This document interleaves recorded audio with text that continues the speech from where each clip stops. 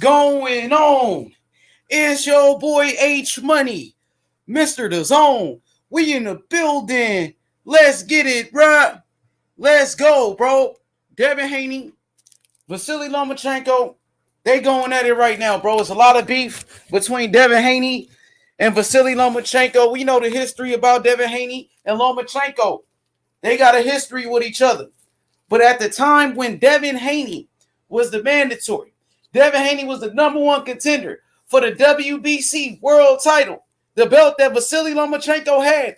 Lomachenko decided to vacate his belt and request the franchise title, bro. Lomachenko, he's been getting called out by Devin Haney for 2 years now. Over 2 years, Devin Haney been calling him out. And when Lomachenko was the champion, he would never respond to Devin Haney. All of a sudden, Lomachenko responds. Lomachenko disrespects Devin Haney. Let's make the fight happen. I want to make the fight happen. Hey, Ben Israel, join the panel, bro. We want to make the fight happen. Straight up and down, Devin Haney called him Lomachenko. I know you guys remember when Devin Haney called him Lomachenko because Lomachenko didn't want to fight him. And this is the time when Lomachenko was pound for pound one of the best fighters in the world. Devin Haney was the first person to call out Lomachenko. So this is a fight that Devin wanted a long time ago. Devin Haney always wanted to fight Lomachenko. Lomachenko finally responds. You know, it took for you to take a loss to Teofimo Lopez. Now you want to respond. So let's make it happen. Devin Haney got the WBC world title, the same belt you vacated to avoid him. Devin Haney became the WBC world champion because Lomachenko ducked him, because Lomachenko vacated the belt. So if Lomachenko wants a title shot, if he wants his belt back, fight Devin Haney. Teofimo Lopez, he's not giving you a rematch. Teofimo Lopez, he's about to fight against George Kambosos Jr. So if you want a title shot, why not fight Devin the Dream Haney, the Nightmare? So let's give a quick shout out to everybody in the chat. Lady Jack, Shelton Moore in the building. What up, Shelton Moore? What up, John? John, what's good? Everybody hit the like button. Ben Israel, the link is in the chat. So join the panel. Join the panel. I want to hear what people got to say. I want to hear what Lomachenko fans got to say. I was surprised that Lomachenko even responded, to be honest with you, bro. He's been ignoring Devin Haney forever. Every time Devin Haney called him out, he had nothing to say. Devin Haney today, so basically this is what happened.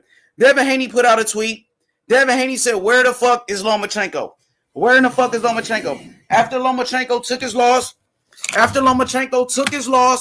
to Teofimo Lopez, he's been hiding ever since. He's been hiding. Dang, Loma, take your loss like a man. Loma making excuses, bro. Everybody had a problem with Deontay Wilder making excuses or whatever the case may be. But Lomachenko doing the same thing. Lomachenko made plenty of excuses, bro. I got the link in the chat, bro. Ben, come on, join the panel, bro. What's good? Lomachenko making a million excuses why he lost the fight to Teofimo Lopez. He said it was his shoulder injury. All type of excuses, man. Lomachenko, I'm disappointed in Vasiliy Lomachenko. I thought Lomachenko was better than that, to be honest with you. You know what I mean? Give Devin Haney an opportunity. Let's make it happen. Your promoter been protecting you forever. Your promoter protected you from Devin Haney in the past. Let's make it happen now. You're not doing nothing, Lomachenko. You're not doing anything. Why not fight for that WBC world title, the same belt that he vacated, JC? Why not he fight for that WBC world title, the same belt that he vacated to avoid Devin Haney? Devin Haney got better footwork. Look, I guarantee you, Devin Haney, he beats Lomachenko better than Teofimo Lopez did. Remember, Lomachenko versus Teofimo Lopez, very close fight. Andre Ward had that fight as a draw. I guarantee you guys, Devin Haney, he beats Lomachenko better than Teofimo Lopez did in a better fashion and dominates Loma, bro. Better than Teo did. So let's make it happen. Point blank period. We want to see the fight. About time. SSB in the building. Hey, yo, SSB. It's about time. Vasiliy Lomachenko, he responded to Devin Haney. It's been over 2 years Lomachenko has been getting called out.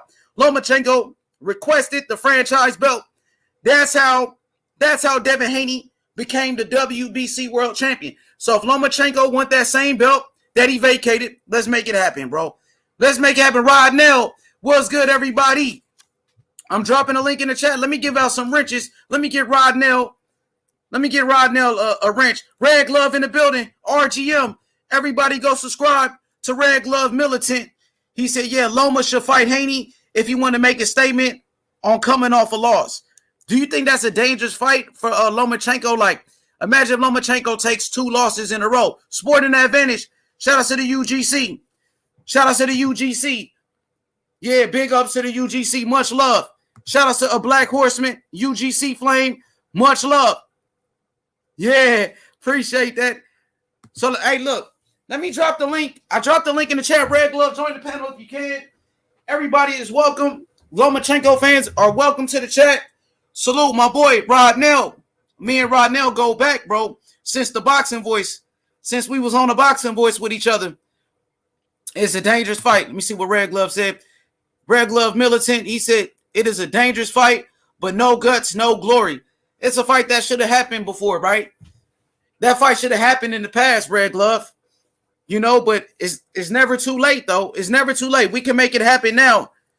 Hit the like button. We can make the fight happen now. So, Sporting Advantage in the building. Let me give out some wrenches to the peoples, to the wrench gang. Let's give out some wrenches to the wrench gang. So, we got to get Rod Nell a wrench. Okay. Sporting Advantage, give him a wrench. Bet. Okay, Red Glove in the building. Hey, what up, H? What up, Red? What's good? Yeah, I just want to say, why is everybody ducking Haney, man? That's a good question. I think it's his style, my brother, to be honest. You know, he's a very good boxer.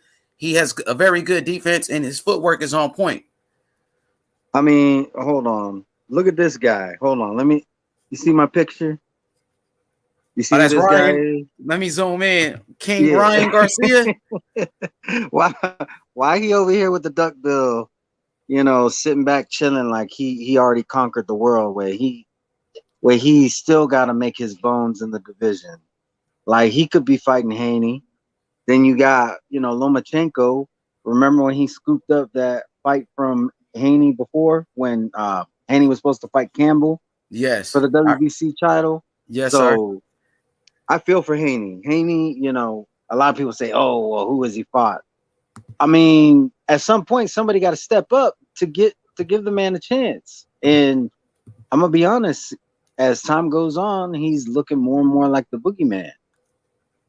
Appreciate the honesty, Red Glove. You know, Lomachenko, I heard Lomachenko's about to fight against Nakatani. So what's your thoughts on Lomachenko-Nakatani? I mean, I'm not mad at it. It doesn't make the statement that fighting Haney would make. You know, I would say, you know, coming off a loss, it's an okay fight. But I'm ready for these guys to dare to be great.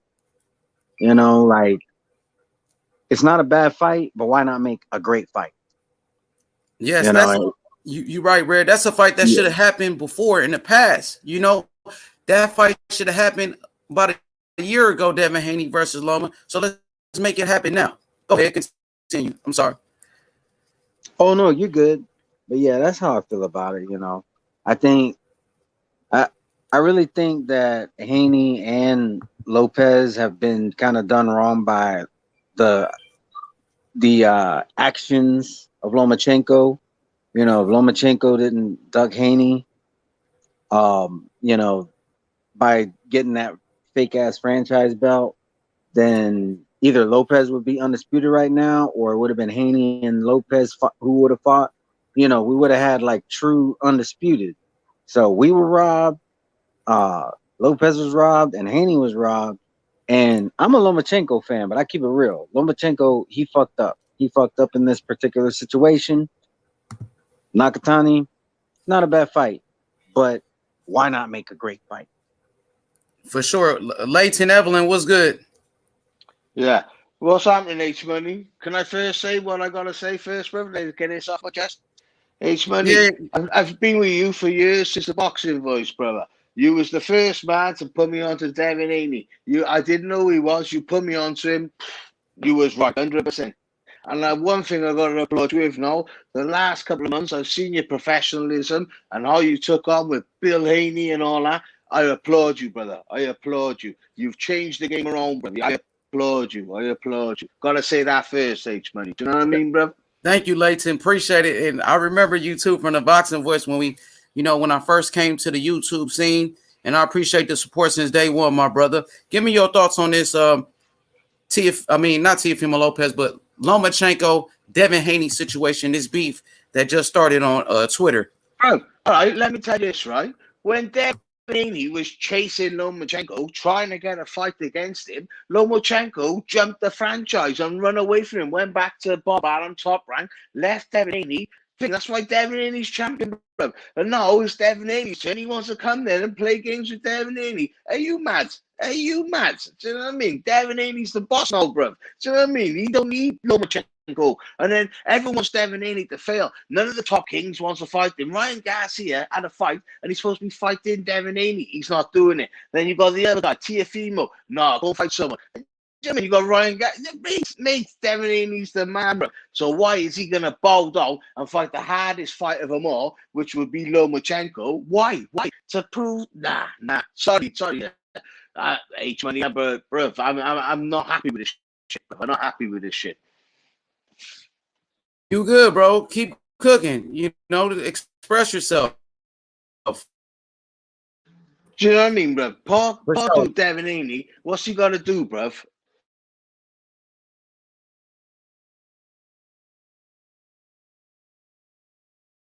Hey, he does have a belt. Leighton, he does have a belt. He is a champion.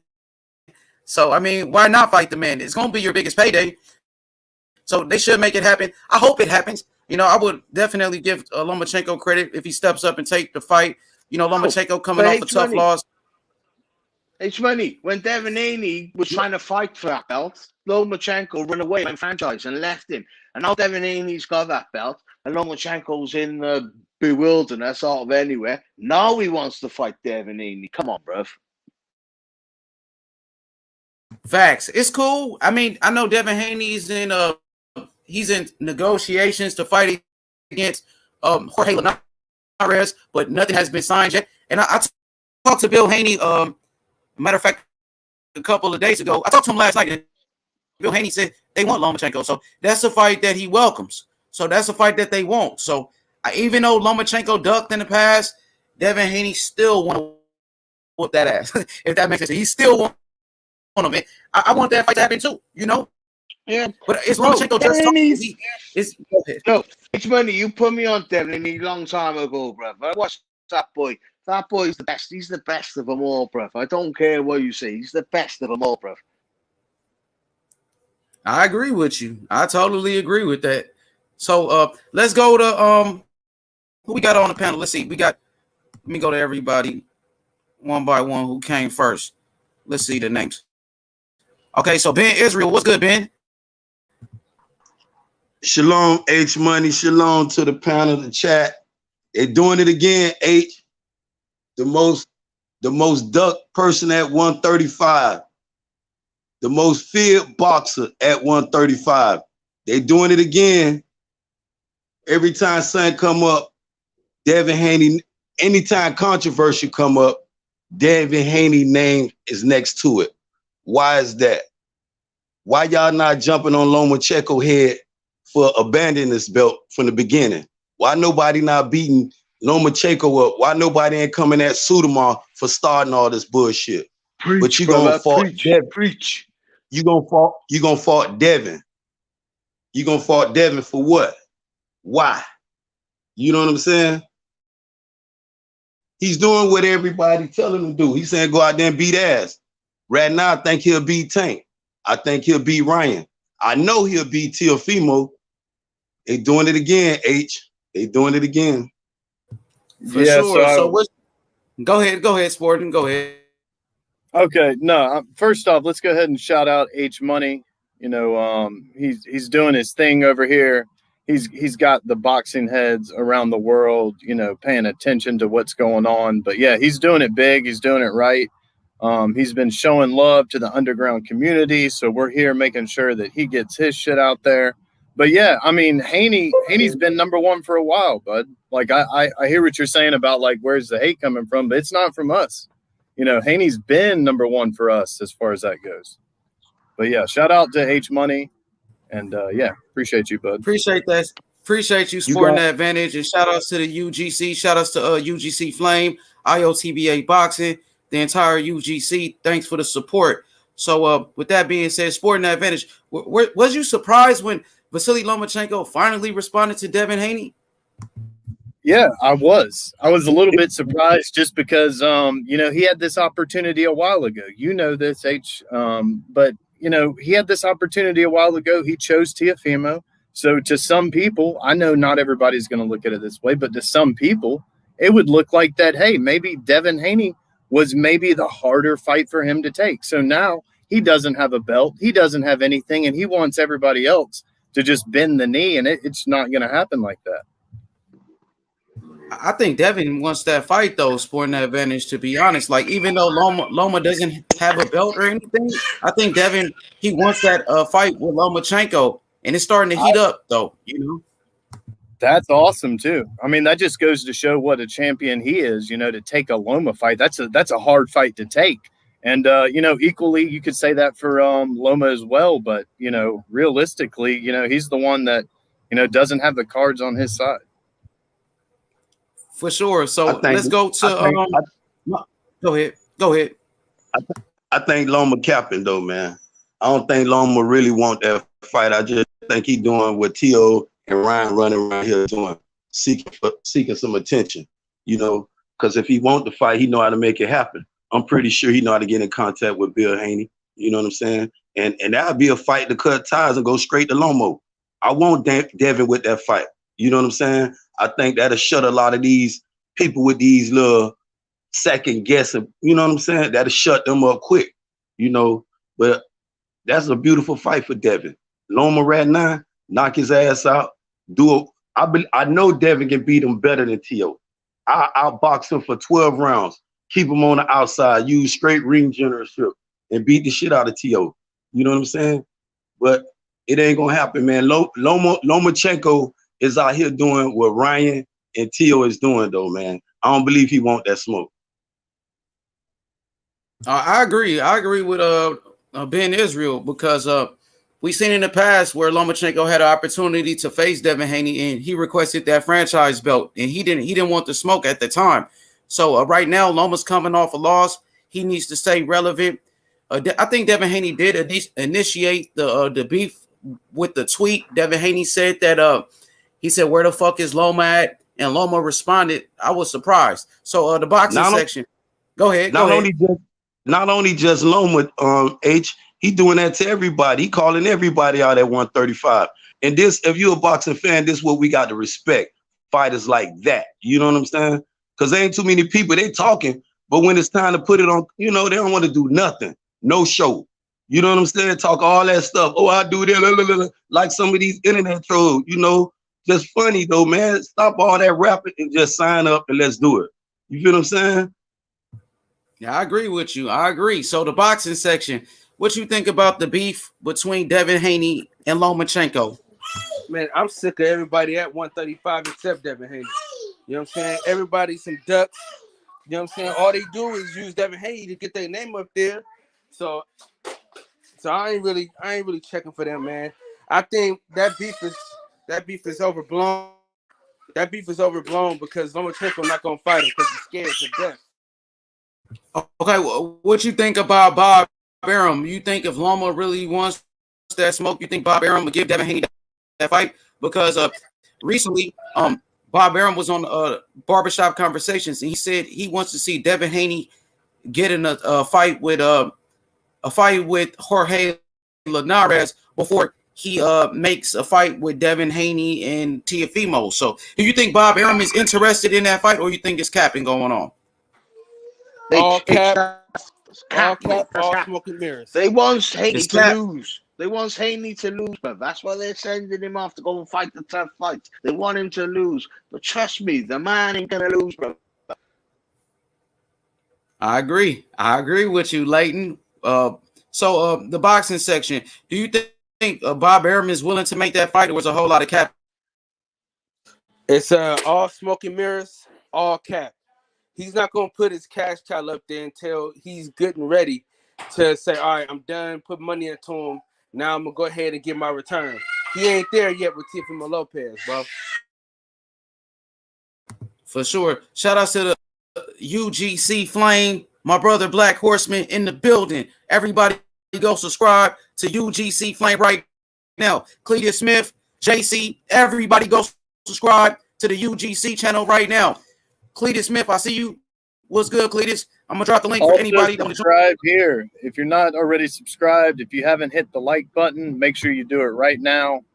Because H Money, he's bringing it to you guys. Appreciate that, Sporting Advantage. So, Sporting Advantage, do you think this is a fight that Bob Arum wants to make, or do you feel like just talking from a Lomachenko side, or do you think a fight like this? Yeah. For me, I mean, I can't really weigh too much on what Bob wants to say with this because he is on the opposite side. So everything that he is going to say, I'm going to take with a grain of salt. Like I think a lot of people should, do when it comes to another promoter. But yeah, Devin Haney, he doesn't have to do anything because until the WBC, orders anything, like he's not required to do shit. And all these people wanting to tell him what he has to do, no, he's got the cards in his stable right now. So I don't know, man. I think it's all, just bullshit. I think it's all just clout chasing off Devin Haney, like that one guy was saying. Forgive me for not knowing your name. But yeah, man, shout out to UGC Flame. He just came on the panel. What's good, Tony Reviews? What's good, Tony? What you think about this beef right now? Devin Haney, Devin Haney and Lomachenko, and we go right to the UGC right after you. All right. Before I answer that, I'm going to say this, and I need you to stay with me and everybody really listen to what I'm saying and let it sink in, okay? So what I'm going to say is I think about this strategically in the future of Devin Haney, okay? Here's what we know. Teofimo Lopez is going to fight Josh Taylor because, in my opinion, he's going to beat Ramirez. I do not believe Teofimo Lopez could beat Josh Taylor, so if he loses, he's coming back down to 135. With that being said, if Devin Haney fights Lomachenko and beats him, right? Well, then he beat a guy who just lost. Then you have Teo go up to 140, come back down with a loss, and then Devin fights him. Then again, he beats a guy who just got a loss. So for Devin's side, I think it makes more sense for him to fight Linares, let Loma come back, get a win, then beat him because you don't want to be known as a guy who beats a guy that's already been beaten. And because of the situation and how the pieces on the board are moving, that's the position he could be in if he fights Loma next. Now, yes, I believe Lomachenko would fight Devin Haney next because he has to. He has nothing left. He lost his belts, and he knows Devin has a belt, and that's the easiest way for him to try to get a rematch with Teofimo Lopez if Teo would even give him a rematch. But I believe that they would fight because Loma's desperate and he has to take it. So you saying it's a more damn if you do, damn if you don't situation? I mean, for Devin, not really. All Devin's got to do is fight Linares, beat him, and then fight Loma coming off a win, and then it looks better. But if he beats a guy coming off of a loss, it just doesn't look as good, especially this guy, because it's twice. But this guy that's coming off a loss is Lomachenko. It's not your average dude coming off a loss. This quote ranked pound for pound after the loss. This quote unquote the great one. This Lomo we talking about now. I want to give Boxing Voice. You made a good point, but me personally, I'll put Devin right in the ring with Lomo ass. Because it's like you just said, it's damn if you don't, damn if you do, damn if you don't situation. But to shut all these naysayers up, all these critics, you feel what I'm saying? Devin is the most feared dude at 135, like it or not. You feel what I'm saying? None of us would not be in this situation having this debate if Loma would have took the fight a long time ago. Well, I agree with that. Loma should have fought. 100, brother. 100. Yeah, who's that guy? That was a very good point. That's Tony Reviews. Tony Reviews. and Ben Israel. Tony Reviews got his own channel as well, so everybody go subscribe to his channel. Feel free to drop the link, Tony, whenever you get a chance. So I'm gonna go to the UGC right now. Shout out to Black Horseman. Yo, Black, what you think about this stuff, man? This beef right now between Devin Haney and Lomachenko. Do you think the fight can happen? Do you think Bob Arum will allow Lomachenko to fight Devin Haney now? I don't know. He wouldn't allow him before. You know what I mean? They was willing to petition to get the franchises to avoid this fight. And now all of a sudden, people are acting like something is going to happen between Lomachenko and Devin Haney. And it's like people trying to put pressure on Devin Haney to fight Lomachenko, but it wasn't the other way around when he was the mandatory. So it's just kind of weird, man. I just pay attention to the energy of certain people. You know, like they didn't have this energy for Lomachenko. There was a lot of people let this man make it going after that franchise shit. Then he get his ass whooped. He vacated WBC. He loses the rest of his belts. And now everybody like, oh, Devin Haney you need to fight Lomachenko. Like what? This man wanted a shot and he couldn't even get the shot. So now that he got the belt, I guess he needed to beat Lomachenko to prove something to everybody. And I just look at it like a situation where Errol Spence said, get your ass in the back of the line. You know what I mean? And stay focused. The only fights that really make sense right now is his mandatory, which is Ryan or Teofimo Lopez, you know, and the next guy in line. You know what I mean? So it's just crazy though. But I mean, if Bob Arum make it happen, I'll watch the fight. I've been wanting to see the fight. But people just got to keep the same energy, man. Because and then the question I asked too when I did my live was like, is people gonna consider Lomachenko the real champ if he beat Devin Haney? Is he gonna be the real WBC champ? Because they love throwing this email shit around. So I pay attention to shit like that. And that's the super curveball, Black. You feel what I'm saying? That's gonna be the most funniest thing. You know, not to put nothing no right bad here waiting for that shit to cook. Yeah, you know what I'm saying? It's like for real, this what y'all want. This why my opinion, this why I say I'll knock Lomo ass out. Because if and it's a big if something happened to Devin and Lomo becomes champion, they'll give Lomo that title back. Trust me, you know that. Yeah, they'll be out here cheerleading and say, oh, he the real WBC the champion. Next day they will script Tio because Bob, he in a win in that case on the business point, Bob will be in a win-win situation. I think he'll sign that fight right now because he don't got no backbone. Tio on the fence out here. He done got, you know what I'm saying, Triller to sign him with them six, you know what I'm saying? So he already making these accusations when it roots the crow. We already hearing Bob with these accusations already. So it still is an unsettled moment when Tio do go back home. You feel what I'm saying? How Bob gonna treat Tio? So you gotta, you know, this old motherfucker been around a long time now. You feel what I'm saying? He done cut corners. He done did under back door business, front door business. Bob Arum, I mean, it's Bob Arum. You got to expect that from him.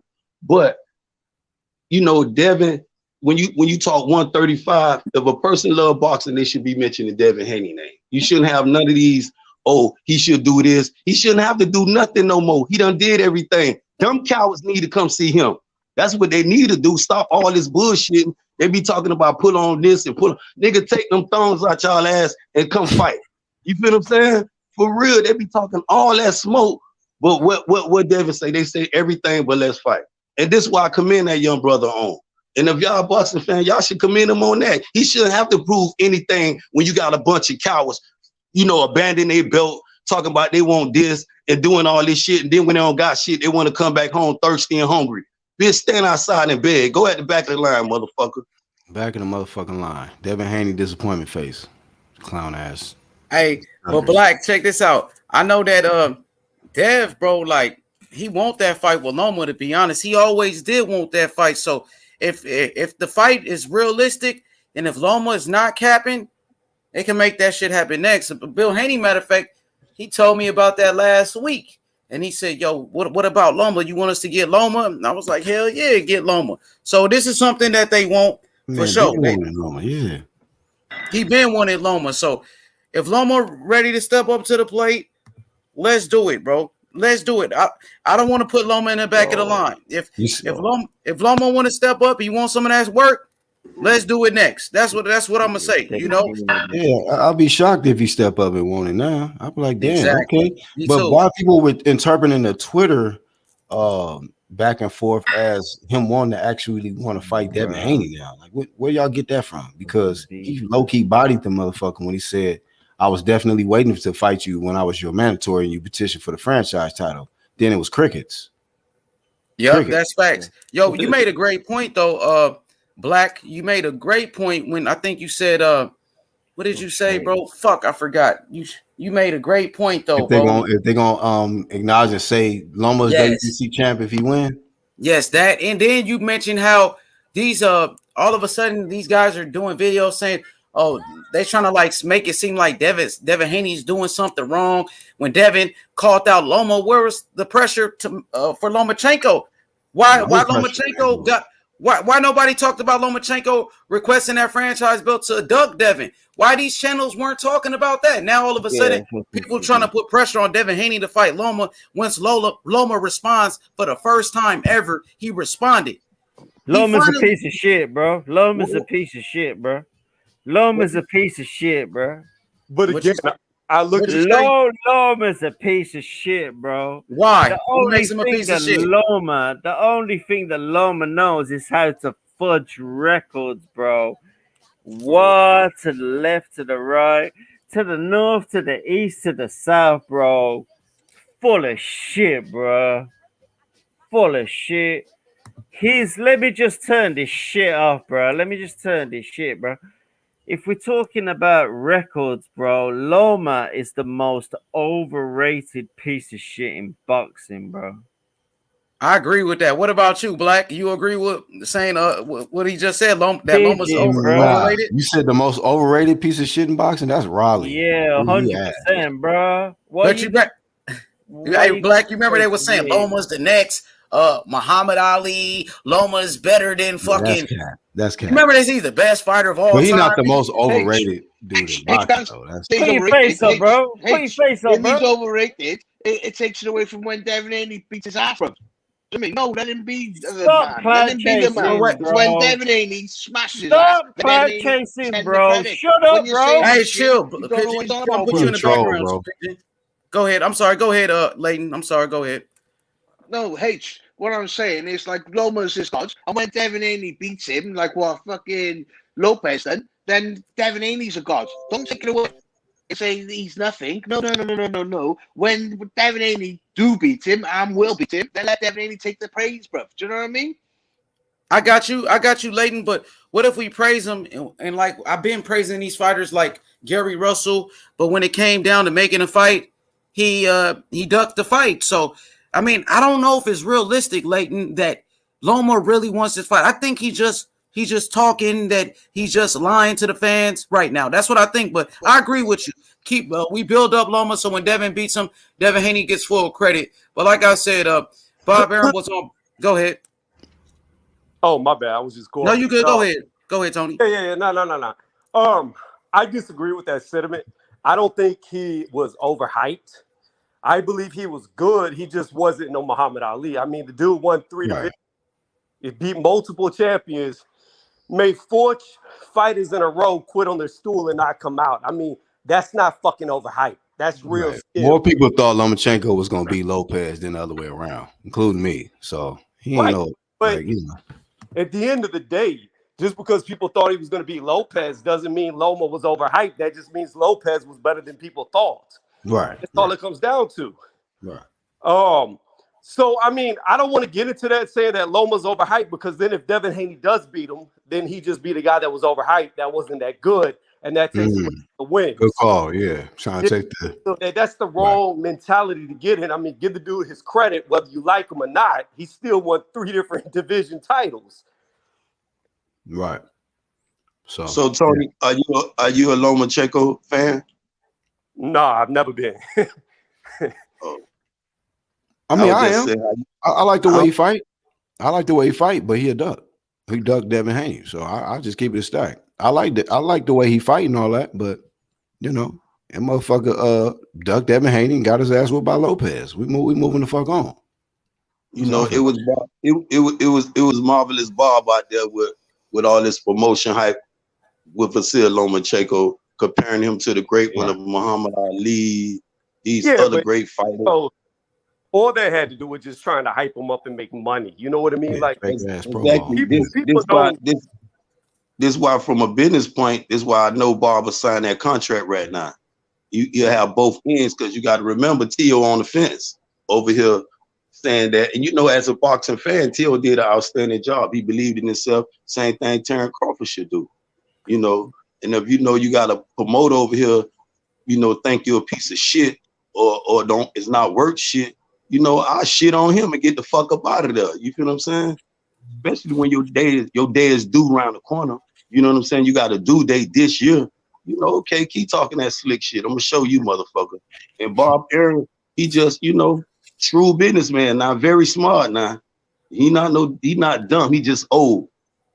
Well, here's the other thing about it too, though. With Devin Haney, more than likely because Aaron's been letting things go to purse bid, doesn't want to pay a lot of purse money. It's probably going to be Eddie Hearn, and Eddie Hearn's got like endless pockets when it comes to boxing with the zone. So, I mean, more than likely the money's going to be right. The money would be there if they do it. But here's the other thing I wanted to say about saying Loma's overhyped. If you do that and you're a fan of Devin Haney and he gets his ass mollywopped, then you got to look at how bad Devin Haney is if you made all them comments about Loma. So you got to be careful with that. Well, one thing I want to say real quick, everything that was just said about Loma and, Bob Arum and like how he wanted to protect him, but we got to keep the same energy when it comes to the contract. Loma was fighting all these fights going for, undisputed for $3 million a fight. So if this is the golden goose only making like 3.5 million per fight, like we got to keep the same energy, and Bob's just keeping it real. To get back to what you said, Tony, a minute ago, I don't believe Lomachenko has nothing in his arsenal to mollywop Devin the Nightmare Haney. I don't believe. I'm impressed with his skills. I'm impressed with Lomo, but I don't believe Loma have nothing. No pivot, no one pull, no none of that. No secret punch. I believe everything Lomo can do, Devin can do a little better. And that's probably the reason why he fucking ducked his ass and dropped that fucking belt. So you know what it is. And my only point is you can believe that. If that could be the case. That could be the case. Devin could get in there and outclass Lomachenko. He very well could. But the point I'm trying to make is if Devin doesn't and he gets taken to school, then all the bad things that people say about Loma being overhyped, he's really not that good, makes Devin look that much worse if he loses. And this is what we got. And this is why we got to respect Devin. He ready to be tested. And he calling all of them out, not just Lomo, T.O., Ryan, Tank, everybody. And this is what you got to respect. You talk about mollywhopping, bring it on. Devin telling them people, man, bring it. If you're going to do all the mollywhopping, you're going to see who's going to get mollywhopped for 12 rounds. I like Devin. Straight boxing skills. You feel what I'm saying? Yeah. Yeah, not many people are going to argue with you on that because, Haney does. He has the skill set, man. And that's what we've been waiting for him to blossom on because, we've been it for a long time. I still haven't seen the energy from Lomachenko to really get in there with Devin. That's what I say. So all this shit is just hype. Motherfuckers would take something on Twitter. Oh, man, look at Devin Haney. You don't want to fight Lomachenko. Man, what the fuck y'all looking at? Those are the haters, Black. Those are the haters, bro. You know what I mean? Like I said, when Devin was calling for Loma, nobody put pressure on Loma to fight Devin Haney. Nobody was doing that, bro. So once Loma responds, like everybody is excited all of a sudden. That's crazy. What about for 2 years, Devin Haney calling him Lomachenko vacating his belt? What about that, bro? What about Bob Arum saying Devin Haney signed with the wrong promoter, so we don't want to make this fight happen? What about that? That was straight cap right there. That is a valid point. And here's my thing. Sure. With Devin, I'm on the fence because, like the one dude said, he's trying to prove himself, but he really hasn't proven himself yet. But here's the thing about it. Kind of like Demetrius Andre. It's pretty hard to prove yourself when nobody will fucking fight you. So I don't understand why so many people hold that against Devin Haney. If he's trying to get him in the ring and they're choosing not to fight him, then how can you hold it against him that he's not fighting anybody if they will not fucking fight him? Well, see, that's the thing, though, Tony, and you raise a very good argument. But Haney, man, everybody wanted him. Everybody wanted him when he was coming up. And the fact that DAZN got him, everybody was pissed off about that.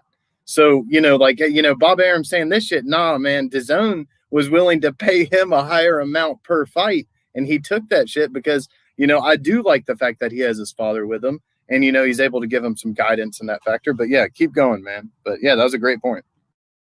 Yeah, and that right there tells you everybody wanted to sign him, and they were mad when they didn't. And now that they didn't sign him, they're not letting their fighters fight him. Yeah. But it's how they're playing his name down. That's what's pissing me off. Everyone's saying he's got to fight someone. He's not proven. He's not proven. When they all know damn well he's the best fighter out there. They all know it. But they're trying to say, oh, who's he fought? Who's he fought? Bollocks. Fucking fight him. He's most definitely the most avoided for sure. So I think he got the best skill set too. When you think about it, as far as boxing skills are concerned, I think he got the best boxing skills out of everybody at 135. So with that being said, there's a fight. Hopefully, it can happen next. Hopefully, Bob Arum makes this fight. But like Tony Reviews just said, Bob Arum wanted to sign Devin Haney, and now he's trying to freeze him out. He's upset that Devin didn't sign with him. Eddie Hearn gave him the best deal. Devin Haney's he's a co-promoter with Matchroom Boxing. Devin Haney has his own fighters. He puts on his own events with Eddie Hearn. So that's why Eddie Hearn was able to sign Devin Haney, because he respected him as his own promoter, Yeah. It's somewhat impossible for Bob to freeze Devin out, but Bob, like he going on a rant trying to freeze his own fighters out. That's what I'm saying, though. Only person he's not trying to freeze out is that cheating ass Tyson Fury. You feel what I'm saying? That's the only person Bob is not trying to talk against. Nothing. You won't hear nothing come out. No mention of Tyson Fury name in a negative way will come out of Bob Arum mouth. But any other fighter in his stable, he talked reckless about, bro. Technically, he's fucked over Tyson Fury because Tyson Fury got 2 fights left with ESPN, right? And Tyson wanted a fight in December, yeah? But ESPN wasn't going to let him have that fight because they know their last 2 fights, their big money fights, are Joshua. If they would have given him a little touch-up fight in December against Adrian Caballel, they would have lost the big money with Joshua. Do you know what I mean? So Bob's still back to his old shit. He wants about the money, bro. He just seems strange to me though. But Bob just doing some funny shit. But he's 90 years old though. You know what I'm saying? But these fighters just got to learn to invest in themselves. When you have a promoter out here talking reckless to y'all, you gotta. I don't like T.O., but I respect what he did on a business note of it. He's not showing fear to Bob. You feel what I'm saying? I'm ready to invest in myself to the highest bidder. You know what I'm saying? This is a brutal sport. And you got to get paid, bro. You can't get mad at these fighters want to get. I'm not mad at Terrence. You just overbidding yourself. That's all. To the Bud fans, UGC. You know what I'm saying? You gonna switch there, bro. You should have stayed on T.O. shit. I just do it like that. That's how I do things sometimes. I just do this. It always, Okay. Yo, Black. It always get back to Terrence Crawford for some reason. He thought he was slick with that. Like what? You just a boxing fan. Not to rattle no cages, bro. Just a boxing fan. I'm gonna keep it on T.O. I'm gonna move the goalpost back in this normal place though. But you know what I'm saying? It just we as boxing fans, we want the best fights. You can't say it's just like with Devin. People I hear people criticizing him and saying this and saying that, but the dude is asking to fight your favorite fighter. I like Tank too. I believe Tank got enough power to take himself to 154. But as far as his boxing skill, this where Tank got to start becoming more dedicated to the sport. You know what I'm saying? Devin is there. Devin there every day. He's dedicated. You feel what I'm saying? And this is why if your favorite fighter is that guy, you should tell him, go over there and fight Devin. Go over there, see if he all that. You know what I'm saying? Go test that kid out. I believe Devin is the new face of boxing, though. If Tank don't get his stuff together, as far as the new generation, Devin can be that dude right now. You feel what I'm saying? And he shouldn't be worried about. I hear guys talk about T.O. catch T.O. when T.O. go to 140. T.O. go. You got to remember what goes around comes around. If T.O. play them little funky games, I don't do business for Devin or Bill. But if T.O. play these funky games, though, bro, it's a cold business game, bro. Because what goes around comes around. You might be talking shit today. and you fuck around, let Devin get all them belts tomorrow, you be talking about, let me get the one. You'll find yourself in the same place Keith Thurman got himself in right now, bro. Hey, man, you look at Lomachenko. They people talk about Lomachenko. I'm like, he about to go after the belt he just vacated, huh? Like, Yeah, damn. because Lomachenko got all us right here where we at right now. If he would have fought Devin Haney long time ago, fuck all that franchise shit. You know what I'm saying? All us won't be talking about. What we'll be talking about now, who is the next big thing? Who, you know what I'm saying? It won't be all this. Hey, because I'm gonna keep it champion, stacked, bro. I'm gonna keep it stacked. I wasn't flaming Lomachenko until he avoided that Devin Haney smoke. I'm like, man, what's up with this dude Lomachenko, man? All this matrix shit you want to talk about. You can't fight Devin? Yeah, you're right. I gotta say, the brother is right, man. You know, it's kind of similar to. I don't want to bring up Earl Spence, but I mean, I remember when Earl Spence was bullying people like Keith Thurman around, and you know, Lomachenko's pretty much bullying Tank Davis around for a very long time. You know, he was disrespecting Tank. He was putting pressure on Tank, and then when somebody really steps up to the plate and call you out, you pretty much just duck out this fight. You vacate your belt. You was bullying everybody. Then when somebody step up to the plate to the bully, Devin Haney wants to smoke with you, call you Lomachenko, you don't want no smoke at all. So, yeah, I swear, bro. So I'm disappointed in Loma. Like, you was bullying Tank this whole time. Now, when Floyd Mayweather's protege, Devin Haney call you out, you don't want no fucking smoke. But Loma says, Floyd Mayweather is my dream fight, but you don't want to fight the next Floyd Mayweather, bro. Y'all keep cooking, bro. I just had to get that off real quick. Yeah, I'm gonna say this real quick, and you're right, man. Like, you know, if we saw Teofimo, and shout out to Teofimo because I do like everything that he's doing. I like the route he's taken, saying that, you know, this promoter is not going to be, you know, the deciding factor on me, whatever he chooses to do. But when it comes to Devin Haney, we all kind of know that, you know, he's the more skilled fighter. So if you have Teofimo that's out here able to outpoint Lomachenko, like, you know, it's just hard for us to see Devin not winning this fight on the cards. But with that, shout out to H Money, shout out to the whole panel. Black, appreciate you as always. And yeah, man, I'm gonna be in the chat. So appreciate that. Man. Appreciate you, bro. Come on. Appreciate that. Sporting Advantage joining the panel. But yeah, Black, what you think about what I just said? How Loma was, you know, he was the boogeyman at one point, and then when you got somebody to call you out, somebody that want to test you, like he backs out, bro. What's your thoughts on that? Real shit, bro. I mean, that's like I said before, like I wasn't even really flaming Lomachenko until that moment. I'm like, what the fuck? You got dudes like quitting on a stool and shit, and you Mr. Lomachenko and all this, and then Devin come on the scene, and you know Lomachenko, like you don't want no smoke with the dude. You dropping belts, you willing to petition for a franchise and shit. I'm just like, damn. So that's what made me do more homework on Devin. Like, damn, why you so concerned about this dude? And then people saying silly shit like, oh, he need to fight number 19 and shit. I'm like, what's wrong with these niggas out here, bro? This man is number 1 and he can fight the champ, but they saying he need to prove himself versus number 19 and number 10. Like, bro, but he want to fight everybody at the top. But y'all want this guy to fight everybody at the bottom first. And so it's crazy. So that's what just let me know, like, Devin Haney, the most avoided dude at 135. They must be concerned about that, his defensive style, his speed, his boxing ability. And that just let me know, like, and then when I seen Prince Stir Fry Ryan on the scene, I'm like, oh, hell nah. Devin got these dudes shook up. So I feel you on that.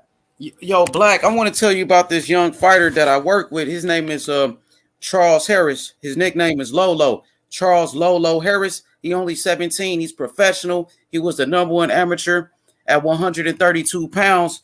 Man, the kid is the truth. He got 4 wins, 3 knockouts. His favorite fighter is Terrence Crawford. Man, I think this kid got potential to be a superstar one day. This is his father right here. His father and his trainer, Charles Harris. So hopefully we could set up an interview with you and Lolo Harris, bro, the best prospect in boxing. No cap. He sparred Tank and put hands on Tank in front of Floyd. You know what I mean? At 7, he was 6. Yeah, I know exactly what you're talking about. Yep, this is father right here in the chat right there. So hopefully he could get on. You know what I mean? Shout outs to Charles Harris. the father and trainer of the #1 prospect in boxing, Lolo the coldest, bro. But yeah, you heard about him?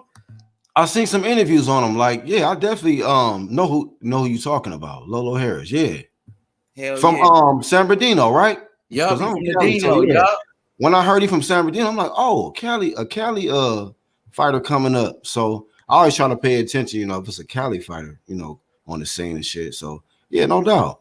He No got doubt. skills for sure. He could fight his ass off, man. You know, he's the truth. Yeah. I think he Well, the to his best pops, boxer. man. I stayed in Moreno Valley for some years. So went to Rancho Verde. So yeah, that's local. I played San Bernardino. Shit, every time we played them in football, that shit was our hardest competition. So I definitely know about San Bernardino. Hell yeah. We want to hopefully we can bring them down there to the UGC platforms and we could get some interviews in with the UGC and Lolo. I think that'll be lovely, bro. Yeah, appreciate you, Aunt H Money. Yeah. You already know, man. We working together, bro. You know what I mean? We definitely working together. He said, salute, fellas. They appreciate the love too, man. Shout out to his pops. I seen some interviews with him too. And I like what he doing, man. You know, keep doing your thing, man. You know, leading your son. And yeah, I'm looking forward to seeing more of a Lolo. Most dead. I'm glad you said it. I forgot. But yeah, shout out to the San Bernardino homie. Yeah, matter of fact, I think he got a fight coming up next month. So he's been staying active. He's been staying active during the pandemic. He's been by this 10th fight, H. What's up? That gonna be by this 10th fight?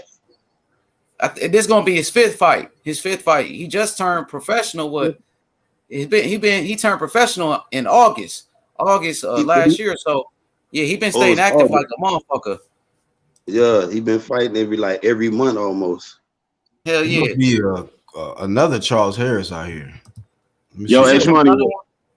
What up, Tony? H Money. What's good? What up, my boy? Hey, what weight class he fight in? He started off at 135, and then his next fight was at 130, but now he's campaigning at 126. So he banging out at 126 right now. What up, Cletus? Go ahead, my bad, bro. How you feeling, Cletus? It's all good. I've just been sitting back listening to y'all cook, man. Yo, Cletus, what you think about this Devin Haney Lomachenko beef? Lomachenko finally responds to Devin the Dream Haney. What's your thoughts on it? Man, he doing it out of desperation, man. I mean, now he ain't got nowhere else to turn.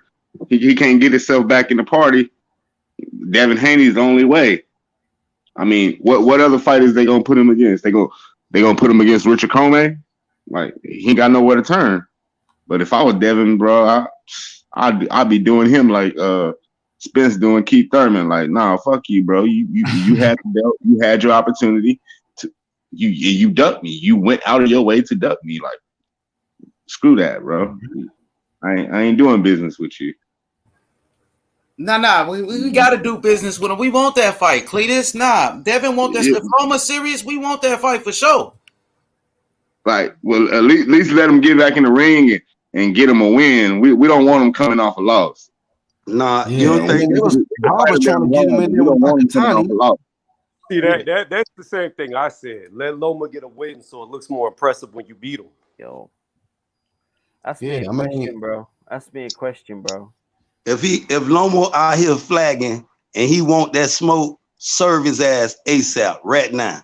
I don't give a fuck. You coming off a loss. This Lomachenko, this not your average fighter coming off a loss. You remember what Bob Loma's said a hype job, though, bro. Loma's not as good as everybody says. Hey, but wouldn't the win look better? Hey, real quick, wouldn't the win look better? It will look better if he came off a Nakatani victory, because I heard they're trying to make that fight happen. Yeah, I heard Lomachenko is in negotiations to fight Nakatani. Do you think he can win that fight?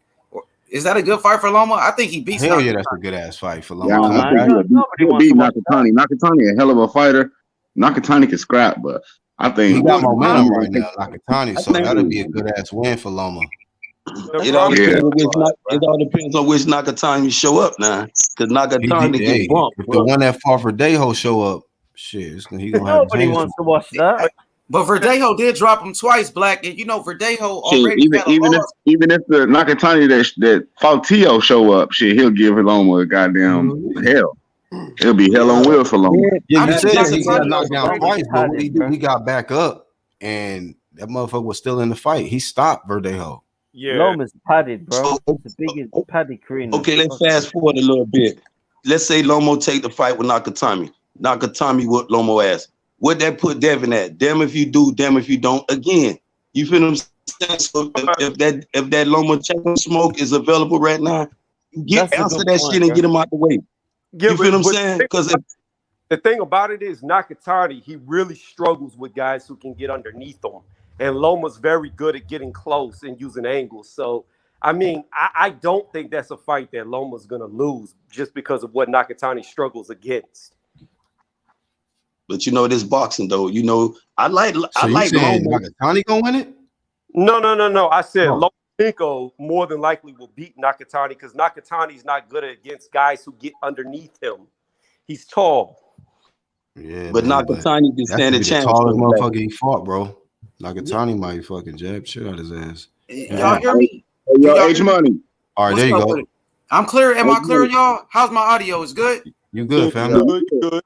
Okay, look, Hey. let me just go ahead, Cletus. I'm sorry. Go ahead. Hey, I just got a question. What happened with the damn Fortuna fight, bro? With H Money. I mean, with Devin Haney, Fortuna, you know, Fortuna, his promoter, they admitted that they've been avoiding Devin Haney for years. It was on the Boxing Voice where Bill Haney pulled up on Javier Fortuna's promoter, Sampson, and they admitted that they ducked Devin Haney. So, you know, Devin Haney right now. Well, have y'all heard lately? He been calling out Devin Haney, man. There ain't been no kind of response. They called him out he was because talking about he want to sign the paperwork to fight. Look, listen. They calling him out now because Devin is in negotiations to fight Jorge Linares. Every time Devin Haney ends up with a fight, they start ducking and they start making excuses, bro. So before Devin Haney had a fight, where was Javier Fortuna talking about? He been ducking. Right. Yeah, Javier Fortuna petitioned to the WBC so he could face Luke Campbell rather than Devin Haney for the belt. And his promoter admitted that, bro. Devin Haney been trying to fight Javier Fortuna since Showbox. So now since people are hyping up Javier Fortuna, I got a few questions. Who did Javier Fortuna beat? Now let's compare Javier Fortuna to Linares. Who has a better resume? Who's a better fighter, Linares or Javier Fortuna? That's Linares, fam. Linares by far. Yeah, and Javier Fortuna quit. What's up? Hey, pull up the resume. Is Haney fighting Linares then? Because that's what the word on the street is. That's what I thought it was cooking up. That's what it sounds like. I mean, that's just a question I had because I seen Fortuna been blowing smoke. You know what I'm saying? But I know he just been blowing smoke lately. You know how niggas do. He capping though, Cletus. His own promoter admitted that they avoided that fight with Devin Haney. They admitted it, bro. Now he trying to flip the script and say Haney is avoiding him by fighting Linares. Exactly. Now I got another question. So if Javier Fortuna, go ahead, my brother, go ahead. Hey, Money, you know how you pull up the resumes like you did yesterday, so we can kill all this noise about Javier Fortuna. I got you. I'm gonna do that in a second. Yeah, his resume ass compared to Linares. Javier Fortuna got knocked out by Jason Sosa, bro. People don't want to talk about when Javier Fortuna was knocked out by Jason Sosa and Gamboa beat Jason Sosa. Hey, I'm not a Fortuna fan, just for the record. Yeah, I got you. I just want the fans to know, the people in the chat. Yeah, everybody trying to debate that Fortuna shit gonna get bodied quick. And Javier Fortuna, you know, he quit against Adrian Granados. Adrian Granados was beating him up, and the man faked the injury and backed out of a fight. Seriously, in the middle of a fight, faked the injury. Well, the thing about that shit was pathetic, bro. Even in the fights that Linares has lost, it's still been very hard competitive fights that Linares has been in. Whereas he's the first motherfucker to drop Lomachenko on his bitch ass. What's that? He's the first one to drop Lomachenko on his ass. Yeah. Straight right down the pipe. Yeah. Let me talk about Nakatani real quick, though. I think Nakatani is being overhyped. I know some brothers think he's a good fighter, but I feel like Nakatani is extremely slow, and he has no defense. He has no head movement. I think Lomachenko gives him a boxing lesson, to be honest with you. And even in that fight with Felix Verdejo, he was dropped twice. So I think, the elite fighters will definitely beat up on Nakatani, especially fighters with speed, fighters that can move, fighters that can box. I think they beat Nakatani easy. I think Devin Haney smokes Nakatani. I think Lomachenko beats his ass. You know, he did beat Felix Verdejo, but keep in mind, Felix Verdejo already had a loss. He got beat by Lozado, who's a journeyman, who Javier Fortuna just knocked out. And that's facts. Yeah, man.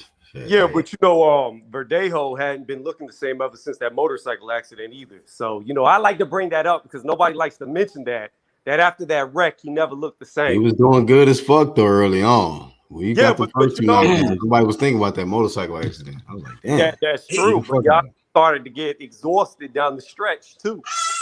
Yeah. Hey, but if I'm Lomachenko promoter, I'm telling him to fight Nakatani. I think Devin Haney would beat the shit out of Lomachenko right now. But if he might, I think he need to get in there with Nakatani. Like that's a good fight to come back. It's still gonna be kind of competitive. You may be right, H Money. Lomachenko might give him a boxing lesson. But if I'm Bob Arum, I'm putting him in there with Nakatani, man. Hey, Black.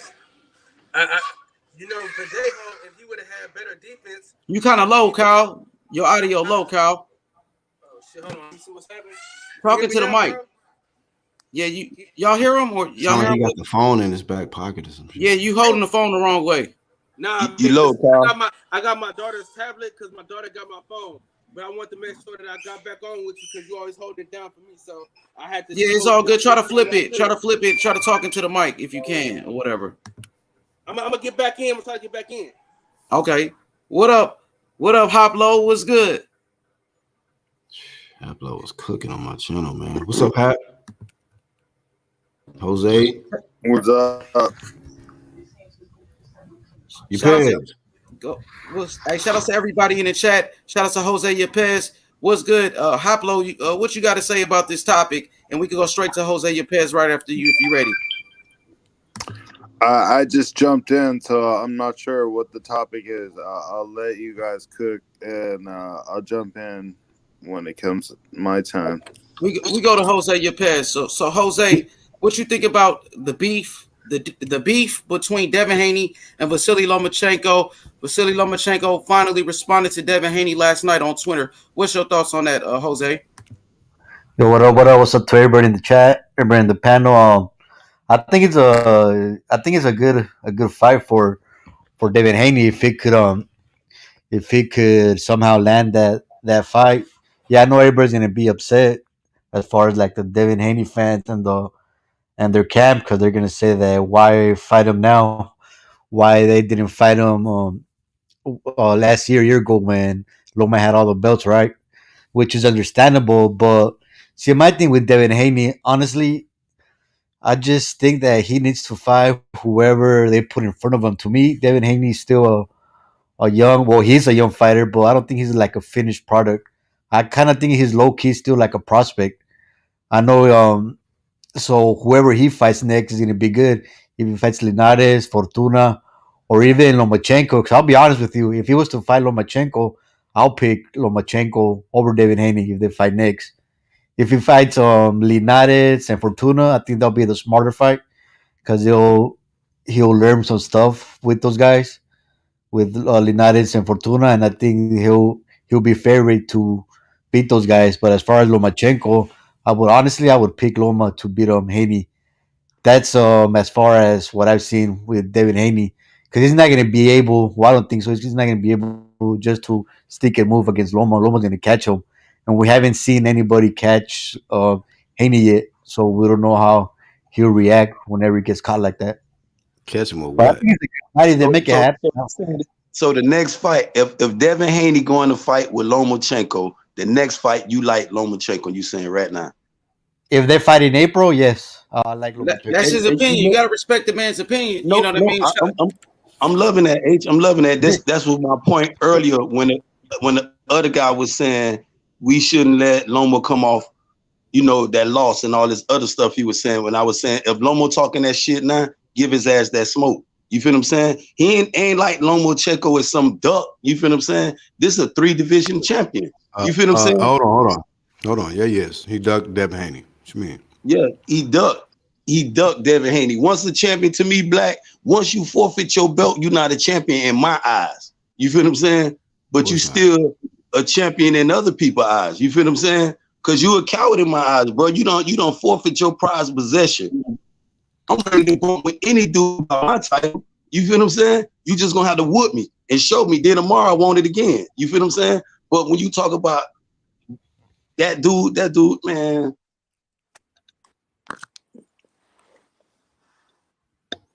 Yeah, Leighton came back eating Snickers. Go ahead, fam. What you got? go ahead, Leighton. Hungry as shit.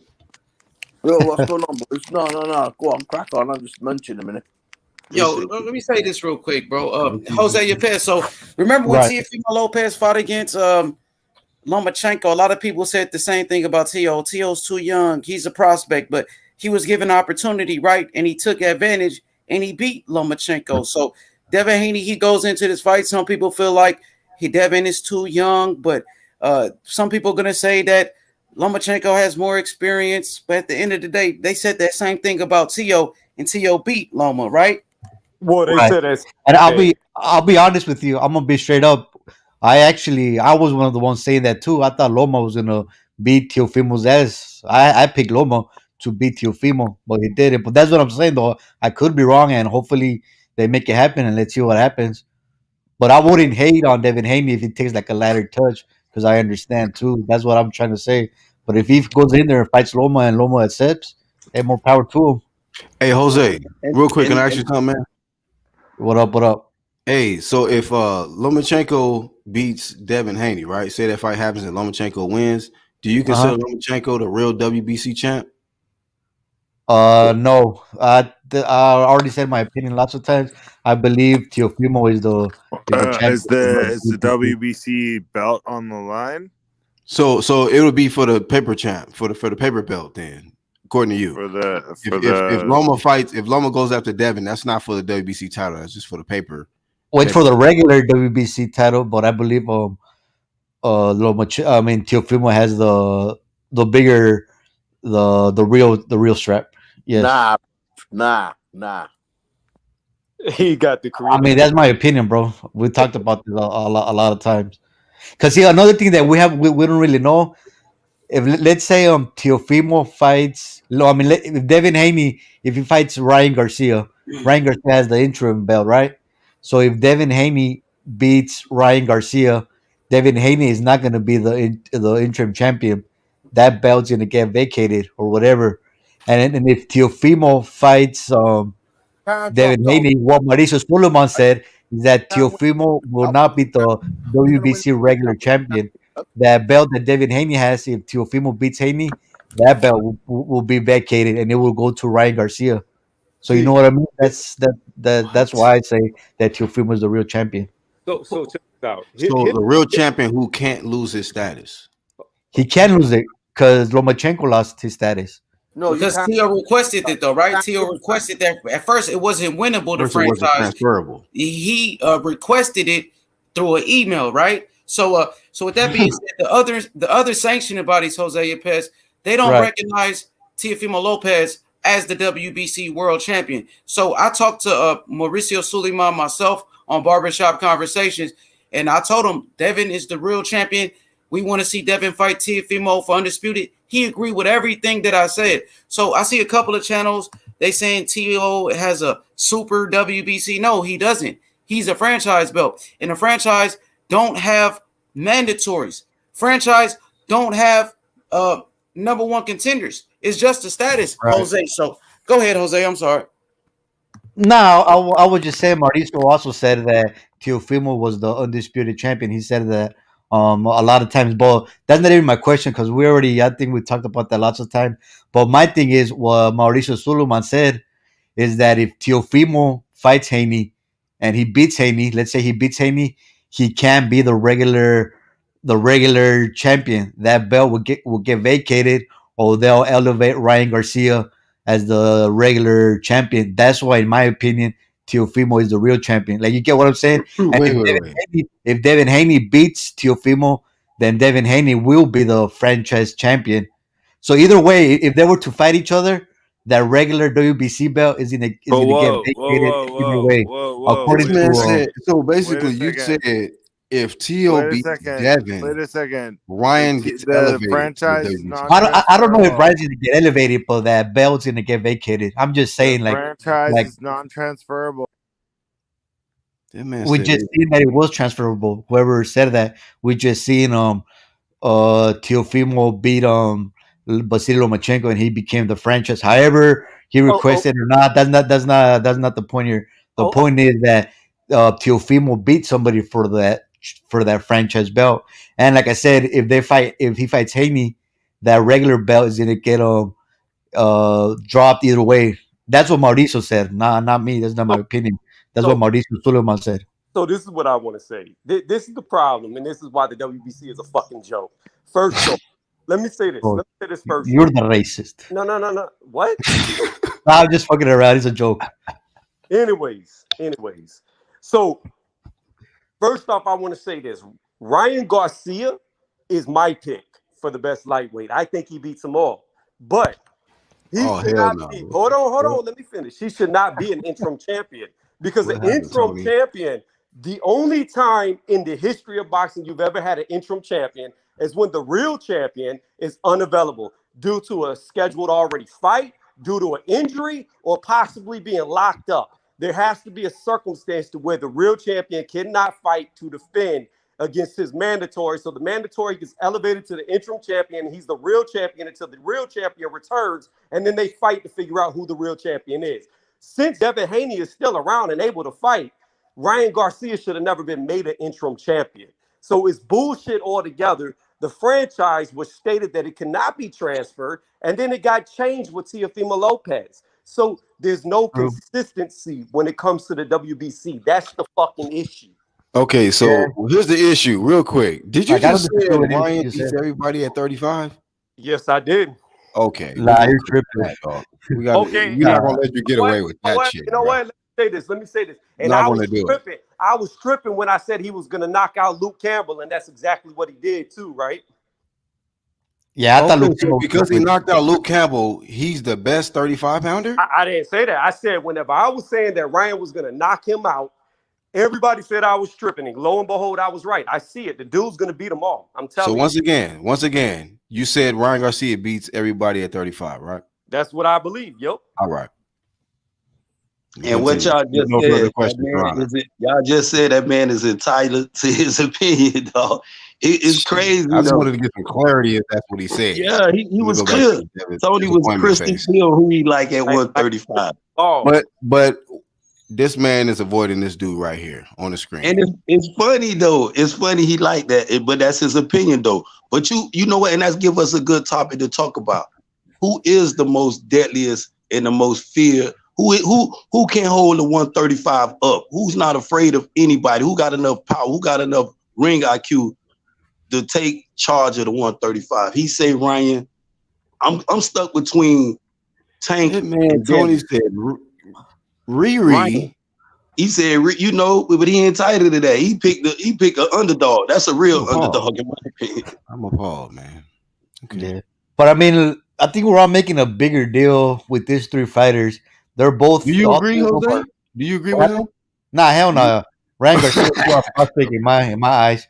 Even his own trainer, Eddie Reynoso, and shout out to Eddie Reynoso for keeping it real. He said that Ryan Garcia is not ready for Teofimo or even Tank Davis right now.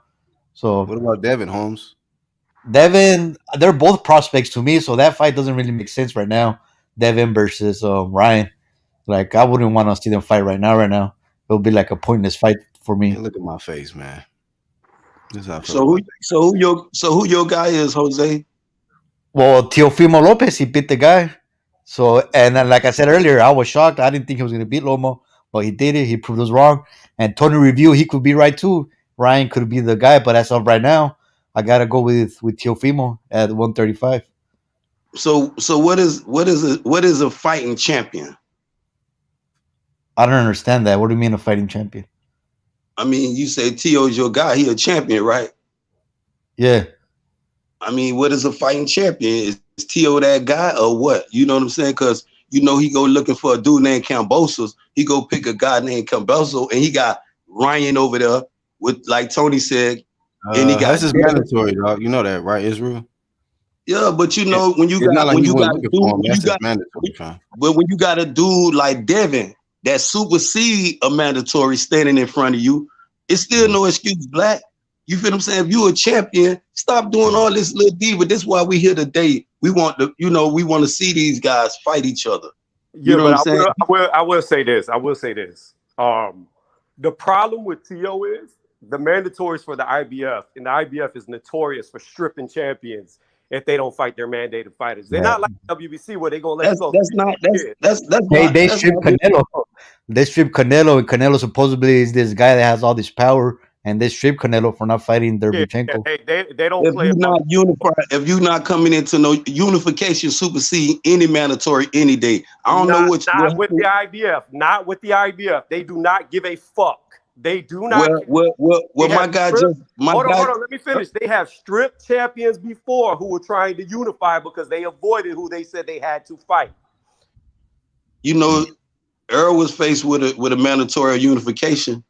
So I don't know. Maybe they What you just mean? had something against. Maybe they had something against that guy. You feel what I'm saying? So I don't know.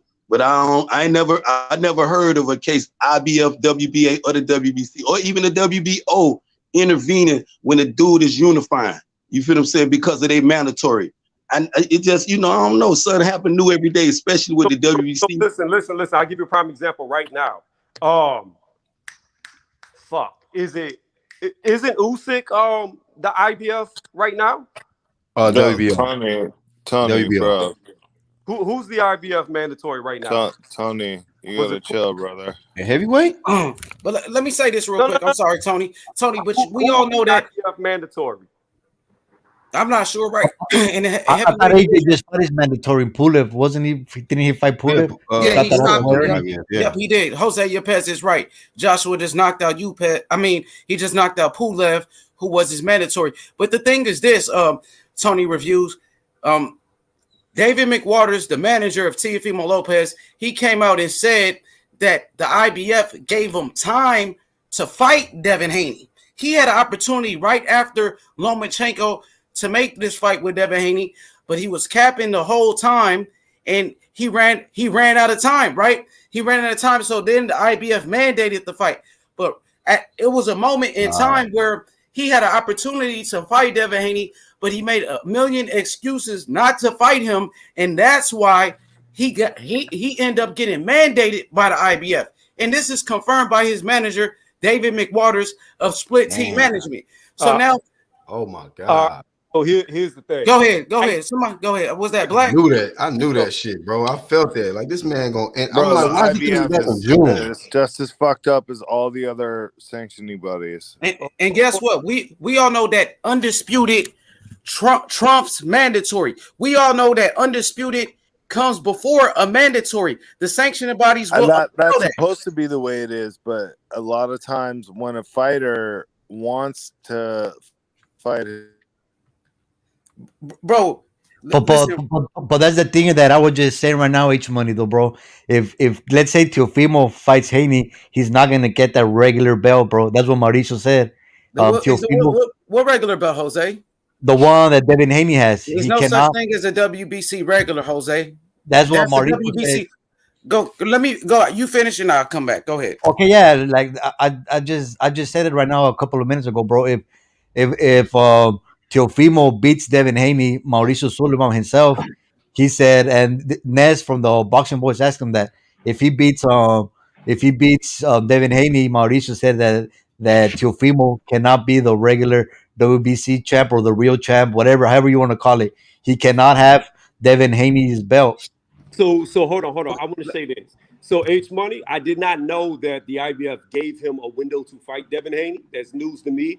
But then you said they mandated it, so now he's stuck, like I was saying. So either way, what I said was right, but I had no idea that he ducked when they gave him an opportunity to fight Devin Haney. Now, as far as what the other guy said that Tio can't win Devin Haney's belt, well, that's a lie because Teofimo Lopez made a video showing what you call the regular WBC belt and saying he has the real regular belt and Devin Haney doesn't, and that he got played. He showed both belts, the franchise and the regular belt, and said he had them both. Well, maybe I called it the regular belt, the real belt. No, Jose. The belt that Devin Haney has. This is my point. The belt that Devin Haney has, however you want to call it, he cannot win that belt according to Mauricio Sullivan. This is not what I'm saying. I heard that in an interview conducted by Ness for the We boxing need to boys. see. Okay, let Listen me to what go ahead, Tony. Yeah, listen to what I'm saying.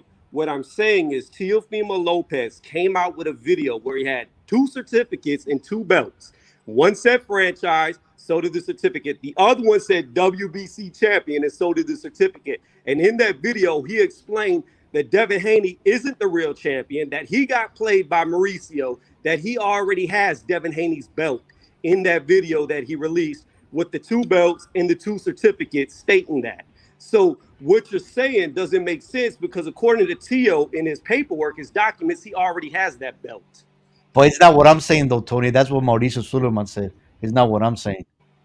So, I mean, let me step in because it's easy to say Mauricio Suleiman said this or he said that. But the thing is, we need to start seeing videos of this. I want to see the video. You said it was Ness, the boxing voice. We need to see the video, okay? And I talked to him, Jose Yepes, like I said, myself. I talked to him on Barbershop Conversations. I could show you the video. And he said Devin Haney is the WBC world champion, the real champion like Floyd Mayweather was, the same champion that Tyson Fury is. So with that being said, Jose Yepes, you said a WBC regular belt. That there's no such thing as a WBC regular belt. Devin Haney, he has the WBC world title like Tyson Fury. So we're gonna say Tyson Fury's the WBC regular belt? No, that's not right, and it's not true. So with that being said, Jose, now the WBA is the sanctioning body that has a regular belt. That's what Rolly has. That's the same belt that Tank has, right? So with that being said, that's the WBA. So we can't use that for the WBC because the WBC only has 2 franchise champions, which is Canelo and Teofimo Lopez, right? So with that being said, the WBA super title, all the champions got the world title. You got Teofimo Lopez, WBA super champion, right? Teofimo Lopez, the super.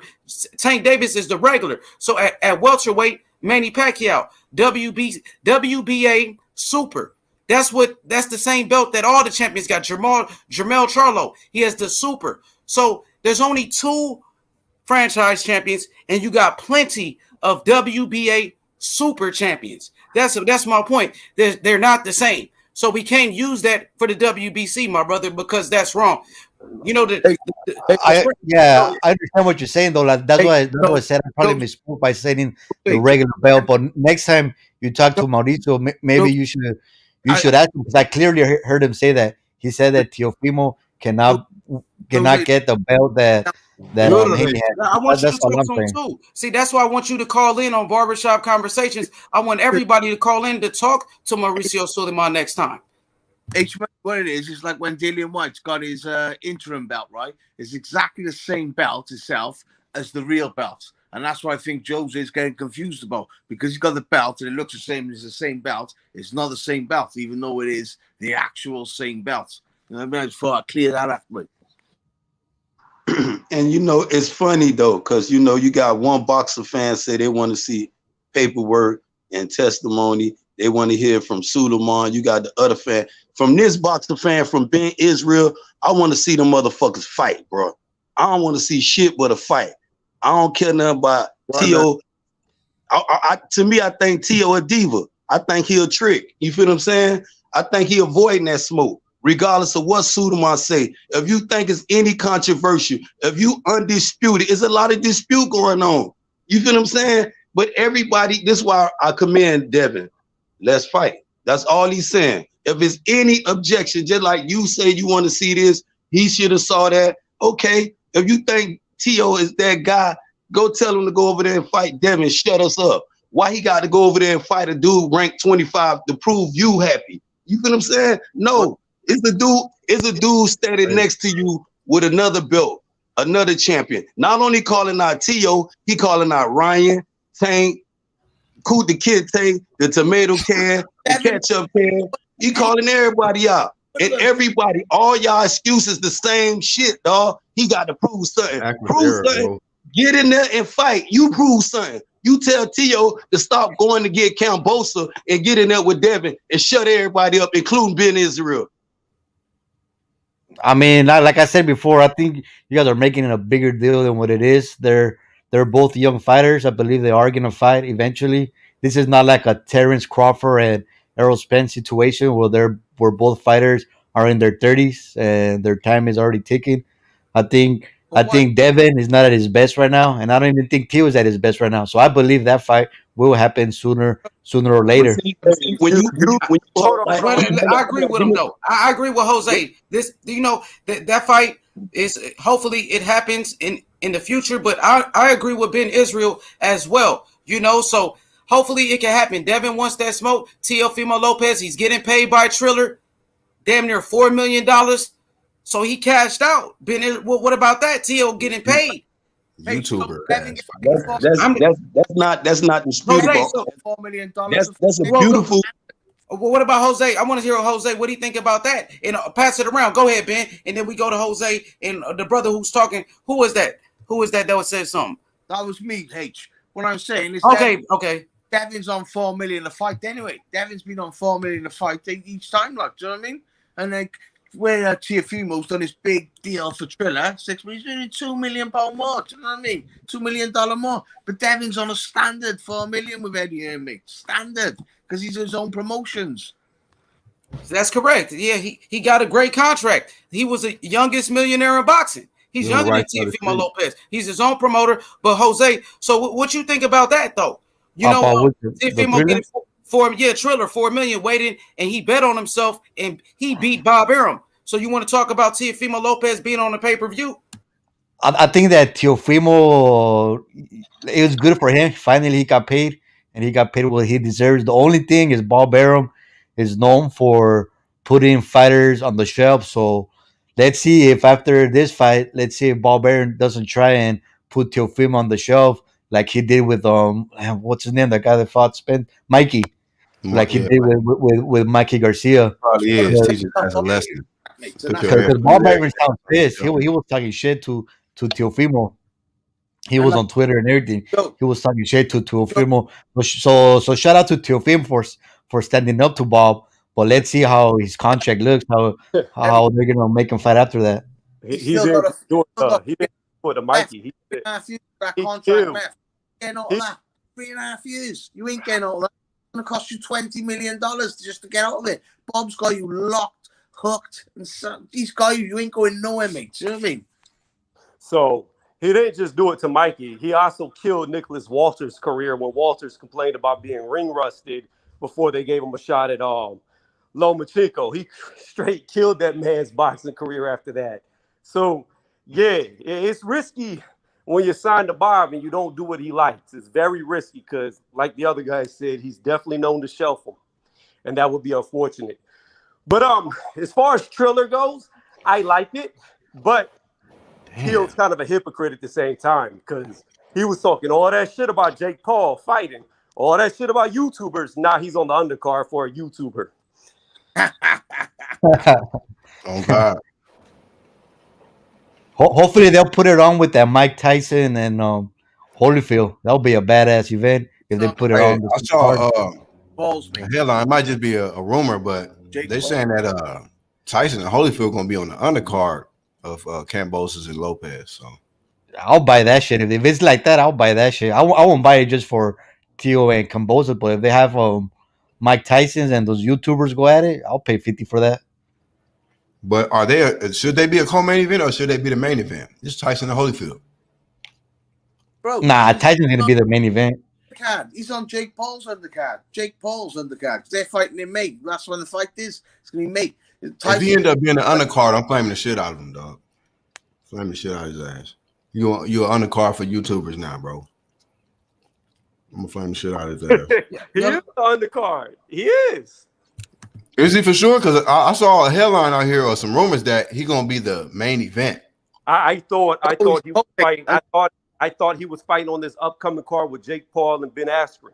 Oh my God. 100%. Let me find out. Let me find out, T.O. on your ass. Trust me, he's on Jake Paul's undercard, mate. He's on Jake Paul's. He's not on Tyson's. Jake Yeah, Paul. I think they doing T.O. as like the co-main event. Bro. See that money change shit, huh? He's gonna be the co-main event. That check. When T.O. come out this fight when he whooped Kambosa, and if he go over there and cherry pick again, I swear on everything, I'm coming to all y'all station. Y'all gonna have to just throw me off y'all panel, bro. On everything. I'm tired of this shit, bro. I'm for real, bro. I'm coming to all y'all channel and I'm gonna You give don't you avoid smoke, Devin boy. Haney, bro. I'm tired of it, Hey, man. look, All this Avoid cherry Devin, bro. picking, bro. You got 4 warriors at your doorstep, bro.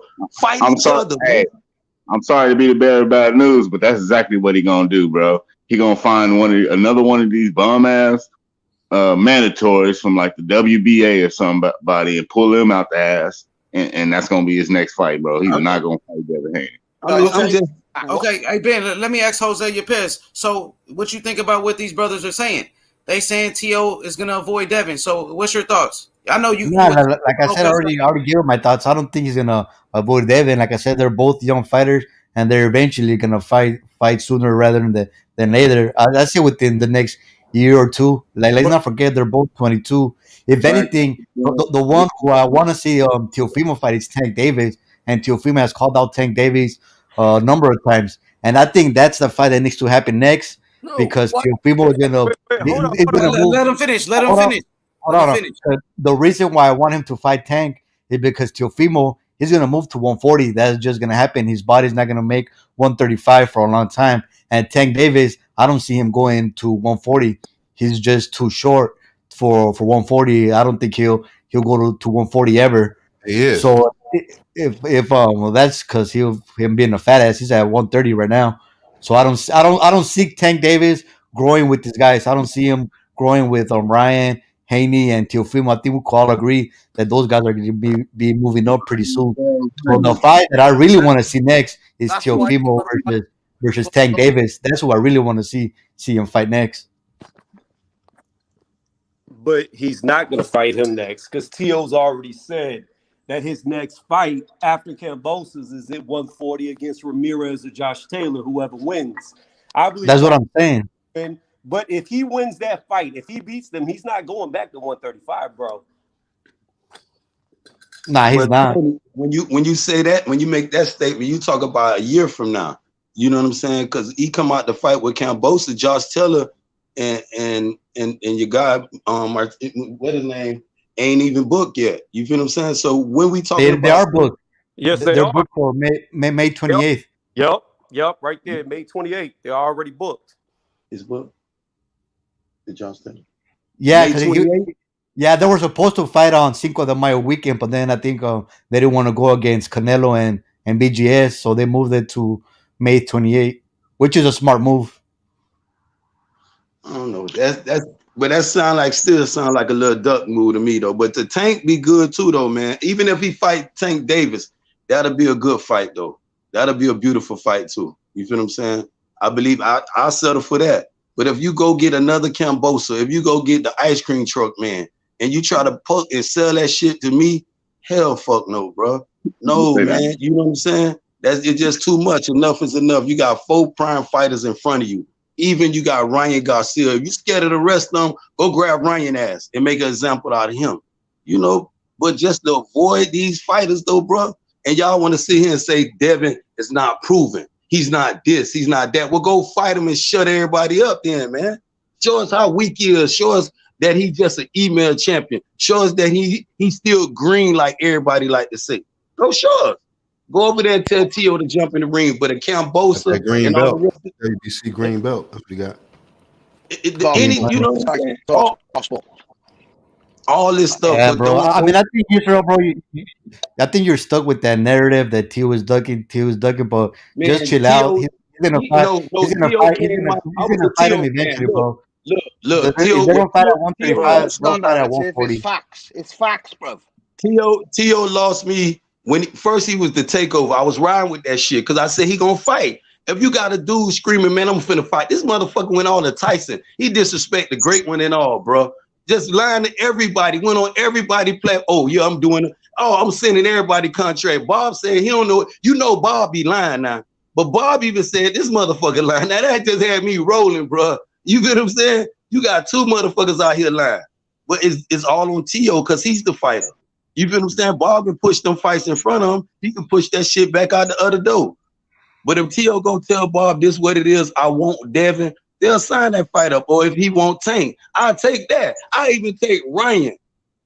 somebody with the catch up, man. I don't want no Cambosa, bro, but I'll take it.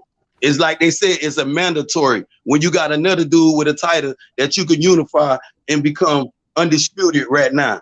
But they keep saying that Tio got this super allegedly paper, all this other. They want to say he a paper champion, but this motherfucker standing over there with another paper champion. They don't want to address too. It's like a double standard. You know what I'm saying? What the fuck y'all gonna call him a paper champion? So that means he a paper champion too. Let's have both the paper champions fight for undisputed.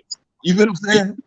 Hey, I want to say something. Shout out to the panel first and foremost. Shout out to Team Haney. Shout out to H Money.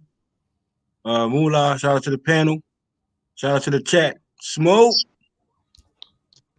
JFL 54-0.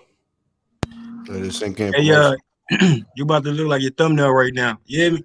So listen, right?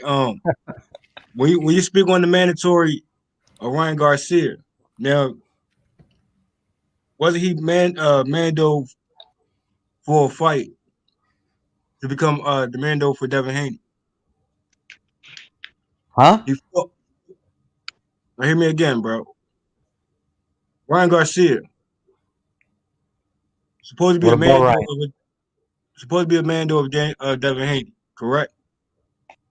I don't know. I guess. Correct. JFL heads cooking. Go ahead, Jay.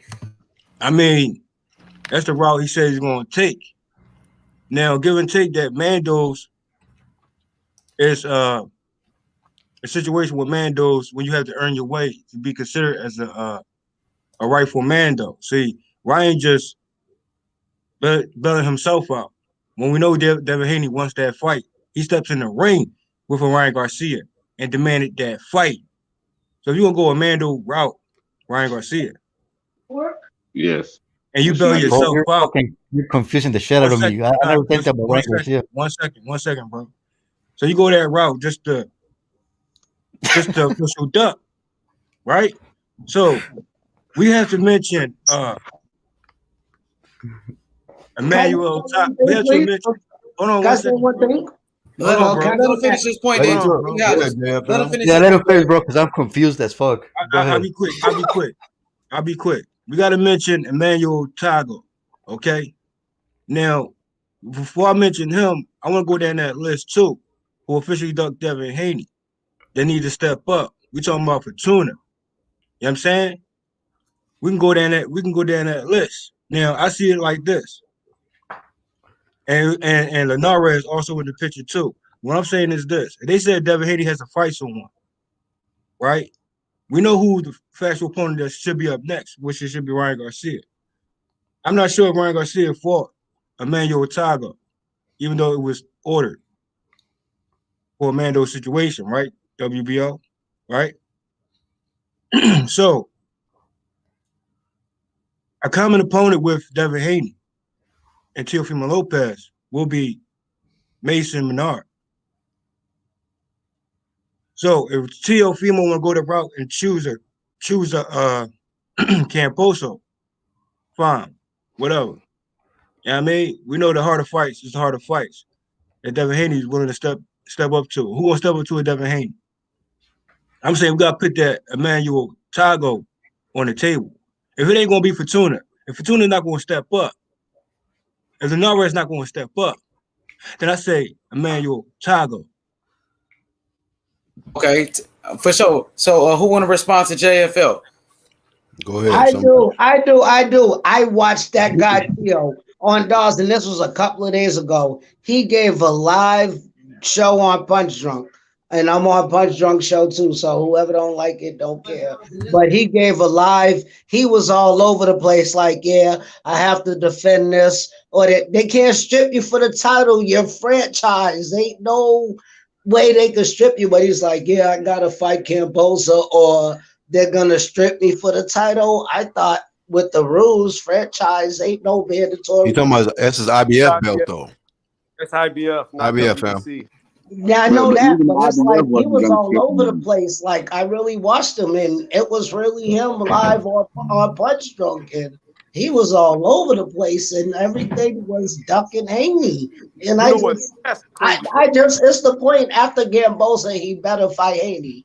Gambosa Let me ask you. Let me Gambosa's already signed till delivered. But now after he beat Gambosa, Yeah, you're on about the wrong belt, but bro. then you never know now if Gambosa beat him now, that's another fucking wrench in the clock works. Cause who knows about Gambosa? Gambosa might could beat T.O. Anything can happen in boxing, and now we're fucking back stuck at ground zero. Like, who is the champion? So it's like if the fucking stupid ass Lomachenko didn't fucking drop the belt, he should have just kept it. Fought Haney, whatever, or Hey, listen, whatever. If I, Haney wouldn't have no belt if Lomo would have fought him. Lomo might have could have beat him. I don't think so. But like by Loma dropping that belt, that's how Tio got it, and now he's a diva with 3 belts. Haney got his belt. I'll say this. I'll say this. Loma didn't want to fight Haney. If Hey, it would Jihad. have been, it would have been complete undisputed. Think about it. If Tio and if Loma never dropped the belt, him and Tio's fight would have been undisputed. Loma dropped the belt. That's how Haney got it. He's right. He dropped the belt. Hey, Jihad. What I'm No, talking about too. I'm not trying to say nothing bad, but at the end of the day, it would have been undisputed if Loma didn't drop the belt, bitch ass nigga. He's definitely a duck. My thing He didn't want to fight Haney, so he said, "I'm gonna throw this belt in the garbage. Fuck the WBC. Let's go." And now look at him. And now look at how. And now look at how. Now look at how Kama got him because he got no belts now. Bitch ass nigga. What I'm saying is, common opponents are common opponents, right? So go down that common opponent list. Period. Damn, look at Lores. Yeah, I mean, so I feel as though Devin Haney and Emmanuel Tago should be next up if anybody else don't want to step up. I think that'd be a great fight for Devin Haney, Emmanuel Tago. Common opponents are common opponents, and what makes them Menard. So that's for me that would be the next fight. I mean, it should be Fortuna first and foremost. It should be Fortuna. It should be Fortuna or Ryan. They're gonna find excuses. You remember Ryan Garcia is a Mando too. He just fought Luke Campbell to become a Mando. No matter who he beat up, they're gonna mean nothing. They're gonna say he got beat by him. He got beat by him. He got beat by him. The only person left is Tio.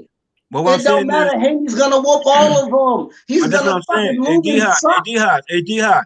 Lubin has no defense. Haney's gonna spark all of them. The only one for Haney is Tio. That's the only one. Just but like the thing though. Hey, D-Hodge, here's the thing though. Hey, JFL, let me say this. I'm sorry, Jay. Let me say one thing. I'm sorry. D Hodges is right, bro. D Hodges is cooking. D Hodges, I like what you're saying. Keep it going. Go ahead, JFL. Yeah, I like what you're saying too. You know what I'm saying? I try not to be long-winded myself. You know what I'm saying? Gotta get everything out. Well, you know what I mean? We already know they mentioned Vidego. They mentioned Fortuna. You know what I'm saying? Selby. You know what I mean? No one stepping up to fight Devin Haney. Fortuna has to step up. Kome, come on. You know what I mean? Nakatani, I mean, common opponents are common opponents. I say Emmanuel Tago should be next up for Devin Haney, which is a common opponent. Therefore, quiet than the critics. Quiet, because Teofimo ain't getting in the ring with no Emmanuel Tago. So what I'm saying is common opponents are common opponents. But it's like Bud. It don't matter who Bud beat. If Bud go in there and beat up on Ugas, they're gonna say Ugas was beat by Porter. If Bud go in there and beat up on Porter, they're gonna find excuses. He's in a situation, the same thing, where the only time he'll get credit is if he beat Arrow. There's certain fighters in that situation where it don't matter who you beat. People are gonna find out a reason why you beat him. He was old. He was washed up. He broke his hand last fight. Like, it's mad excuses. Now I know that but it's no excuse. If Errol or Spence beat each other, if Spence or Crawford beat each other, it's no excuse. If I hope Castano fight Charlo. That's a bro. I'm trying to stay on Devin Haney real quick. But at the end of the day, it's the boy. He can't do nothing if the people don't want to fight him, and it's not his fault. Lomo dropped the belt. Everybody's calling him an email champion. No, Lomo was a bitch ass nigga and didn't want to fight, and he gave Haney the belt. He could have easily my thing fought is, Haney. my He thing could have is, Can I say easily something? defended it. He could have easily they got defended it against Haney, but no, he threw it in the Hey, garbage. let You Cletus coming to finish say this his show, piece. man. Let Cletus So go ahead. stop disrespecting Haney. Cletus, go ahead, and then go back to JFL, and then we move it around on the panel. Go ahead. Man, look, how the hell can T.O. sit up there and even call him an email champ? How the hell did he get the WBC? What did he have to do to petition for that WBC franchise belt? Right? He had to send them an email. Well, but So he beat it's Loma the in the ring, though. same shit. That's He the what super email. He the It's super not email the same champ. shit, 'cause exactly. if it would Exactly. have lost to That was Lomachenko, he the would have super never email gotten that top of belt. So it's not the He same got the thing super email belt. So the other dude that was because he just won it in the ring. the other guy that was just speaking, he said that what if Kambosos wins and throws everybody for a loop and upside down, right? Here's my question. Do y'all think Kambosos will duck Devin Haney? Will he be up there on the hit list as well? Devin Haney. Well, that's a different sanctioning body, so I don't know. Why are we talking about Kambosos ducking Haney? How do we get Yeah, it back? Kambosos is not a factor, bro. No. What I'm saying is, like Buddy said, if he beats Tio, he gets all the belts. Would he If he duck? beats T.O., they're gonna go into a Oh, you rematch, saying bro. if he beats Tio? I think he will fight Haney. Gamboza don't seem like no, because you know what I mean. Like I beat Lomachenko, I beat Loma, I'm gonna go in there and beat up Haney. But I don't know why the whole shit curved. You beat They're the both on the greatest zone. person on the That'd be some shit planet. if he lost You to beat the Kambosos. white Oh, Jesus, the Low key, Matrix. I hope So Kambosos dog walk his ass. But I you hope know, he what I'm do. saying though. That's my bet. Kambosos, I hope he Kambosos, win. Gambosa, I hope he No, win. man, Teofimo going to knock him out, bro. Cam, Teofimo going to knock out Kambosos, bro. It's gonna be a knock. Wait. Of Yeah, course, I know. Let me say this, D. Let me I say agree one with thing. H Money, but I hope Kambosos I pulls hope it up. Teofimo Gambosa Lopez wins. kill this man, bro. Listen, that's why he want to fight him. He know what he gonna do with him. Listen, Teofimo Lopez, bro. The dude could fight his ass off, though. No matter what niggas say about him, that motherfucker could fight, bro, for real, bro. H Money. Let me say this though, D. Hey, Let listen. me say this, Jay. Let me say that. Let me finish. Because one thing about damn, y'all fucked me up. I forgot what I was gonna say, bro. Saying he can You fight was his gonna ass say, off. I agree with you. you was Yeah, gonna say, oh, he you can was gonna fight H his Money. ass off. Teofimo Lopez. And look, let me tell you this. Teofimo Lopez gonna knock out George Kambosos Jr., bro. He gonna destroy this man. George Kambosos Jr. coming off two split decision victories. I thought Lee Selby beat him. I watched that fight. Lee Selby was outboxing George Kambosos Jr. And then Devin Haney's trainer, Mickey Bay, he fucking beat up George Kambosos Jr. too. Mickey Bay got robbed in that fight. Lee Selby got robbed against George Kambosos. And guess what? He's not a good fighter. I mean, he's cool. He's a cool fighter, but he's a hype job. He's not good. Tia gonna kill this man. I'm telling you.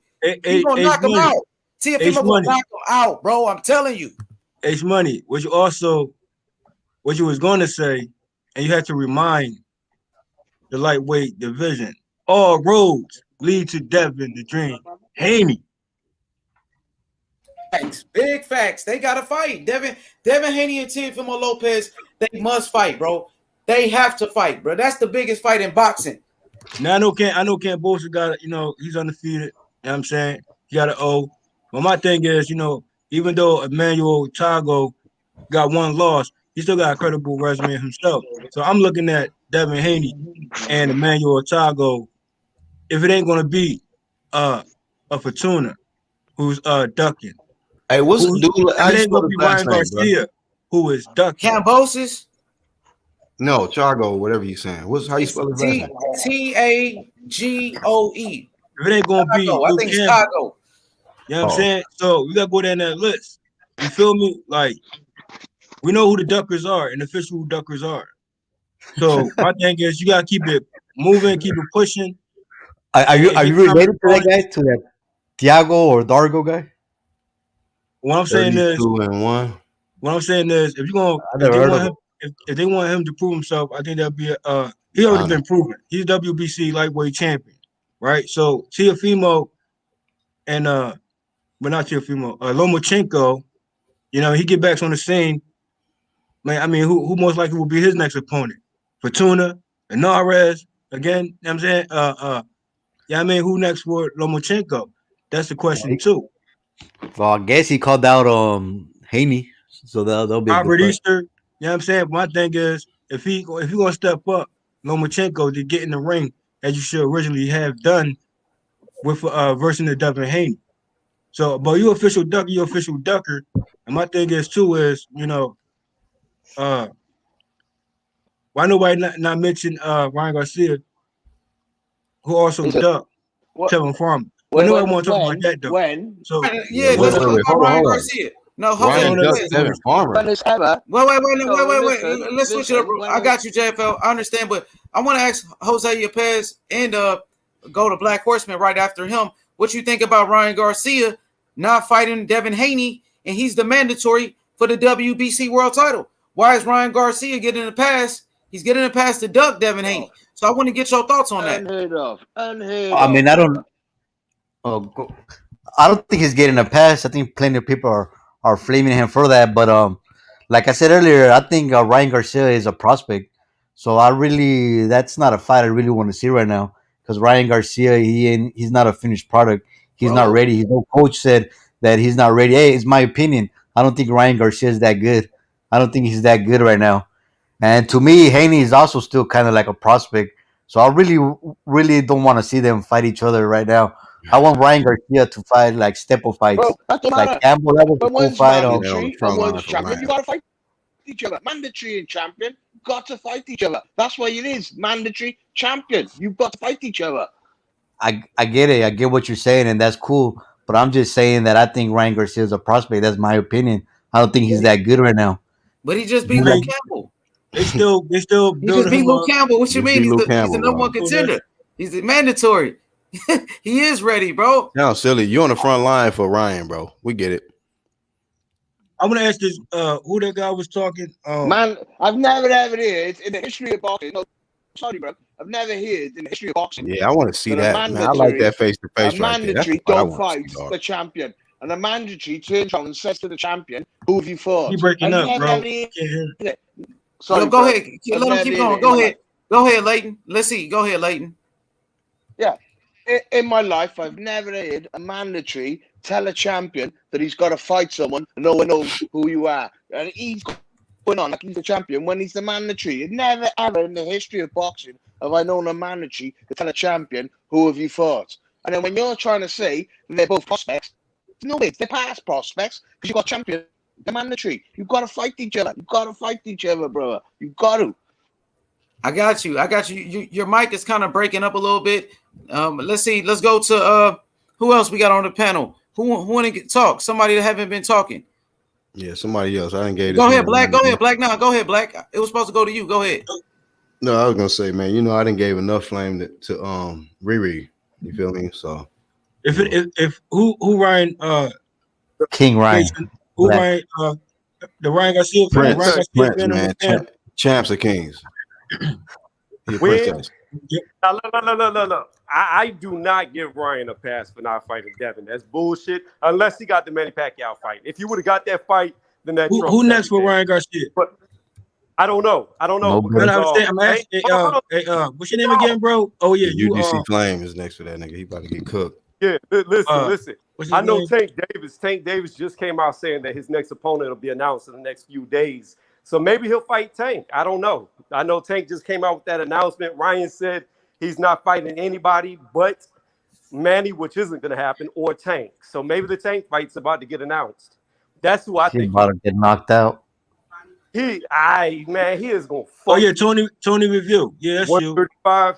Ryan will knock him the fuck out. I'm telling you. Tony Review. Ryan will be Tank Tony Tank gonna Review. put Ryan to sleep, bro. Ryan is He gonna put him to Tank sleep. up. He gonna set him up Tony- really Tony- nice and Going put to him knock to sleep. him out. Clean. Okay, not right now, bro. Tank Davis It's is gonna be look another like Leo Fonseca. situation, bro. That's what's gonna happen. Ryan gonna make him look like Fonseca. Watch. So I want to ask the panel. Real quick. Like, who you think could be next for Ryan Garcia? If it's not Devin Haney, since Ryan Garcia is officially ducking Devin Haney. So I told who you you Tank Davis. Nah, I doubt Okay, that. Give me another name. Stop, Tony. You capping now, bro. He fighting someone from Disney Club, bro. Like no damn Tank Davis, bro. You know He what? I ain't think finna. Tony might be right though, because I remember that guy that I think his name is Lupe. He's the manager for Ryan Garcia. He said that they were in talks with Tank Davis. I just remember that. I seen him Okay. interview like yesterday, 2 days ago. So Tony might be Man, right. bro. Okay.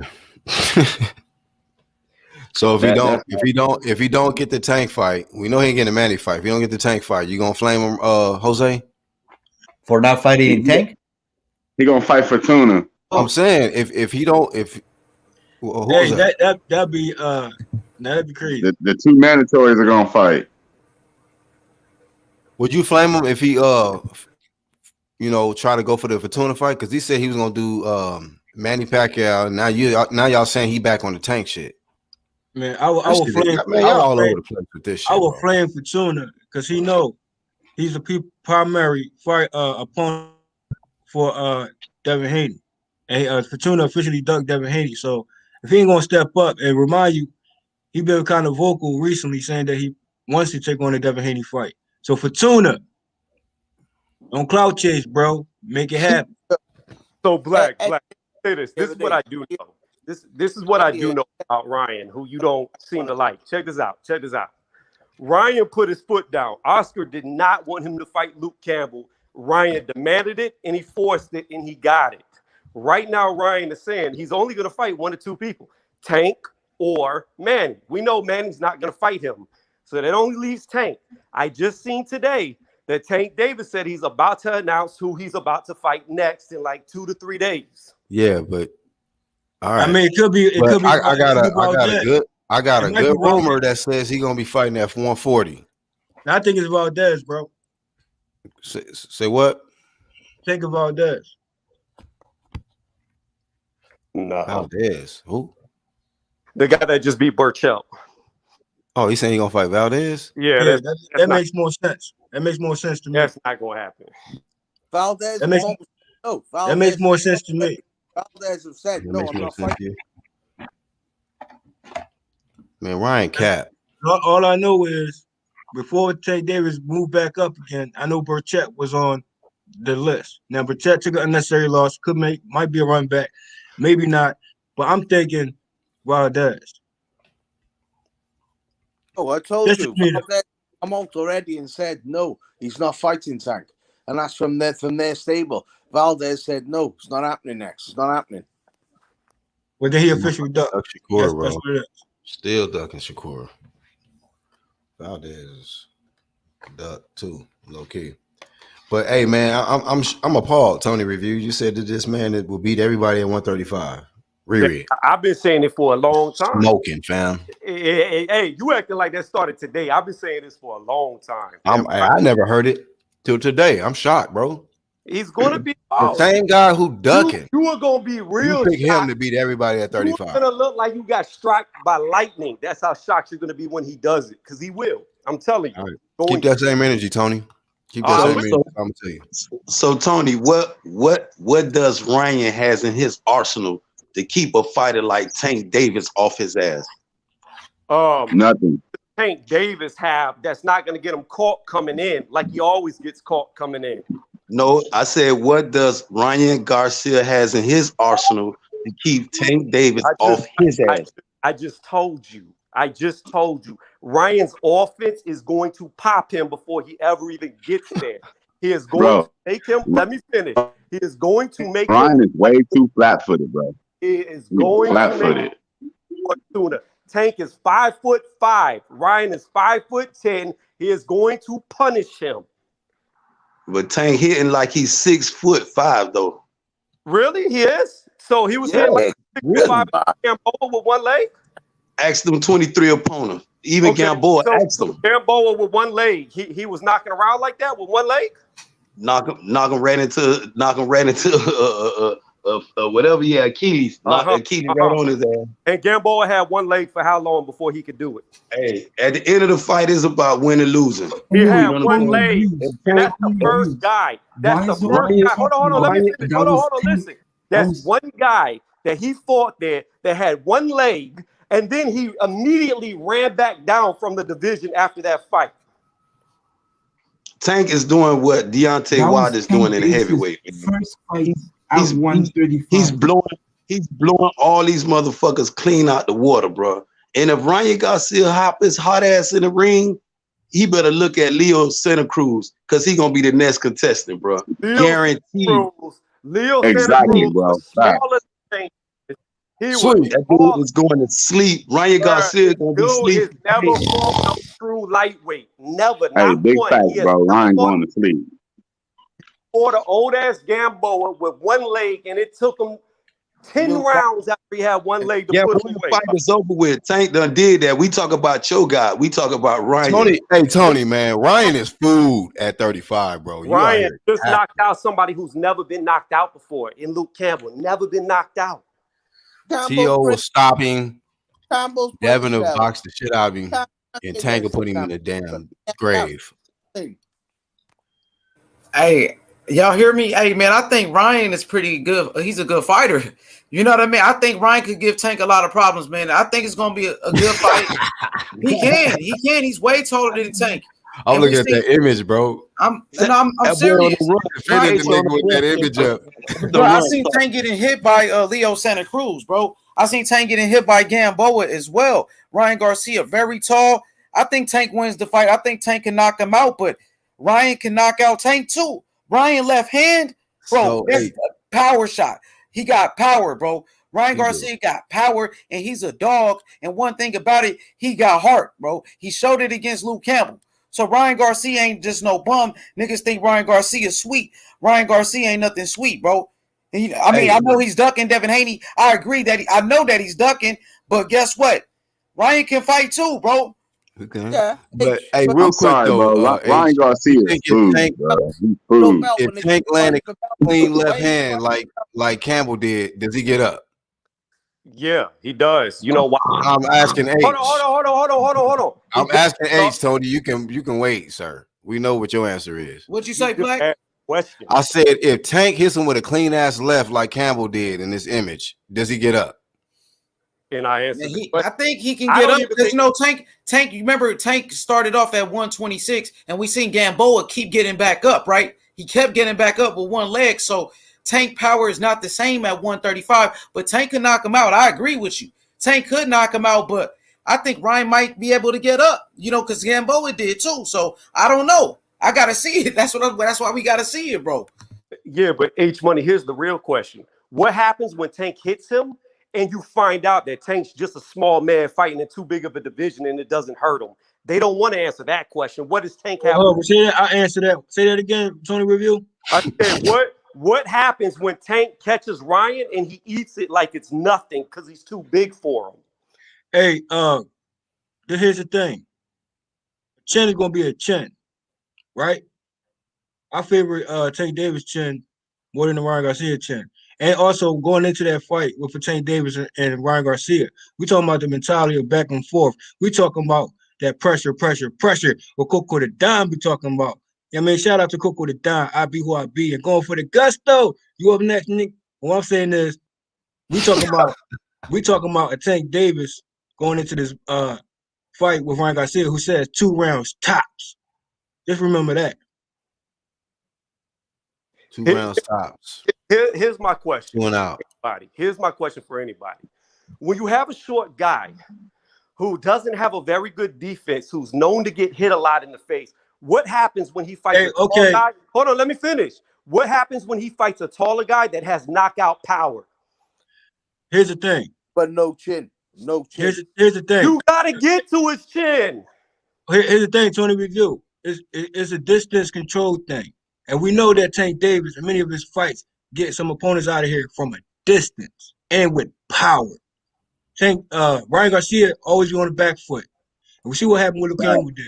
All I'm saying is your head movement has to improve, which Ryan Garcia does have a phenomenal head movement, but he needs to do that more consistently in his phenomenal fight. head movement. You said Yeah, Ryan? He got good head movement, but he don't have no footwork. But what I'm saying is Ryan Garcia's head movement is He can't hit phenomenal. it. The thing is, they need to train. Hold on, hear me out, bro. You gotta hear me out. Head movement. Oh, listen, what I'm saying, bro. It has to apply from. Hear what I'm saying, bro? Cut me off. He has to apply that in his fights. It's a transfer, okay? What you do in sparring has to match what you do in the ring, which you can see it's two different things when it comes to Ryan Garcia. So he got good head movement in sparring. Ryan Garcia has phenomenal head movement. I said he needs to utilize it. This man more. said he got to translate shit to the real fight. That's what I'm saying. That's facts, though. My thing is, if you see that photo there, as you see, that was a setup, and he got caught. Tank Davis is known from a distance. That's close range. That's mid range. Now imagine from another a more longer distance. You better watch Tank fights, bro. I've seen a lot of Tank's fights, and I'm telling you, he gets hit a lot. He gets hit a whole lot. For a reason. He does that for a reason. He can't afford to get hit against Ryan. He cannot afford it. He would take that. You know why? You know why he would take that? Because he wants. Hold on. He wants Ryan Garcia's best punch. He wants Ryan Garcia's best punch. But the question is, do Ryan Garcia want Tank Davis? Let him talk, Tony. Let him finish, bro. The referee waved it off too early. The referee waved it off too early. Tank really won. He wasn't knocked out. The referee just waved it off. Tank was good. That's what you're gonna be crying if this fight happens. Hey, this is what I'm saying. Hold on. Let me tell you this. Tony Review. When we talking about timing, Tank Davis got that. Now, he took all the punches from a more volume puncher than Ryan Garcia. He got in from a distance with an uppercut. Santa Cruz is a feather-fisted puncher. He had no power at 126. We're talking about with an uppercut close range. Now we're talking about Tank Davis who can get you out of here mid-range. He can get you out of here from a distance. I'm sorry. What weight class did Leo Santa Cruz come from to fight Tank? 126, brother. He started at 118 or 115, if I'm not mistaken. Yeah, because he was a 4-division champion, I believe. Yeah. Yeah. And what the fuck wrong with Abner, man? Is Ryan Garcia a 126-pound man? What I'm saying is, I'm not okay. This is what I'm saying. I'm not going to doubt Ryan Garcia's power, and neither should you. My thing is, it's all about angles. It's all about timing. It's all about ring generalship, ring IQ. How tall? We talking about second round. He talking about knockout in second round. We talking about Tank Davis, who will go into this fight mentally and try to get Ryan Garcia out before the second round. He is going to. Who y'all talking about? Tank Davis and Ryan Garcia. Okay, for sure. Let everybody eat two on the panel. Listen, Leighton, and my boy Cletus Smith, and my boy UGC Flame. Make sure y'all hop on, man. Everybody say they piece. Let's pass it around. Y'all cooking though. Tony and JFL cooking. Y'all keep going in. Nobody got nothing to say. Jose Yepes, you want to hop in, but y'all keep going. Tony reviews and JFL. Tony is hyping me up, bro. I didn't think Ryan had a chance against Tank, but Tony is hyping me up. The more I hear him talk, the more I believe now. King Ryan will knock out Tank Davis in 6 rounds. I just changed my opinion. Hey, so you and Tony over there. You and Tony over there smoking runts, man. That's why y'all believe. No. You know who's a runt? You know who's a runt? Waste blood shot nigga smoke. Tank Davis is a oompa loompa. That's what he is. Hey, but you know what though, Tony? I was listening to you, right? You know what? I was listening to you, Tony, though. But one thing you fail to realize, Tank Davis been fighting big dudes his entire career. No one Tank ain't fight a person 5 foot. He probably fought 2 or 3 dudes his stature a little shorter than him.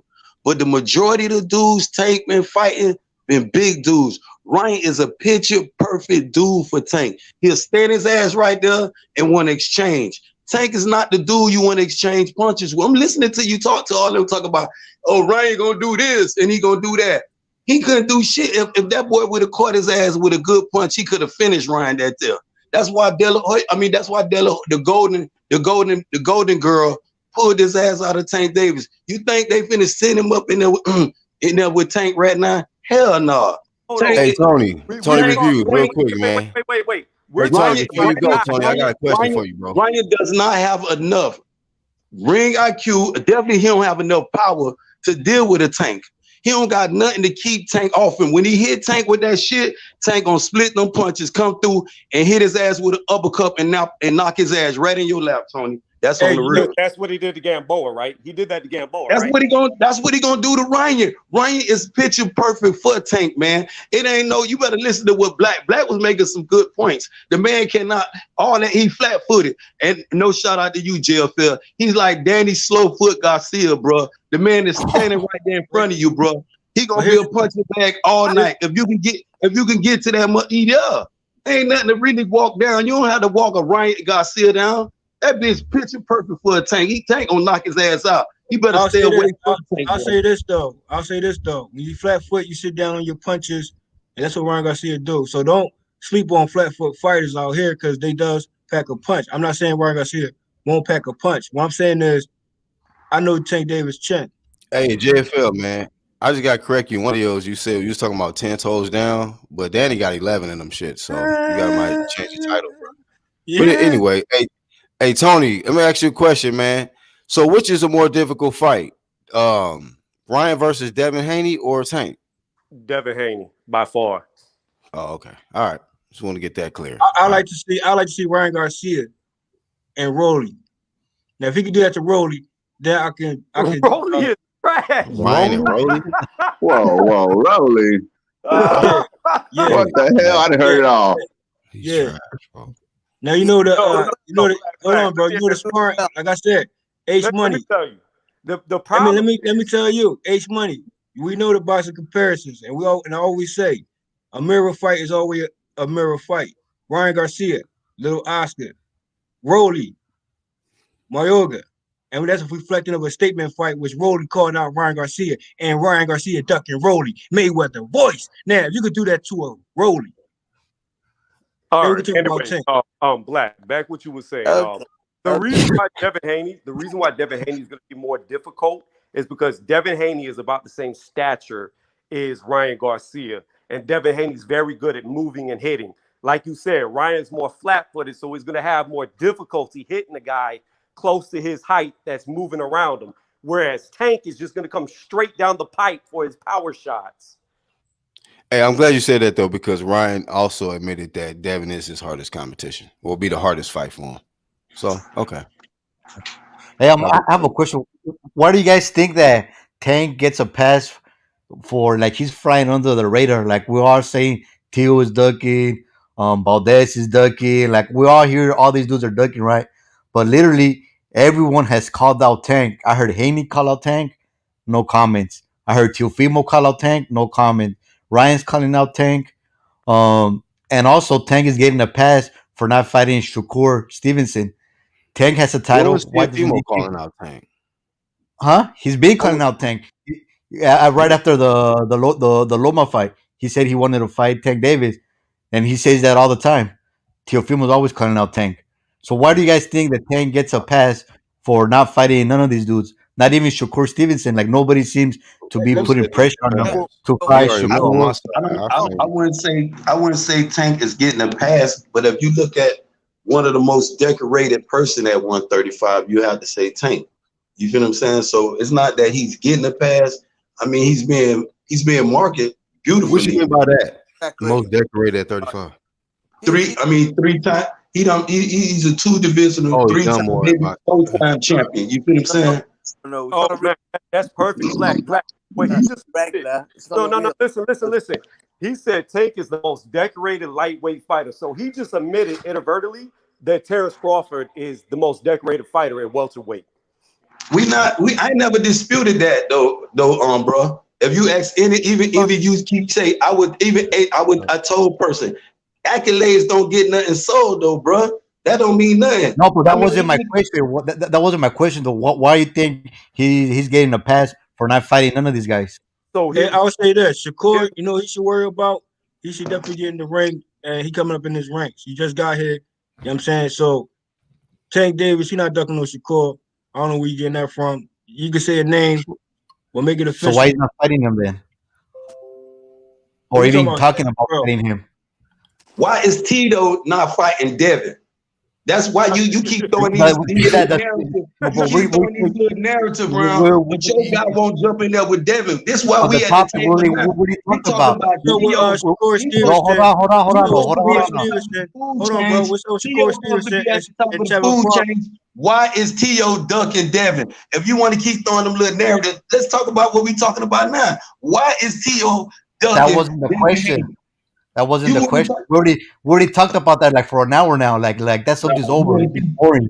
Like we already talked about Let me ask that. you a question. Let me ask you a question. Bro on the side of me that's on the floor. So Shakur Stevenson. No way, Jose. Yeah. No way, Jose. Yeah. My question to you is, who you think should be the factual opponent for Shakur next? And it won't be Tank. Can't even say Tank Davis. No, Shakur Stevenson should be fighting the winner of Carl Frampton and Jamel Herring, and then he should be looking to unify with Valdez because Valdez is already going to fight the other guy, Flores. Well, you should be getting a shot at Valdez. They're on the same promotional company. So you guys, y'all try to hide. That's what happens. They try to hide their fighters. They try to change the narrative and say, "Oh, well, why is Tank not fighting this guy?" No, they need to fight the other guys, the guys that are ducking. That's my question. Why? See, you're explaining to me exactly what my question was. Why is Tank getting a pass? So here's my thing. I don't. Shakur Stevenson, why you getting a pass from Tevin Farmer? Let me ask him a question. Jose, why Shakur Stevenson getting a pass from Tevin Farmer? Tevin Farmer. What? Tevin Farmer lost to JoJo. Hold on, bro. My thing is, hold on. Hey, Tony Review. Although he took a loss, remind you, a rematch is always possible in boxing, and he want that rematch back. What I'm saying is, what about Shakur Stevenson and Tevin Farmer? Like how Tevin Farmer and Ryan Garcia coming up. Ryan Garcia avoided. Ryan Garcia avoided. But right now, the question that I asked was Tank, though, bro. My question is, why is Shakur Stevenson getting a pass from Tevin Farmer? Oh my God! Yeah, bro, I don't know where he got that from, honestly. Why you avoiding the question? Nobody's even thinking about Tevin right now until he gets his win back from JoJo. My thing is, fight has to continue. Right now, Tevin's on the back burner. He's on the back burner. He's not on the back burner. He got his ass whooped. And he ain't fought since. My thing is, hold on, bro. He been consistent. He been more consistent than a Gary Russell, who also ducking the Tevin Farmer. Okay. Well, hey, JFL, let's switch it to the Lomachenko Devin Haney situation. I want to get your thoughts on Lomachenko and Devin Haney, bro. What about that? They going at it right now. It's a lot of beef right there. Talk to me about it, bro. What's the names again? Lomachenko and Devin Haney. They going back and forth. Lomachenko responded to Devin Haney. Lomachenko. He called Devin Haney out his name. That's what I'll say about that. I'll say Lomachenko, you officially ducked Devin Haney. So if you want to make a return and another payday, what I'm saying is get in the ring with Devin Haney, who is your primary opponent. So all that call out and rhetoric from Lomachenko. All I'm saying is get in the ring with Devin Haney. No talking. You already know what it is. It's no more talking. No more. It's sign, seal, and deliver. And I think that if he does that, I'll salute Lomachenko more for that.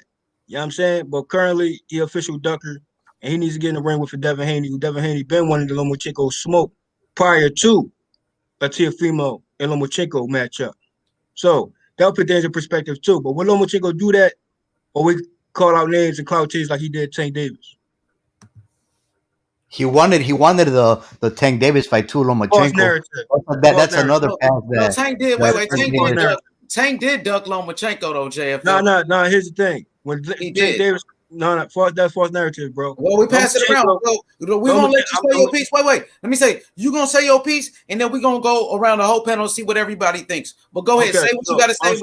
I'm saying is this. Don't cut nobody off, please. There's a clout chasing move from Lomachenko using the Tank Davis name. We're talking about Tank Davis coming in the ranks. Lomachenko coming in the ranks. You mentioned Tank Davis' name at a certain time frame, and then from there forward, the call outs, the pump faking from Lomachenko. Lomachenko did not want to get in the ring with a Tank Davis or a Devin Haney. So, false narrative continue, it will get debunked. So continue. Let's pass it around. Okay, you said your piece. So Tony, did Tank Davis duck Lomachenko? Hold on, let me get my mic off mute. Yes. Well, before I answer that, let me say this to the one Get your dude. timestamp right.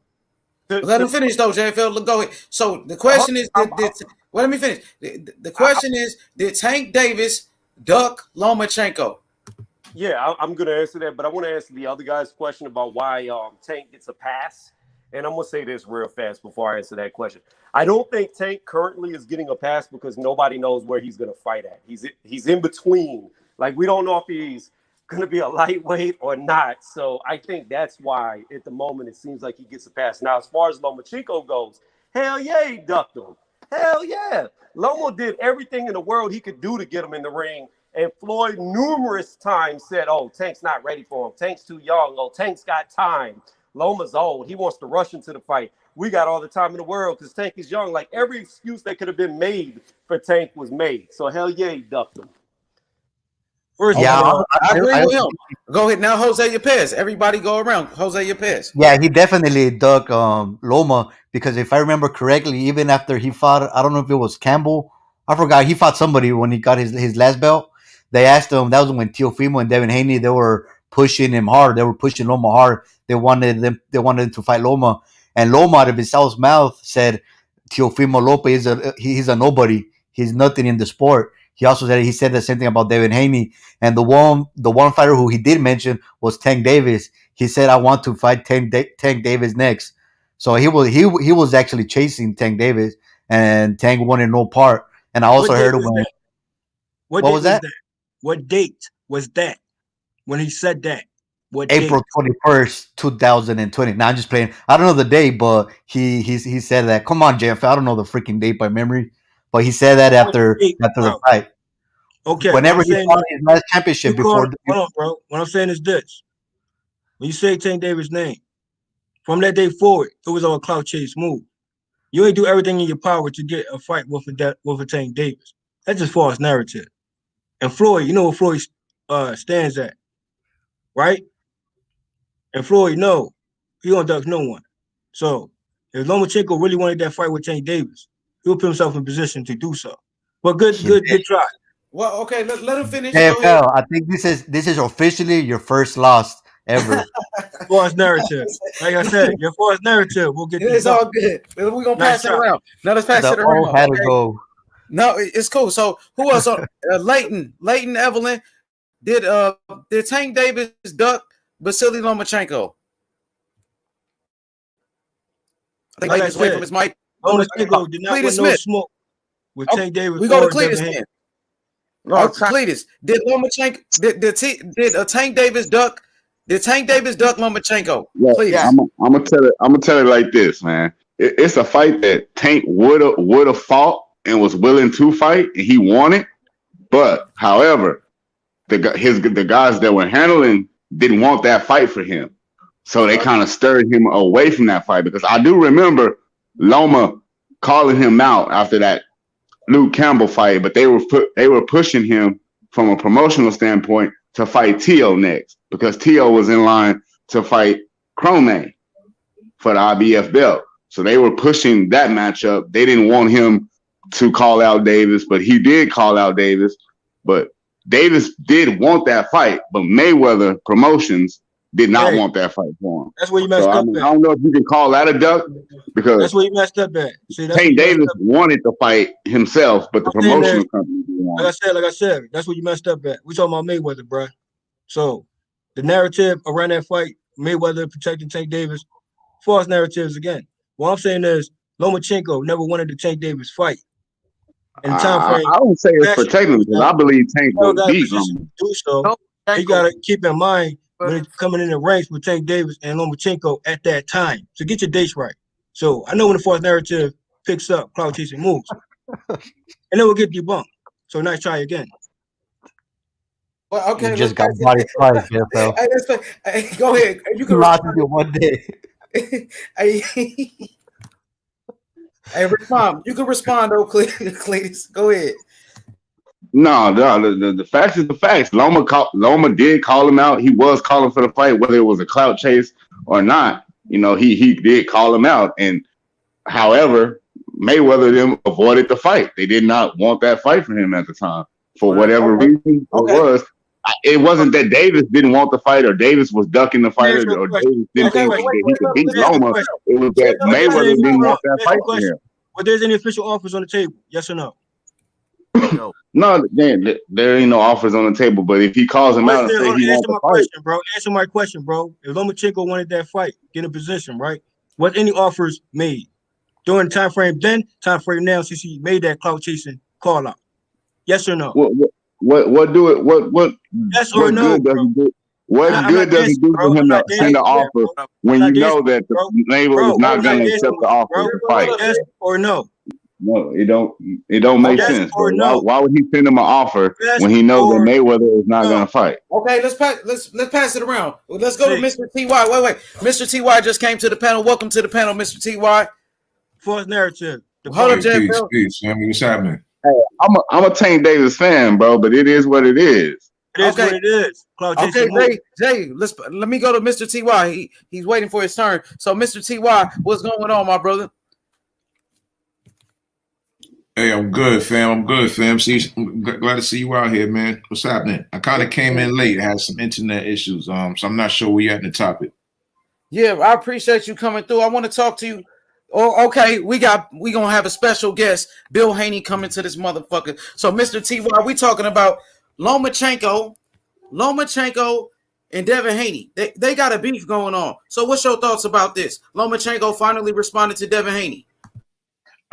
I don't think Lomachenko's going to take the risk. You know, not to hurt no Lomo fans' feelings, but I expect him to take about 2 to 3 tune-ups before he fights anybody significant. I think he's just going to delay. I think he's still in shell shock over Teofimo. And the brother was talking about, Tank possibly ducking Loma. I think, everyone is just made to just blame everyone except Loma, man. That dude, I just never been impressed with the dude. I think he's gonna duck Haney. I don't think he want to smoke. The JFL, I think it's cloud chasing. He cloud chasing. Okay, speak on it. Break it down for us. That's pretty much it, man. Before he even took the Teofimo fight, he was out for a whole year. There'd been plenty of opportunities where he could have had better fights. I wasn't a fan of the Campbell fight when it was selected. They really hyped Campbell up as to be a threat, and he really wasn't. I can't even think of all of the other dudes, man. It's so past tense. It's just nothing significant, really. You got Teofimo. The Linares fight was okay, and you can't think of any other fights any other thing that's really super highlighting on this fight. I mean, because Campbell, before he fought Lomo, the 2 guys he fought before Lomo was ranked 240 and like 630 or some shit like that, But they commercialize it and hype it up, and my cat's bugging out. They hype it up and all that other shit like it's really something special. And when if it's about ducking anyone, Haney was ready for him, and your boy took privilege belts to avoid it. So that's the biggest duck of them all. Whether Tank didn't take the fight or not, we have to remember, Top Rank, they don't just set up just one fight. They want to kind of put up other fights in their stable. And, other networks don't need to deal with their fighters. Hey, TY, let me ask you a question, bro. How many fights Lomachenko got? Oh, what? Like he got 15 fights. He got about 14 to 15 fights. Yeah. How many fights Tank Davis got? He got 23. I think about the same. So when they slow walking Lomachenko in the ranks and pick and choosing certain fights, and they call out a cloud chasing call out to a Tank Davis, knowing Lomachenko was never in position for a Tank Davis. So it's just a cloud chasing move. Lomachenko officially ducked. Yes, sir. Lomachenko officially ducked Devin Haney, and officially cloud chasing Tank, which is official duck move, cloud chase move. Okay, Lomachenko. Officially. Okay, let him respond. You cannot mention Mayweather in that situation where they're trying to use Mayweather as a tool of protecting Tank. So the false narrative don't work with me. So you're bummed. Yeah, you and me, bro. Like we're one and few, man. Everyone tends to follow the herd. You know, somebody heard top ranked promoters say, you know, fans are like dumb rocks. You could throw news any direction and they'll follow it. You know, so when Tank was at 130, the only thing Loma had to do was go down and fight him, but he tried to force Tank to come up. And when Tank came up, he gave all the excuses in the world. So it's all clout chasing, man. Like For sure. We got Bill Haney on the panel. What up, BH? Big Bill, what's happening, Bill? Man, hey, man. How you brothers doing, Jose? And Much respect, Bill. Man, Yeah, how's it my going, Bill? guy, my guy, JFL, man. You know I what want I'm to saying? say, What's happening? Love one. Okay. I want to say shout out to Trill Bill. Yes, sir. Who collected belts out here. Hey, Israel. That free smoke on every panel out here. Shout out to Trill Bill. 10 toes down, Team Haney. H Money. Hey, and let me tell you though, it's crazy because you know you guys is cooking and I'm listening, and one thing about with H is, you know, and you as well, JFL, is y'all don't need no help. You know what I'm saying? A lot of times y'all driving the point. You know what I mean? I'm listening and I'm doing my homework. You know what I mean? I'm like, okay, bing. You know what I'm saying? I got it. I got just the way that I'm explaining it in the morning. So the thing that I'm doing is coming on here and just showing my support. You know what I'm saying? Showing my support because you brothers support me, you know, and support Devin, you know, in such a big way. H, he don't send me the link to come on the show no more. You know, he sends me links to go on other shows. H be having me everywhere. You know what I'm saying? A lot of people don't know that, but he's been extremely instrumental. You know what I'm saying? And just, you know, our forward progress on this World Wide Web in terms of just getting this message across. So my little brother, you know, he means the world to me. We developed, you know what I mean, a hell of a relationship that then came off of this. You know, he still won't come to Las Vegas, him and his brother, you know what I'm saying? Nor do he ever ask me for anything. I'm always offering, and bruh's always, nah, you know what I'm saying? Dev my favorite fighter, and that's enough, you know what I mean? So he don't get enough credit, you know what I mean, as far as a lot of times of what he's been doing, you know. So I just want to come on here, support y'all, you know what I mean. And definitely give H his roses, you know what I mean, for putting this shit together in the way that he's been putting it together. To see all you brothers on here and y'all interacting and you know what I mean, you talking and it's classy, it's civil, you know what I'm saying, and it's big boy. It's what I call big boy conversation. So I ain't gonna hold y'all up. I'm gonna keep listening.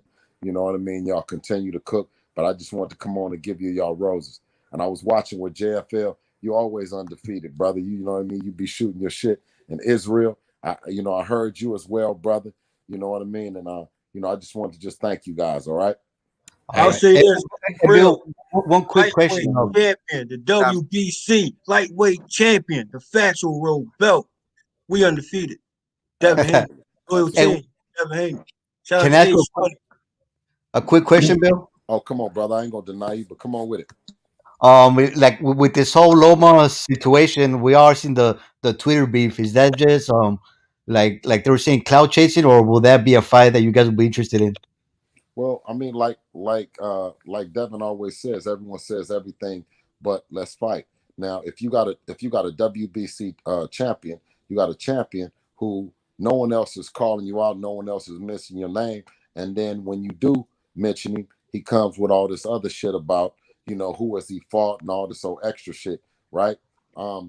He's won, you know, it's Teofimo Lopez, #1 in the world. Then you have Javante Davis, #2.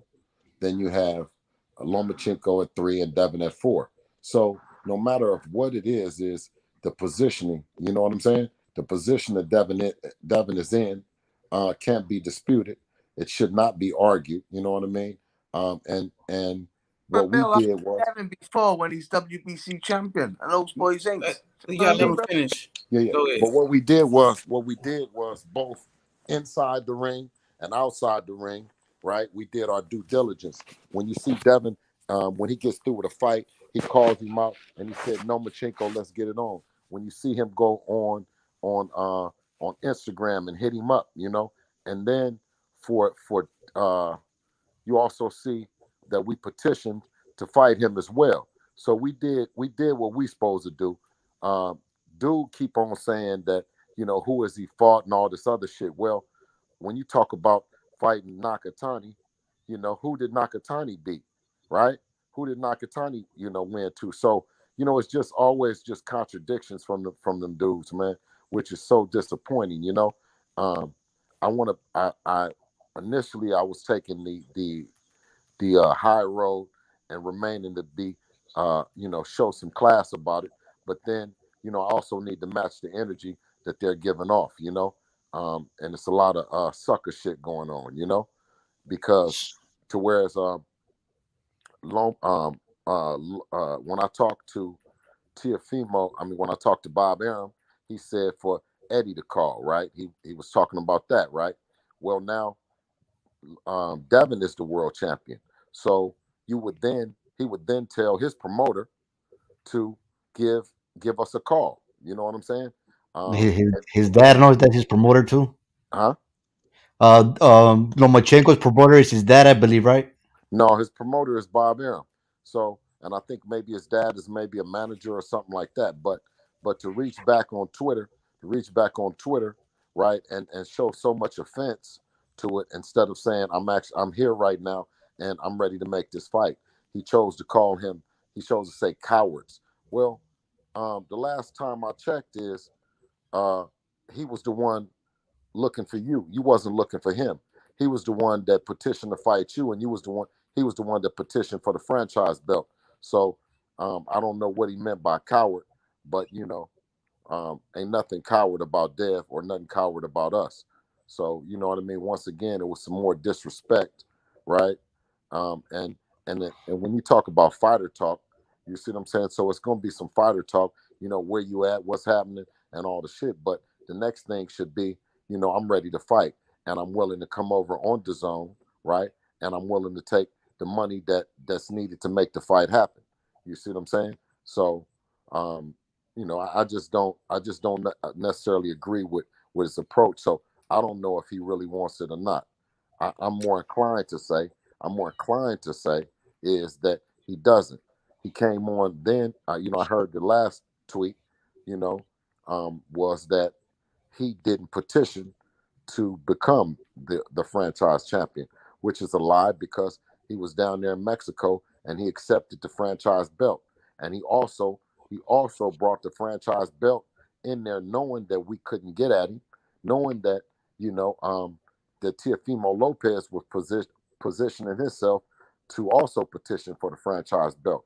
So when things didn't go his way, he started to say that it was that he got robbed and all of those things, and then now coming back and saying that Devin is a coward. Dude is just he's different. So Okay, pretty can I much what I'm getting at is that ask it's not really a realistic fight that's gonna happen next for Devin Haney, the Lomachenko fight. Well, Devin, like I said, Devin is a world champion, right?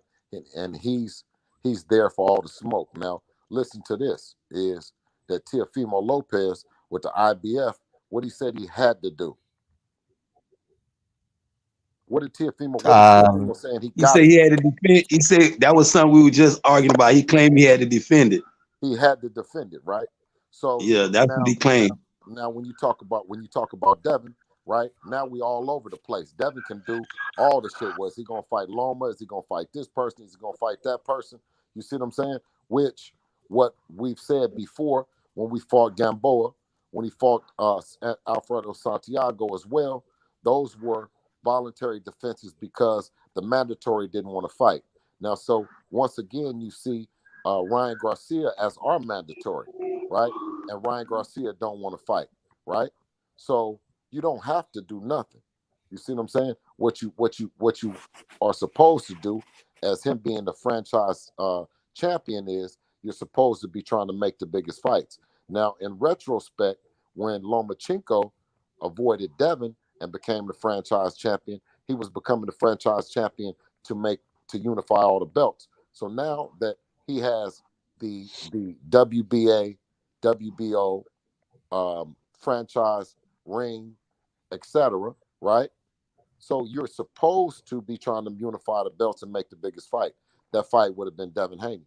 So once again, Top Rank robbed him of the opportunity to fight Lomachenko to get the fight in the ring, to beat Lomachenko and then fight Teofimo, right? So then he robs Devin of the fight, the undisputed fight, right? So now he comes back and says that he has to fight Camboso. So I mean, it's a lot of things that's going on, and I think they all have the intention of avoiding Devin. Now we can't say that they're avoiding him because it's Matchroom, because Matchroom have served several opponents to Top Rank. We can't call it anything other than what it is that they see something in Devin that they're not willing to get in the ring with it. Now, are they looking? Maybe they're looking to see a flaw, and then they'll come back singing to another tune. But as of now, they're saying everything but let's fight now. Hey, can I ask a quick question, Bill? All right, so in the position where Haney is now, where Devin is now, where Loma is now, who is the one that's supposed to present the fight to the other as far as offering a kind of a purse? And does the undercard play a factor to fights being made and not being made? Right. Well, the thing is that you actually negotiate the fight, and then you go back to the WBC and you say, okay, well, we have this fight negotiated because this fight wouldn't work, or the mandatory that you guys have that you ordered, or because it's a thing where Devin, before the Gamboa fight, right, we had a mandatory. Before the Santiago fight, we had a mandatory. But once you're not able to come to an agreement with the mandatory, or the mandatory petitions, and the fact of what Ryan Garcia has done, Ryan Garcia is petitioning to have another fight and try to keep his position as the mandatory. But it didn't work for Javier Fortuna, who was the mandatory, and when he did that, he lost his ranking. So I'm asking that the same thing happens to Ryan Garcia. So what happened with the Fortuna fight? Because while we heard, Samson said that he actually wanted a fight. Now, is that something that it's too late because Eddie Hearn's already negotiating with Linares, or is that still a fight that could get made? Because from what they're saying is that Fortuna, they want the Devin Haney fight, but is it like too late for now for them, or how is that situation? Or if they wanted the Devin Haney fight when they were in a position for him, then that's what they would have did. Because when we were in the position, right, we petitioned to fight the champion. We didn't go with the bullshit, right? So now, it's about the WBC then saying that it can be Jorge Linares, and I think that from what my understanding is that they were going to either order Ryan Garcia to fight Devin, or he has to fight Javier Fortuna. Okay, so basically, it's too late for Haney to get a Fortuna fight as of now. Well, I don't think that if we pick the opponent, if we pick Javier Fortuna, is the people going to say that, okay, now that justifies a fight with Teofimo, right? I think that more credit is given to Jorge Linares than is given to Javier Fortuna, for the simple fact that Javier Fortuna actually beat Luke Campbell, the same fighter that Ryan Garcia is given so much credit for, right? And then we talk about Jorge Linares, who also dropped Lomachenko, right? You breaking up? BA. Yeah. He's on mute. What? I don't know. Something went wrong with his audio. Yo, pick up. Go ahead, Jose. I mean, Well, my okay, bad. so Yeah, go ahead. Hello, can you hear me? basically, yeah, Yo, here you go. Go ahead, Bill. Yeah. Let me go back. Go ahead, Bill. Yeah. So what our main objective, or from an executive standpoint with DHP, Devin has an agenda that he wants to fight whoever that's in front of him. My objective in business is to dispel these rumors that of this undisputed shit, right? Is that we have the mandatories, right? We have the business, just like you said. Teofimo has to fight, uh, um, that he has to fight for the IBF, which is a justification that's him being a world champion. Well, how do you justify him having the WBC belt when he's not a mandatory, when nobody can get at him? I mean, meaning he has no mandatories. So that with that alone would not justify being a super champion. That would not justify being a undisputed champion, right? So what I need to do from a business standpoint is to let things unfold, let things develop, and let the people get a chance to see who is really in line for the smoke. That's whether it's the Javier Fortunas of the world, the Jorge Linareses, the Lomachenkos of the world. You know what I mean? Conveniently, you see Devin at 22, in line and in a position to fight them all. But you don't see the same thing with Teofimo Lopez. So how do we then come back and say that he's undisputed? So our one first objective as an executive is to kill that narrative that they've conveniently used and tried to fool the people with. All roads I mean, lead I'm to actually Devin part Haney. of that people. I'm part of that All group. roads. I'll be honest with you. I feel like Teofimo Lopez is undisputed, but that's no shot at Devin Haney. I just seen Teofimo Lopez beat the guy who had the belts in the ring, and that's just because another thing that Let me ask you. Let me I was ask you this discussing though. about Let me earlier. ask you what belts. What belts? Let me ask you a question. What belts? Well, he fought Richard Comey for the IBF, and then he fought Lomachenko for the remaining belts, which includes What remaining belts? Name the belts. the WBA, WBO, and the WBC franchise, which according to Mauricio Suleiman himself, he's the one that said that fight wasn't to be for undisputed. ESPN promoted that fight as an undisputed fight. Well, So therefore, I'm just a did. customer, right? I'm just a paying customer, and I seen him beat Lomachenko. That belt was not handed to him. If he would have lost to Lomachenko, Teofimo wouldn't have been no champion right now. Let him respond. Go ahead, Bill. Well, absolutely. But the part that you're conveniently leaving out is that Lomachenko was stripped because he wouldn't face his mandatory within the time that he was supposed to face him. I mean, according to Mauricio Suleiman, which is the president of the belt that you guys have, Lomachenko was never stripped; he was elevated. And another question that I have for you, I don't know if you have you asked Mauricio this? Let's say Devin Haney and Teofimo fight next. If Teofimo beats Devin Haney, will he be able to hold the title that Devin Haney has, or because he's a franchise champion, will that belt be given to somebody else? Will that be a vacated belt? No, but well, we bring the WBC belt with us to the fight. You know what I'm saying? That's what we do. So we don't look to have a franchise belt, right? So that's the thing is that would it sound better that we petition to the WBC to become the franchise champion? Would that sound better to you? No, that's I don't know how that works, but I'm just saying, have you had a chance to ask Mauricio if Teofimo beats Devin Haney, will Teofimo be able to hold that belt, or will that belt be vacated? I know that it's a business in boxing, right?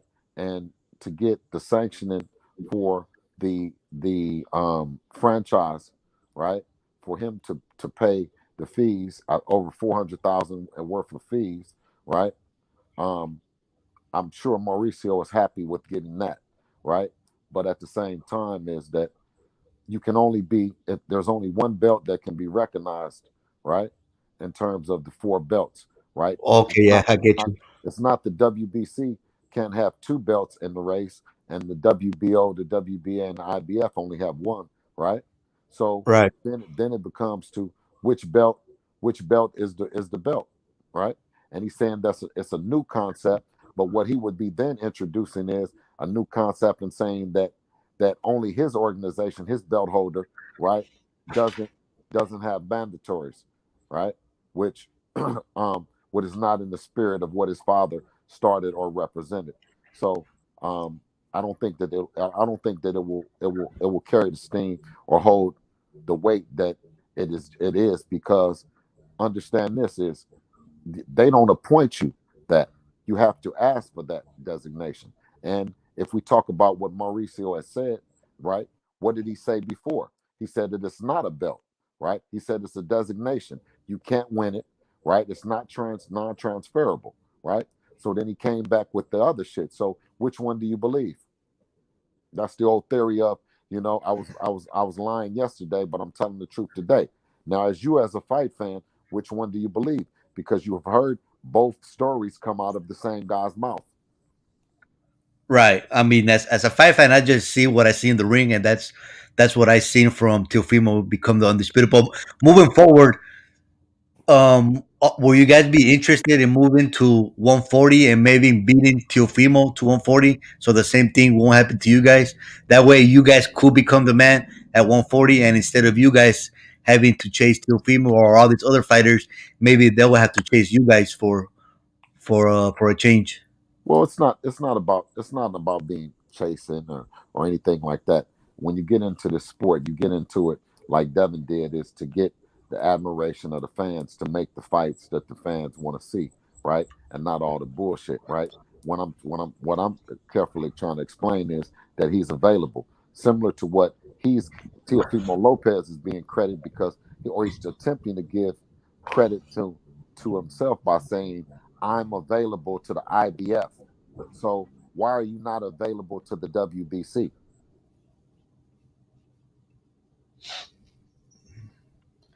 True. Excuse me. Bill, can I ask you a question, mate? Wait. Let me finish. Let me finish rapping with my man for just 1 second. So if he's not available, if he's available to Cambosos, why is he not available to Devin Haney? Why? Who Teofimo? Well, he just What? said because that's his mandatory, right? Right. Okay. So after he finishes that, why is he not available to Devin Haney? Then after that, Well, we don't know who's going to fight after Cambosos. Nobody knows that. he doesn't Maybe have a he'll fight mandatory. Haney. Okay. Does he have a mandatory with the WBC? No, because he's the franchise champion. Okay, so why is he not available to Devin Haney and the WBC when we've had every belt in the WBC and Lomachenko never defended the WBC belt? So you're asking me why Teofimo's not available after Gambosos, but we don't know what Teofimo's going to do after Gambosos. Maybe he'll fight you guys. We don't know that yet. No, but what I'm saying is though, maybe, but why can't Devin challenge Lomachenko? I mean, challenge Teofimo Lopez the same way that Cambosos is trying, and make it a mandatory where you got to do it, not no, you know what I mean, chasing a motherfucker, and no, maybe and all that. Why can't Right. Devin? Why can't Devin do the same thing as Cambosos? What did Cambosos do that Devin didn't do then? No, I get you. That's what I'm saying. In your guys' case, you guys could position yourself at 140 No, before. no, no, no, no, no, no, no, no, no, no, no. Don't move us to 140. Why can't we do the same thing as Cambosos is doing at 135? What makes Cambosos special enough that he's qualified to Okay, I force? understand what you're No, saying. no, I no, understand what you're saying. no. He's qualified to force Teofimo Lopez. Didn't you say he was Right. forcing him to fight? Yes. Why we can't force him to fight?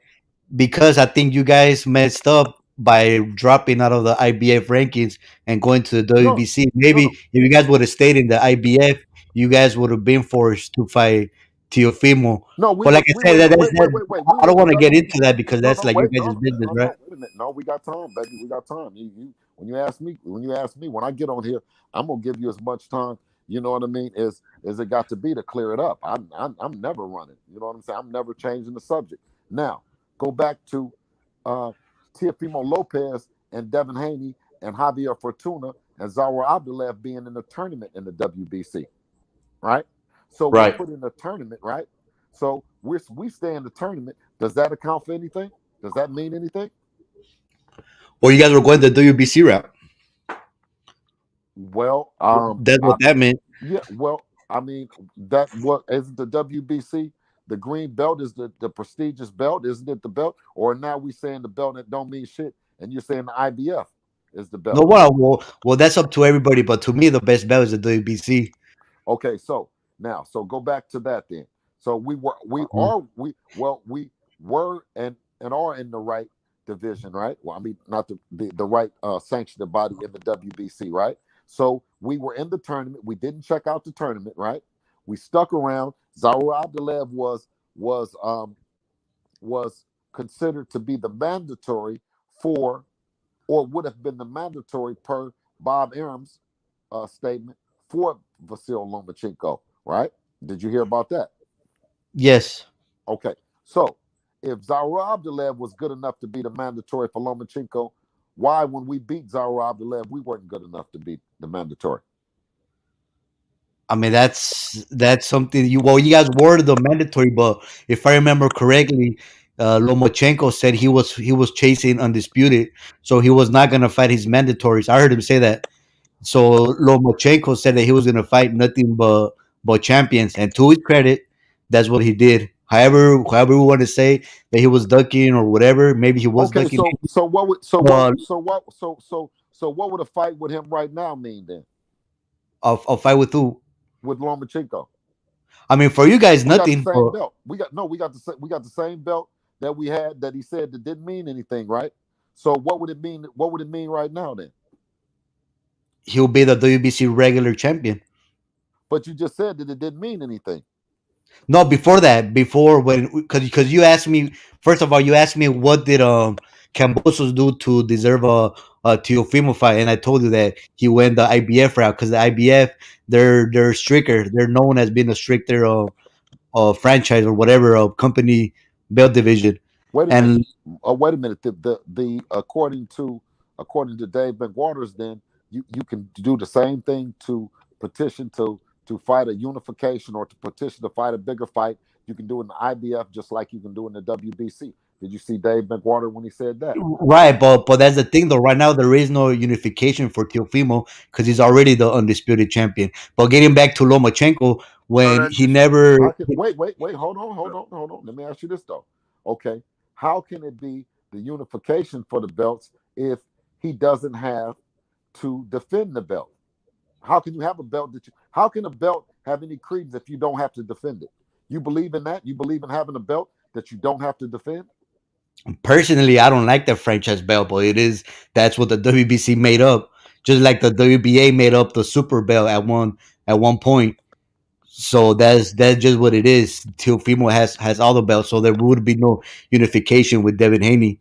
And even you admitted it right now earlier that he would have to drop that belt if he was to beat Devin Haney because he's not going to keep both belts or whatever. What I But said getting is back to the no. I said that we come with the WBC belt, right? We come with uh that belt. So if you won the belt, right? So then you are the WBC champion and the franchise champion because we bring the belt. What we're not bringing nothing else. What would we have then? What if we came to the fight? Then what would you say is that we're not bringing the belt? So he would it actually would be a win that. great fight, but it wouldn't be a unification fight, according to Mauricio Suleiman. Okay, That so let wouldn't me be a ask you this then. unification. So what would he win if he fought Devin Haney? He'll just defend his unification status. He'll become his undisputed status. That's how he's gonna win. He's gonna Wait a count minute. Hold on. Wait a minute. as a defense for all four belts. Hold on.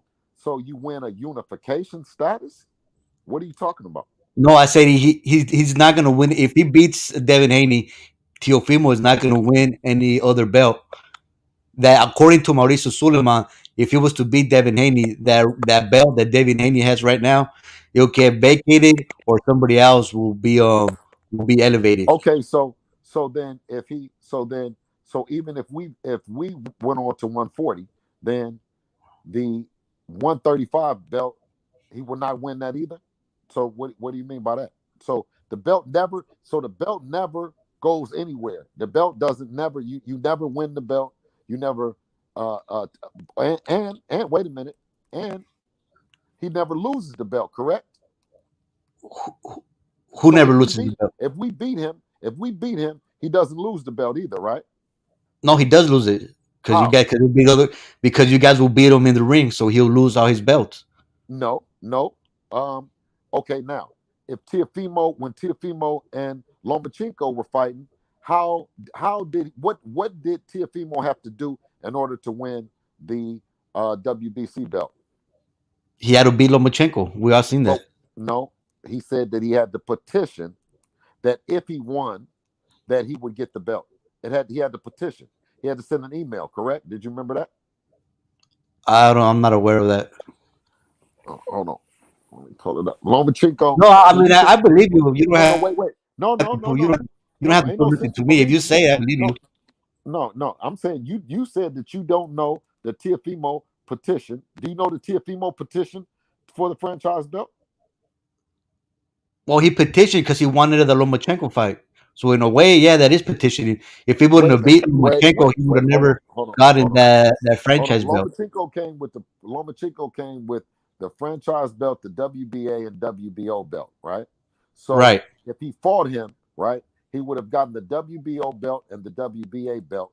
But you can't win the franchise belt unless you petition. Then, correct? What at least according to what the events that happened, right? He petitioned. Did he not petition or no? Teofimo Lopez. Well, yeah, because he won. He beat Lomachenko. So why? Okay. So let me ask you this then. So why can't we? If he can do it, then what can the rest of the WBC do then? As far as the rest of the WBC, as far as what? As petitioning for the fight for the WBC belt. How do you get the franchise belt? Right now, by beating Teofimo Lopez. Okay, and how do you do that? You gotta. What do you mean, Bill? You gotta face him in the ring. What you mean? How do you gotta knock him out.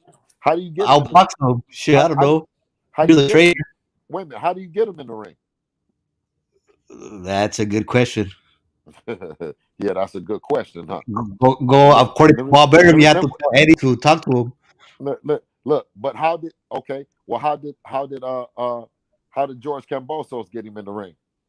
Arrow and Eddie made a deal, or Thriller. I don't know.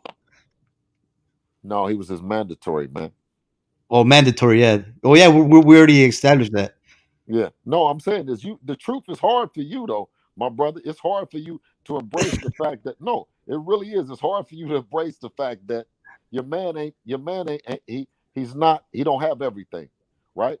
And listen, if it was a case, give me 1 second. If it was a case of adding the belt, which I have no problem with him adding the belt, you can add as many belts as you want to. But even you said that the WBC belt is the prestigious belt. It's the belt to have. Didn't you say that? Yeah. That's the one that Devin got. And Teofimo has the other one, which is the franchise. Who else got that?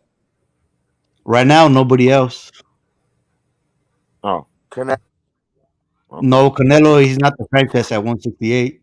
He has Canelo, he already moved on from 160.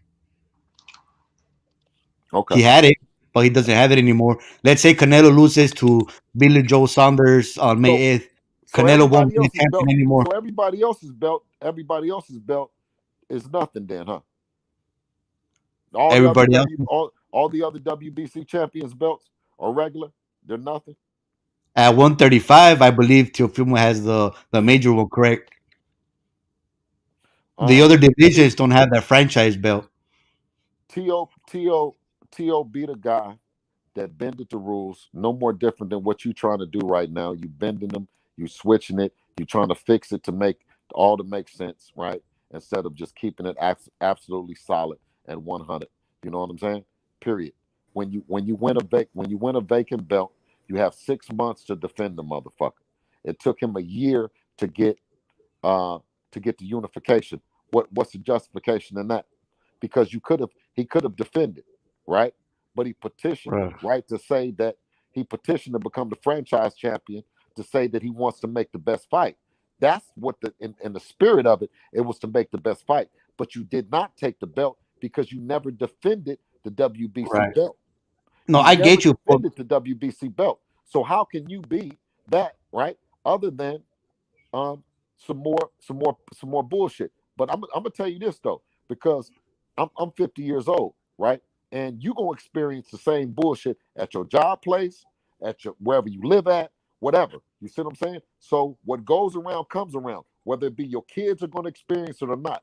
People want to sit up here and play stupid, but that bending the rules, that switching and moving the goalposts, dog, that don't mean shit. You see what I'm saying? Right? Right. But The people isn't know. that something that you should be pressing Mauricio Suleiman about?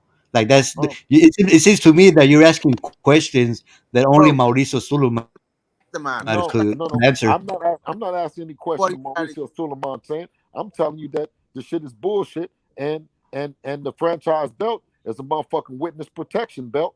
You see what I'm saying? That if you go talk to him, if you send an email, if you tell him what the fuck you gonna do, but that's not some shit that a real WBC champion, a real hard hitter, a real guy that wants to smoke is gonna ever do. He's never gonna go up and go talk to a motherfucker and say, please give me something that's gonna stop me from being able to be in the middle of the smoke of the Javier smoke, the Lomachenko smoke, the Linares smoke.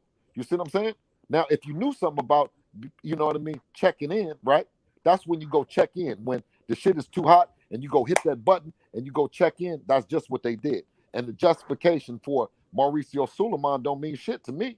You see what I'm saying? I Because mean, right, but as a fan, already seen Teofimo go through the fire. Nakatani was a hard fight. Richard Comey, he was an underdog against Comey because Comey is a hard hitter. Nakatani was not a top 10 fighter when he fought him. He was not a We top just seen 10 him knock fighter. out the other guy. We just seen Richard Comey not knock out his opponent, and then Teofimo. I mean, Let's talk about Nakatani first. Nakatani was not a top 10 fighter. I believe he was. Bill, No, he wasn't. Bill, how you doing? I got Bill real quick. I got 3 questions for you, Bill. First off, how's Devin Haney doing at this? This being Israel, how's Devin Haney doing at this moment? Hey, good, brother. He's in Miami. Oh, he's down here in Miami? Yeah, he's still there.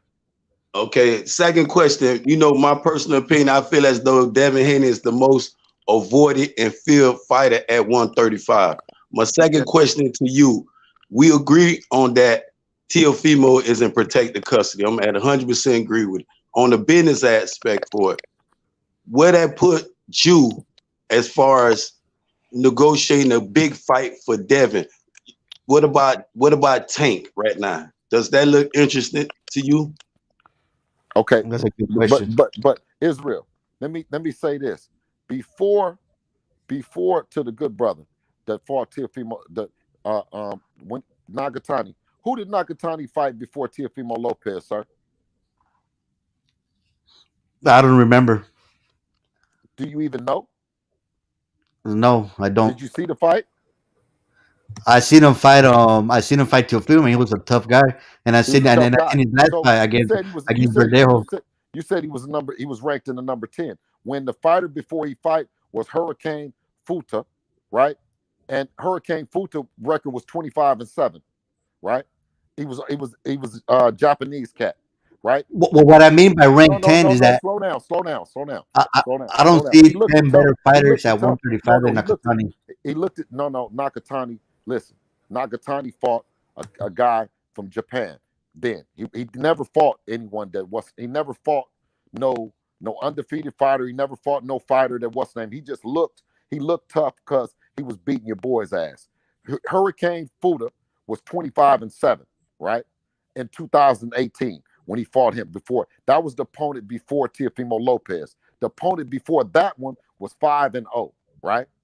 What about top 10 is this, right? What about top 10 is that?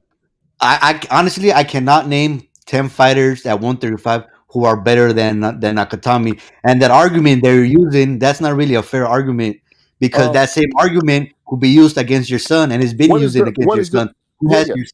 Who has your son fight? So for you to use that argument, it's kind of messed up. Gamboa was a multi-division world champion. Gamboa was Gamboa also had beat. He's past his prime. No, you can't say past his prime when you just said Nagatani was slugging it out with Teofimo Lopez, right? His fight, he's never been a world champion, right? You give him props, right? But you won't give Gamboa props when Gamboa just went 12 with Tank Davis. But he's past his prime. Come on, man, knock it off. Now, what I'm gonna tell you is that what is the OPBF title? I have no idea. It's the first time I hear that in my life. Okay, that's what I'm talking about. That's where he was fighting at. That's where he fought Hurricane Futa for, right? He also fought the Azuki Tamaki, Ampio Surio, Ryan Sermano, Kreya Saflatan, Alan Tanada. Do you know any of them people? No, okay. But that's what I'm saying though. You're using the same argument that could be used against your son, though. What I'm saying is you just gave credit to, you said, oh, he fought tough fighters. He fought Nakatani. So I'm trying to slow down with you and say, what about Nakatani was tough? Or did he give Teofimo a tough round?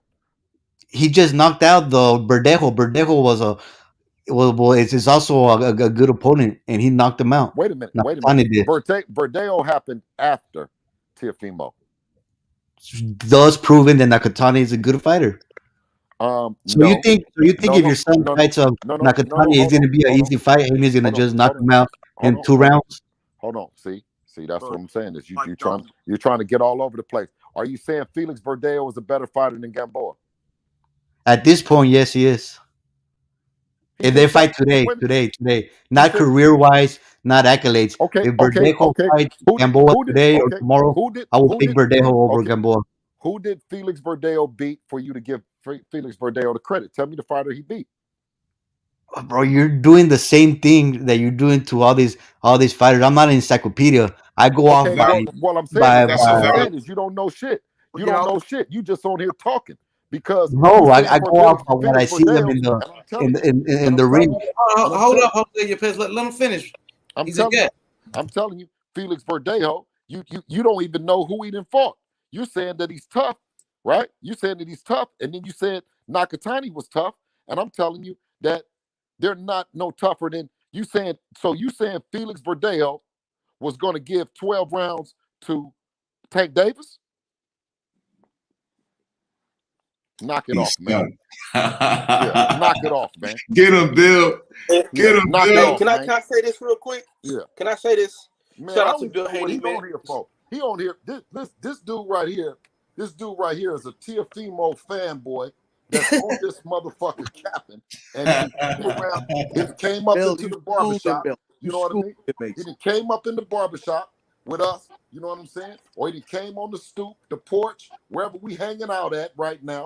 You see what I'm saying? And he out of pocket. He got caught out of pocket. Go ahead. Okay, Kyle, go ahead. And Mr. TY, I want to hear what y'all got to say. What's going on, man? Bill, town business in the house. You feel me? Yes, sir. Yes, sir. You know how we do it. Every time we talk, man, I enjoy it. But I gotta say this, man. Felix Verdejo dropped that dude a few times, and if he didn't get greedy, he would have won that fight. He all he did was gas out. That's why the Nakatani dude even won that fight. So let's quit horsing around with this Nakatani bullshit. And this is my thing. Y'all keep bringing up this franchise championship, but if the man didn't beg and cry and plead to get it, there will be no franchise championship, bro. So let him fight Devin Haney. Quit all this other bullshit we talking about and get in the ring with Devin Haney, bro. We don't want to see him fight nobody else but Devin Haney, and that's a fact. That's all I got. Bill, can I think that the one guy who won the fight had a good for a moment. He had a good question on the part with Bill was cooking. Go ahead, Mr. TY. No, I said I had to take another call. I just came in when Bill was cooking. Like I said, I'm still on my initial vote, man. I don't think Loma wants it, man. I think he cloud chasing. And I'm still curious is who's supposed to make the fight? Who is Loma supposed to have a bag for y'all? You have a bag for him? If he really wanted it, who initiated it? Do y'all both just kind of agree, or do you have to chase somebody down? No, we go ahead and we talk about it. Do we talk about it no different than they've talked about it with Anthony Corolla? No different than he talked about it with the rest of the fighters that he fought with Matchroom. I don't know why. So who calls who first? Who calls who first? Well, we initiated it, so I guess we call first. Thank you. Because he's not a champion. You know what I'm saying? He's not a champion. He's not in the position. He's not a champion. He's not in the position to force us to do nothing. You see what I'm saying? Right. That's why I was asking. That's what I was saying. The position that he's in now, I wanted to know who was supposed to make the initial proposal, or is it just something like who makes the call? Right. Pushes the envelope. But again, he doesn't have no belt, so he can get on the back of the line. As far as I'm concerned, he didn't work his way up there, in my opinion. Like he just started getting these really, really tough fights, and he's not following through. You know what I'm saying? So he was top notch, but now he just want to kind of jump the line. So it's really up to y'all. But I think Haney spanks him anyway, regardless. I mean, the thing that's more, blatantly disrespectful is that the fighters, they don't even the fans, you know what I'm saying? The fans don't know shit. You know what I mean? Like the guy, he don't know shit. He don't know who this person. I know T was undisputed. I do know that. Person, Man, Jose, Jose don't know shit. Jose just talking. He keeps saying that the man, because Nakatani. Nakatani wasn't none of that, dog. Nakatani was just a fight that he was supposed to use as a development fight to get him ready for Richard Comey. You know what I'm saying? Nakatami's a Japanese warrior. Okay. Huh? He's a warrior. He's a kamikaze. The Japanese fighters are tough, man. You're still sleeping on the Japanese fighters. No. Japanese fighters are tough. Mexican fighters are tough. Black fighters are tough. Russian fighters are tough. You know what I mean? And alike. You know what I'm saying? We ain't got no problem with that, right? But when you talk about fighting undefeated fighters and fighters that's not coming to lose, right? How many times have Teofimo fought undefeated fighters? How many times has Lomachenko fought undefeated fighters? How many times have Richard Comey fought undefeated fighters? You see what I'm saying? Hey, H Money, pull up that box rec, man. Pull up that box rec. Let's cook a little bit. Okay, his first loss was against Salido, and Salido, he wasn't no slouch. Are you gonna say Salido was a bum too? That he has found nobody? Oh no, I'm saying that. Was Salido good? Yeah, was he good for you, or was he a slouch? Gamboa beat him. So what you got to say about that? How many years ago? How many years ago? What difference did that make? You just said he was good. What the fuck are you talking about now? Gamboa is not good right now, Bill. You can't say Gamboa is a good opponent. Wait a minute. Salido was good. Wow. He was good. Wait a minute. He was good enough to lose. I mean, he was good enough to beat Lomachenko, but he's not good enough to have lost to Gamboa. Gamboa was a great fighter in his day, but he's past his prime. Gamboa has been knocked down like 100 times. How many knockouts does Tank have? Tank, he knocks everybody out. I don't know exactly how many, but he knocks everybody out. Well, who gave him the longest? Right? Who went 12 with him? Who was the only fighter that went 12 with him? I can't remember. I know he knocked out Gamboa. Okay. I do know that. Who was the only fighter that went 12 rounds with him? You tell me. Gamboa. Bro, okay. Hey, listen. Hold on. 10 months. He still got knocked out, Bill. It doesn't matter if he went 1 round, 2 rounds, 3 rounds. Gamboa got knocked out by Tank. He knocked him out. He Yeah, went slow 12 cooking. rounds with Okay, with but one 12. leg, Okay, and but nobody ever did okay, that. but wait a minute. But 12. He went 12 rounds with him. He went 12 rounds with him 10 months prior, right? And you consider you consider Tank to be the bad motherfucker. We're not talking about that. We're talking about Tank being the bad motherfucker that he is. He went 12 rounds with him, and Devin he didn't, and Gamboa didn't touch Devin, but Tank had 2 black eyes at the end of the fight. So do you think an old guy should give a young guy that much work and black eyes and all that other shit? Because remember, we picked Gamboa because no one else raised their hand. Right. So I'm not shitting on your son for Gamboa. I think there's a misunderstanding. But what I am saying is that our original conversation was that Teofimo Lopez, he has been through the fire and he has fought more tougher opponents Okay, than hey, Devin listen, Haney. who This is no shade at your okay, son. I'm This saying is you no keep shade saying at this your guy son. right who here. did Richard Comey? Hold on, let me ask him this: Who did Richard Comey beat to become the world champion that he is? I think it was that Beltran guy No, it or wasn't something Beltran, like bro. that. That's a lie. It wasn't Beltran, bro. Stop it. You He did hyping beat up. Beltran. No, what you're doing, you're hyping up the fighters on Teofimo Lopez's resume to hype him up, and you can't do that. We got Nakatani's box rec right here, so Pull we it can up. find out. You saying he's such a tough fighter, but let's look at his resume since you hype him up. Well, let's look at it. Yeah. Okay. You know And about let's look at and you know since we're gonna about do that, you know. I'm just hold let, up. You know about Hurricane go ahead. Fuda with 7 losses. This guy before he fought Teofimo Lopez. What about Uzuki? Well, five fights. This is what he's fighting, and you saying he's good because he beat Felix Verdejo, who got beat by Lozado and got dropped. Who did Verdejo beat? Since you saying that's such a good win for Nakatani, who's a slow fighter with no defense, no head movement. Devin Haney will beat the fuck out of Nakatani, and Teofimo Lopez struggled with him. Stay on his throat, Dave. Stay on his throat. We don't know that until they fight each other. We won't know No, that. We won't hold know up. that Haney is Teofimo gonna beat the Lopez shit went out life of and death. He went Nakatani. life and death with Nakatani, who's a nobody.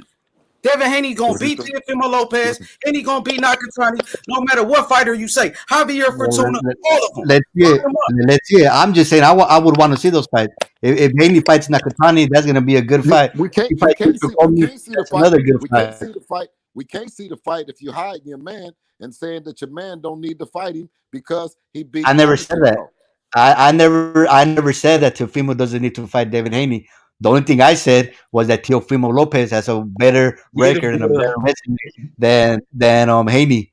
And that's no shade at Haney. They're still both young fighters, maybe at the end of their career. And to me, that's kind of that's it doesn't matter right now because they're both young, and I believe they're both going to fight each other eventually. Now, So there let's is go no back question to that Teofimo is gonna fight Devin Haney next. So are you ready to take Nagatani off of the list of saying that he was a top 10 fighter before he fought Teofimo Lopez? No, I don't believe there's 10 fighters at the 135 division better than Nakatani. I cannot. Me as I'm maybe asking you you. can, No, I'm saying since you have so much I'm asking knowledge. you. But me, I cannot name 10 fighters better than Well, Nakatani at well, you 135. don't. Well, you just admit you don't have no knowledge. Then, if you're saying that you don't know now, because I'm asking you, if you look at the box rec, does the box rec represent a top 10 fighter before he fought Teofimo Lopez? Because he's never even fought a fighter in the United States. He fought Lopez and his last guy, Verdejo. I said before Lopez. Okay, before Lopez, that don't mean nothing. What do you mean that doesn't mean nothing? Just because he hasn't fought nobody from the United States, that doesn't mean that he's not a top 10 135 pounder. Hey, Verdejo was in his ass before Verdejo got knocked out. Verdejo was in the what? Verdejo dropped him 2 times in that fight. He dropped what's his name? Motherfucker. What's his name, bro? Nakatani. Verdejo dropped Nakatani twice in that fight, almost knocked him out. Yes, I know. I seen the fight, and then Nakatani knocked him out. Because he ran out of gas, of course. So now we're good. He got beat already too. Lozado beat him better than Nakatani did. He could even drop Lozado. Like saying, that argument doesn't work for me. That's like saying, no, you know bro, what? you're hyping Nakatani, like I said, man. the Clippers were beating Stop the with the Lakers games, man. in We the can make first the half. fight happen with Teofimo Lopez next, if that's what you want to do. And he I gonna want to beat make it Teofimo happen. Lopez. I'm a fan, so I'll be all for that fight. So why it can't Bro, happen then? now you're a fan, bro. Why it can't happen? What's Because stopping the fight? What's stopping the fight? nobody's stopping that fight. That fight is gonna happen eventually. I don't know why y'all keep saying that it's not gonna happen. Devin will eventually fight You, Teofimo Lopez. you, It might not be eventually, we next can because make he it has his happen next. mandatory. No. We want to prove Devin is the best fighter in the world. He wants Teofimo Lopez. Let's do it. They got history. He been clout chasing after Devin Haney from the beginning. Now when he win the belt, he don't want to fight him now. Before he sent Devin Haney offers. He lied to the fans. He never sent shit. Why did he get out the WBC tournament if you agree that the WBC is the best belt? And why did he get out the WBC tournament? Because Lomachenko has said that he was not gonna fight anybody unless they were champions. That's something that you guys are just not saying here. Lomachenko out of his own mouth, and Bob Arum said this too, that he was not gonna be fighting his mandatory. So when Teofimo heard that, he did the smart move.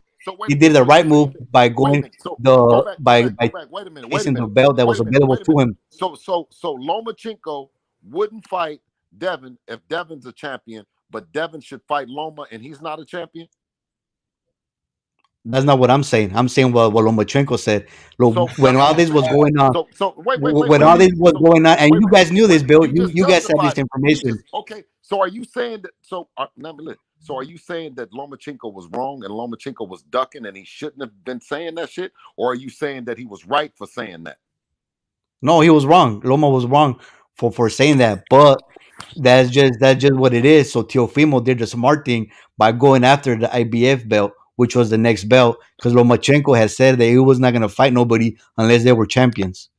And to Lomachenko's credit, which was right or wrong, that's what he did.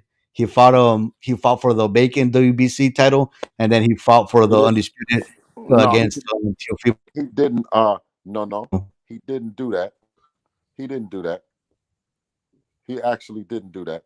He didn't do what? When you talk about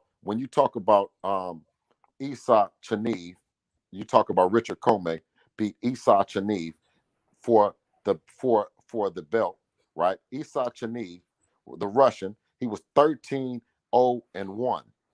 right?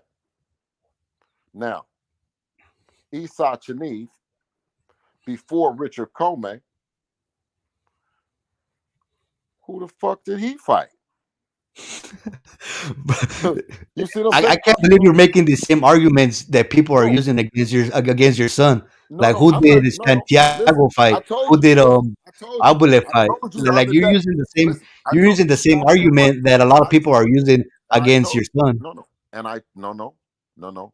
I'm telling you is that I've taken off the gloves and now I'm matching the same energy with what the fuck y'all saying. You even saying it yourself. So all y'all can get together and I'll ask you then.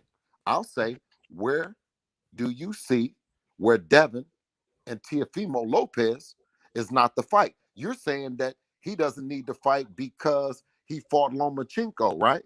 You said because he beat the guy, and I said, well, that doesn't make sense because now he's gonna fight Kambosos. You say, oh, well, that's his mandatory, and I said, well, that doesn't make sense because he should have a mandatory in the WBC as well. You said, oh no, well, Mauricio said that, and I said, okay, well, that's fine what Mauricio's saying, but the people still should say that doesn't make sense.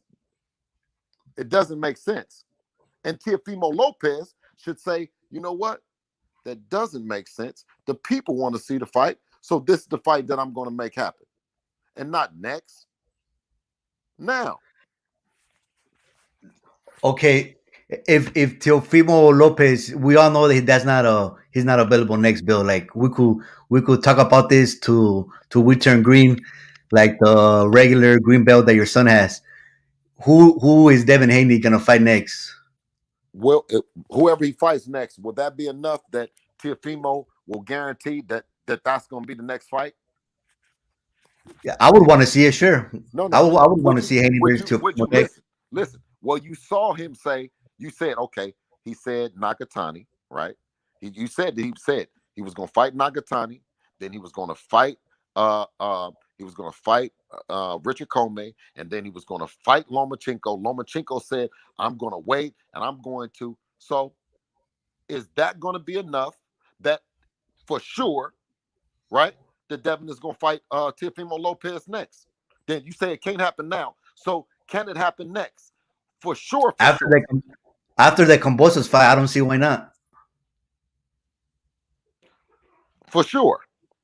So if it doesn't happen, if he doesn't make himself available, then is he a duck? Well, I can't call him a duck because he's been fighting champions. He fought 2 champions in a row. So there's no way I'm going to call Teofimo Lopez a duck after he just finished fighting 2 champions in a row. And he fought the number 1 pound guy. That's why I told H. That's why I told H. It don't matter who he fight, because it doesn't matter. What you guys are going to then say is that you're going to pick somebody else. You're going to pick somebody else. You're going to avoid it just like he did before. Man, the dude don't want it, right? He's not. Listen, he's a Mex. He's representing y'all, right? He's representing you. He's representing what y'all talking about. You as a fan, you see what I'm saying? But that's what y'all fan. That's what the Teofimo Lopez fans are. You know, that's what y'all represent. You see what I'm saying? But that's not what we represent. We here for it. You see what I'm saying? And if you're talking about who we gonna fight next, shit, shouldn't they be hunting us like we hunted? Right. But like I said, that fight is going to happen, Bill. This is not like a Terrence Crawford and an Errol Spence situation where both fighters are 30 years old, passing their prime. Both are young fighters. There's no reason why Teofimo and Devin Haney are not going to fight in the next year or two. I see no reason why they're not going to fight each other. You guys, I understand your point of view because you want an X and you're chasing the man, which is Teofimo Lopez, and I understand that and I get it. You guys are doing. Pull up Lomachenko's box rec. H. You guys are doing what Teofimo Lopez was doing to Lomachenko, which is chasing the guy. And so I get it. I'm not. You guys are supposed to be doing that. Let's pull up Lomachenko's box rec. Okay, I got you. He beat Lomachenko. He beat Gary Russell. Is Gary Russell a good fighter, or he's also a nobody? We know what happened. Gary Russell is a 126 pounder. He's a small fighter, right? He's a small. No, but Lomachenko beat him. Is he a good fighter, or was he a nobody? Yeah, he's a good fighter. He's a good fighter at 26, and also Guillermo Regendao. What weight is Guillermo Regendao? Right now, I believe he's at 118 or 122. Okay, so all right, let's see. Let's take a look at the box rec and see what we got going. How about Walters? Was he also a good fighter, or was he also a nobody? Walters had already had a draw when he met up with him, so he already had chinks in the armor. So this Vasiliy Lomachenko, 14 wins, 10 knockouts, 2 losses. Okay, he got beat by Orlando Salido. So we're gonna go to the beginning of his resume. He took his first loss in his second fight to Orlando Salido with 12 losses. Remember, Gamboa did beat Salido. So let's give Gamboa some respect because he beat. Oh, Gamboa was a great fighter. Ain't nobody saying Gamboa is not a great He's fighter. still a good fighter too. He's still a good fighter. Not no more. He beat most of these guys. Yes, he is. He went 12 rounds in Devin Haney. The man almost beat Terrence Crawford, a gold medalist, 2-time world champion. You guys got to start respecting fighters, man. Especially, I almost won the lottery. Hold on, bro. Especially a future Hall of Famer like Gamboa. He's gonna be in the Hall of Fame. Was washed up. Let's keep going. He's not washed up. He went 12 rounds with Tank. You constantly disrespecting fighters, bro. Hall of Famers again. So okay, yeah. Now this is what he's done. This is what he's done in the featherweight division, right? This is what he's done in the featherweight division, right? Okay, you keep going up. You're 24-2, 20, 25-4, right? Now let's get to, because Gary Russell, okay, that was the undefeated fighter in his beginning, right? So that's 1, right? You go up, you keep going up. These are all guys, just losers. You talk about Nicholas Walters. Let's stop right here. Featherweight. A featherweight fighter, right? Good. Yep, at 129. Okay. That's 130. Huh? Yeah, 129 130. and a half, 130. Okay. Super featherweight. Okay. Now let's go up. Let's continue to go up to, let's go up to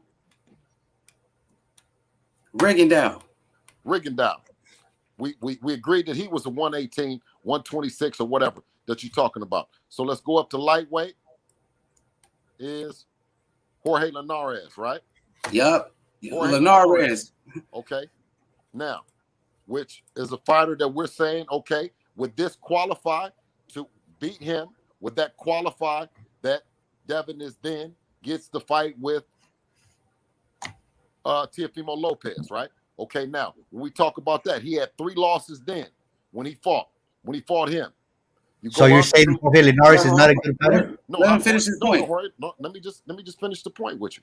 Okay, at the lightweight division. Now this is the lightweight division here, right? 134 and a half, right? You got 3 losses. Go up again to another fighter. The next fighter is Jose Pedraza. Another fighter that has lost, right? Go up again. Alex Corolla, who's a matchroom fighter. Fighter. Another fighter that has losses. Okay, go up. 6 losses. Remember that. Okay. Then it's Luke Campbell. Another fighter with losses.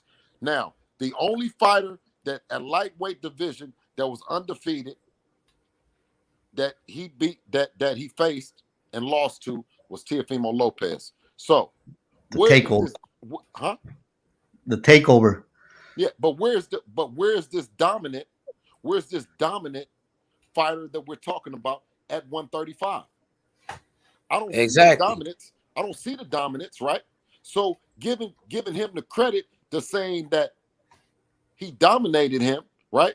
And he was dominant in the 135 pound division, right? Is blasphemy. He struggled with everybody. I want to ask the gentleman on the panel, what's his name? Lopez, right? Haney? No, you. Oh, what's up? Okay. Let me ask you a question. Can you scroll down real quick, H Money, to scroll down a little bit? Yeah, start right there. So let me ask you a question. Is Luke Campbell washed? Luke, is he washed? I'm asking you a question. Is Luke Campbell washed? How many losses Luke Campbell has? I think Ryan was his third or fourth loss. Okay, how many losses Gamboa has? Right now, like another 4 too. Probably like 4 losses. Let me correct you. Particular fight with Gamboa and Castillo, that was a factual draw, right? So, how many top guys Luke Campbell lost to? I just told you he has like 4 losses or 3. And how many losses Gamboa has? Like 3 or 4 losses too. All right, so who's younger, who's older? I have no idea. Who's younger, who's older? Gamboa is older. Okay, so if Gamboa is older and he went and lost to top guys and went to 12 rounds with a younger guy at that, with Devin Haney, and he gave his free smoke back to back. Bro, Gamboa was in the Olympics like in 2004, 2006. Gamboa was disrespecting Gamboa once again. Hold on, bro. Future Hall of Famer, man. Gamboa was watched. Respect fighters, bro. Respect fighters around here, bro. Cut me off, bro. What I'm saying is, you saying Luke Campbell washed, plus he's younger, plus he has earlier defeats. So I never said Luke Campbell was washed. Is Luke Campbell washed? I just said no. I don't know why you're confusing me with your question. Like, what are you trying to get at? Is Gamboa washed, according to you? Well, according to me, he is. Okay, is Luke Campbell washed? No. What makes Luke Campbell not washed when he's younger and got 4 losses from top guys? When Gamboa, you just answer your own question. I'm asking you. And you just answered it for me because he's younger. So Luke Campbell is washed, and he's younger. I said no like 100 times. You can deflect, bro. What I'm saying is Gamboa factually has 3 factual losses, and Luke Campbell has a factual 4 losses. So All right. So Take what's one your fight. point? Take one fight in consideration when it comes to Gamboa. Exactly. Yeah. Hey, you know what? And Linares beat Luke Campbell. And what does that say when Devin Haney beats Linares, bro? What does that say? Devin Haney fighting the That's top gonna be a guy. good win. What it That's says, gonna be a Devin good Haney win fighting the for. top. Hold up, bro. Devin Haney fighting the top guys. He's ready to fight every champion. He's fighting former world champions, former Olympic gold medalists, and you trying to downplay his resume. Stop it. And on top of that, Luke Campbell got his run back with Mendy years later. See, the run back difference, the difference is Gamboa could have had a run back with Castillo. And plus also that last opponent with Castillo, Gamboa was on his free smoke, which he had a common opponent with on a previous fight. And he fought them back to back. Like Yeah. he All right. fought Let me get this straight. Like he fought Tank Davis and Devin Haney back to back. That's free smoke. So let me get Gamboa. this. So according to what I'm trying to listen here, is that Vasiliy Lomachenko is overrated. He's not a good fighter. David, At lightweight. We talking about at lightweight, bro. He just told you at lightweight. Who did he beat Homie at is trash. lightweight, bro? He beat Linares at lightweight, and Devin Haney gonna beat Linares better. And Linares dropped him.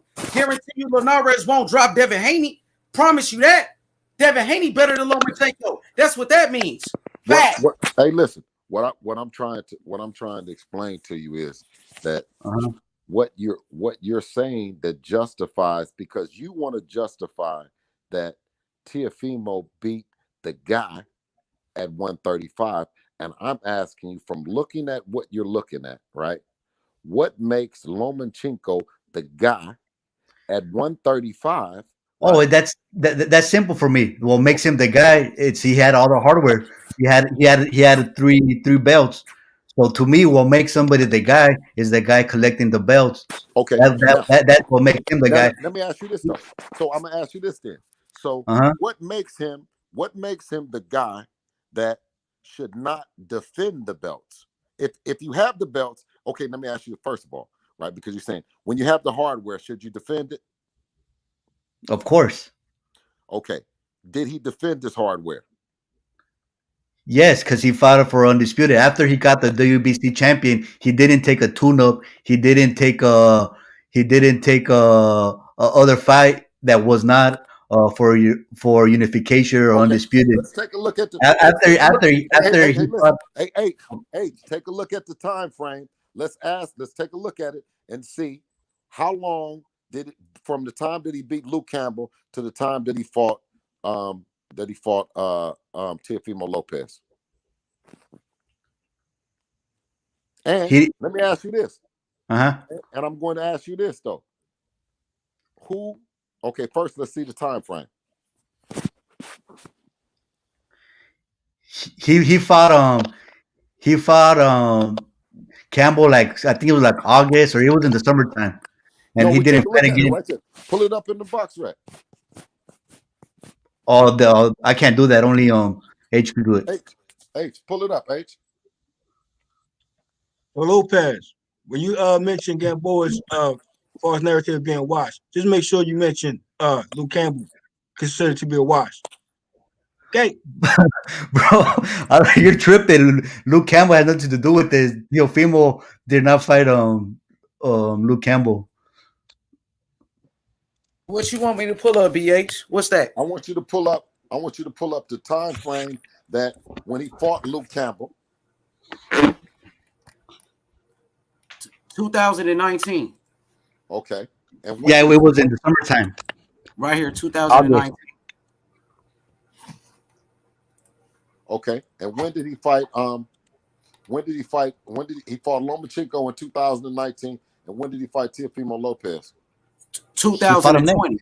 2020. Okay, so how long was that from the time? It's about I would say a year and close to a year, something like a year. Like a year? Around that rate. Yep.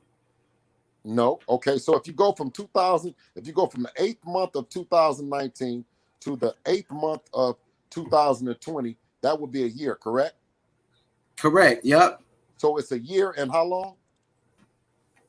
Like 2 months. Okay. So a year and 2 months, right? Now, when you get a WBC belt, a vacant belt, how long does it take? How long do you have before you defend it?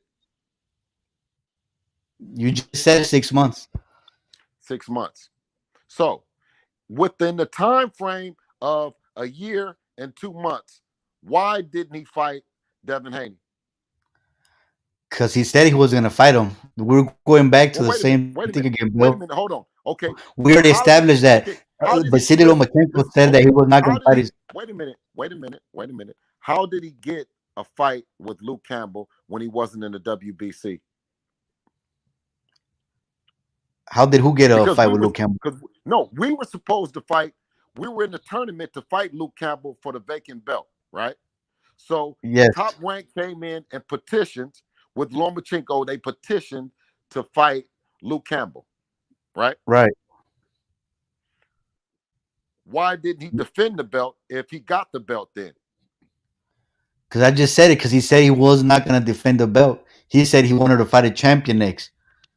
He said he wanted to fight. He actually said he wanted to fight a champ because at that time Well, wait a Teofimo minute. was going hard on him, Okay. and Lomachenko said that Teofimo was a nobody, that he needed to get a belt if he wanted to fight him. Okay. Now, If we're being real about it, Lomachenko, he actually wanted to fight Tank Davis. That's what we really wanted to fight. okay. But What belt? we all What know belt? that What? Tank Okay. ducked that smoke. What belt was he going to win from Tank Davis? No, I hear you. No belt because Okay. Tank didn't have a belt. Okay. But if we're Tank didn't being have. real, that's who he really wanted to fight. Okay. I mean, everybody wants to fight Tank Davis because we know he has that Mayweather following or whatever. No, Devin Haney got that Mayweather following. Okay. He's So now Mayweather's protege. hold on. Okay. Now, so within that year or that two, when he said that he wanted to fight a champion, was Devin Haney not the interim champion? Yes, it was. Okay. So the interim champion is the same champion that Ryan has, right? Right. Which makes Ryan the mandatory. Which means that if we didn't want to fight Ryan, right, we go and petition to be the franchise champion and vacate the belt. Okay. That's all. I mean, yeah, I get what you're saying, but I'm just saying, Lomachenko said he wanted to fight a champion, and that's what he did. He said Well, he said don't you Tank, just? I'm which was saying kind this. of a So contradiction. wait a minute. So the interim champion is not the champion enough because you just said that he would have fought. He would have fought Tank Davis, and Davis didn't even have a belt. So being the Yeah, that interim was champion, was not enough. according to Loma, it wasn't for him. Like, Okay, listen, well I would have no beef let me tell you. if That's Haney why I fights tell. Let me tell Lomachenko. you. Wait a minute. Is that a contradiction? Because let me tell you, It is a contradiction. I just said that. Okay. All right. Okay. Hey, can I jump in real quick? So did Loma duck? Loma dug to the Haney. Sure, if you put in that scenario, he did. But like I said, I don't fault him for it because he wanted it to be undisputed. He lost, but that's what he wanted to do. If Loma would have fought somebody else that wasn't a champion, that would have been a definite dug for me. But for me, it wasn't really a dug because he fought a champion. When you fight another champion, he So can't did be he considered a did he dug. get a did okay, did he get a belt that he can duck? I don't believe so. No. Well, you Because just he said fought a that. champion, Bill. I don't know what where you're getting at. He fought a champion in Teofimo Lopez. Okay, but you just said that Devin was a champion as well. Yes. So he chose a year and 2 months later to fight a champion with Top Rank, but wouldn't fight a champion in the WBC and have a title defense. So But what's also, the Bill, point? we have to look at that time frame too. That's when the whole thing happened that's going on right now in the world.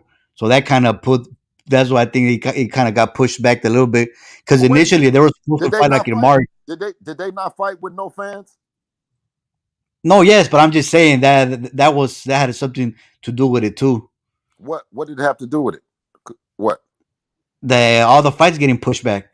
It wasn't just him. A lot of fighters on fights got pushed back due to whatever's going on. No, we were in Mexico City as interim champions, and he was a world champion. And But what I'm trying to tell you is the interim champion is good enough that when he didn't fight him, what did they do with Devin? Made him the full world champion. Okay, that's fine.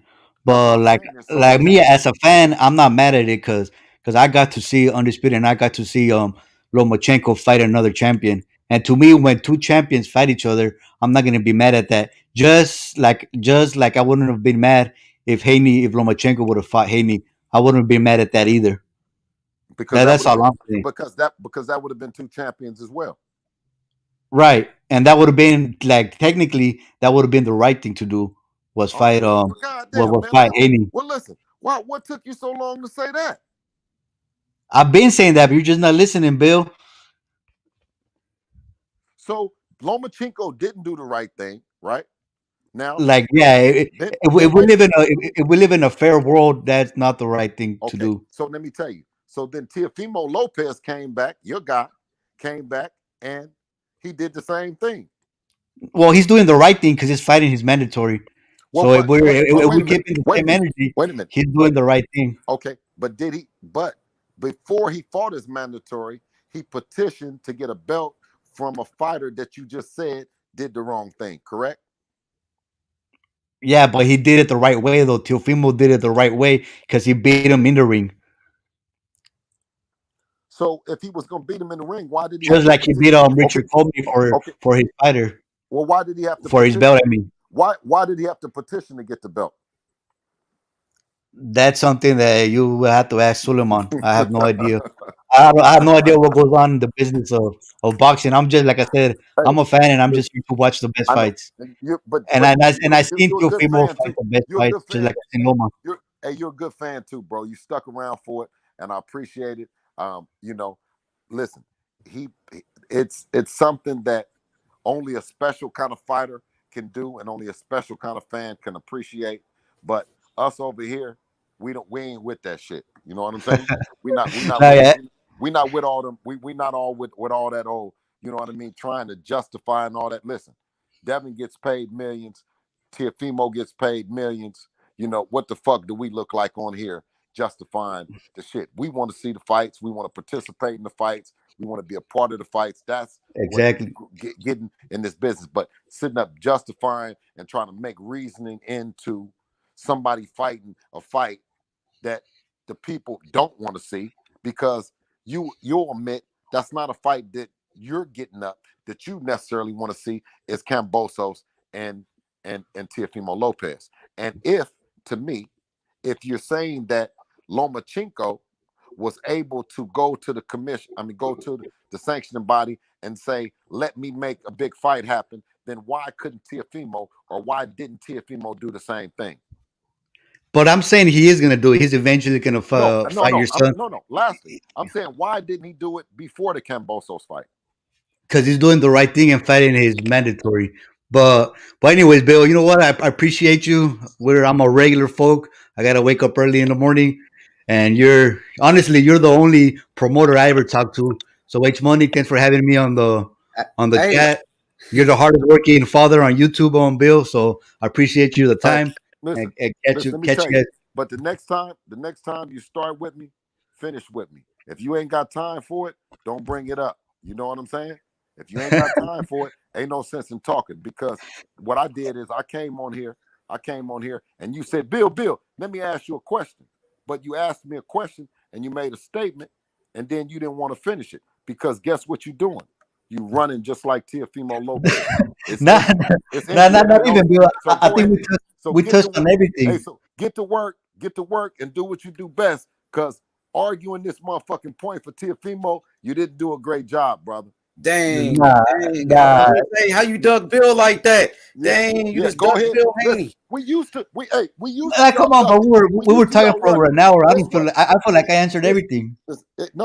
No, you didn't answer it, because I asked you the question just then is if Teofimo Lopez, he said that you said that it was making the unification, it was making the big fights. That's what they did. That's what he Uh huh. waited. Lomachenko waited. You said Lomachenko was the man. He waited a year and 2 months to make it happen, right? So Right. why that you talking about Teofimo Lopez When does Teofimo Lopez fought? Okay, when did Teofimo Lopez fight Lomachenko? Can we find out that month? It was around Halloween, yeah, around in October. October. And what month is this? February? We're in March, the first of the month. Gotta get First of the month. gotta pay your bills. November, December, January, February, 4 months. Because the 31st, you said Halloween. It's only the first, so that's 4 months. Right. So 4 months, within 4 months, you negotiating, because they've been negotiating for about a month. They've been going back and forth, purse bid, negotiating, talking about it. So you're talking about in 90 days, right? When you don't, how long do you have to defend the IBF belt before they strip you? It's like a year, I believe. Or a year. So in 3 months, you say that you have to defend, right? A fight that you know good and well that you just said you would rather see Devin Haney and Teofimo Lopez, but in 90 days, you go and do that fight before you do the fight with Devin Haney. Come on, man, knock it off, man. But you're gonna get this work now. You're gonna get this work now. But we just established the mandatory. You quick to defend the mandatory in 90 days, but you're not quick to make the biggest fight to happen in boxing, which is Devin Haney and Teofimo Lopez for all the belts. Now, listen, you can have the 4 and the 5, you can have the 4 and the 5, you can have the 4 and the 5, but guess what?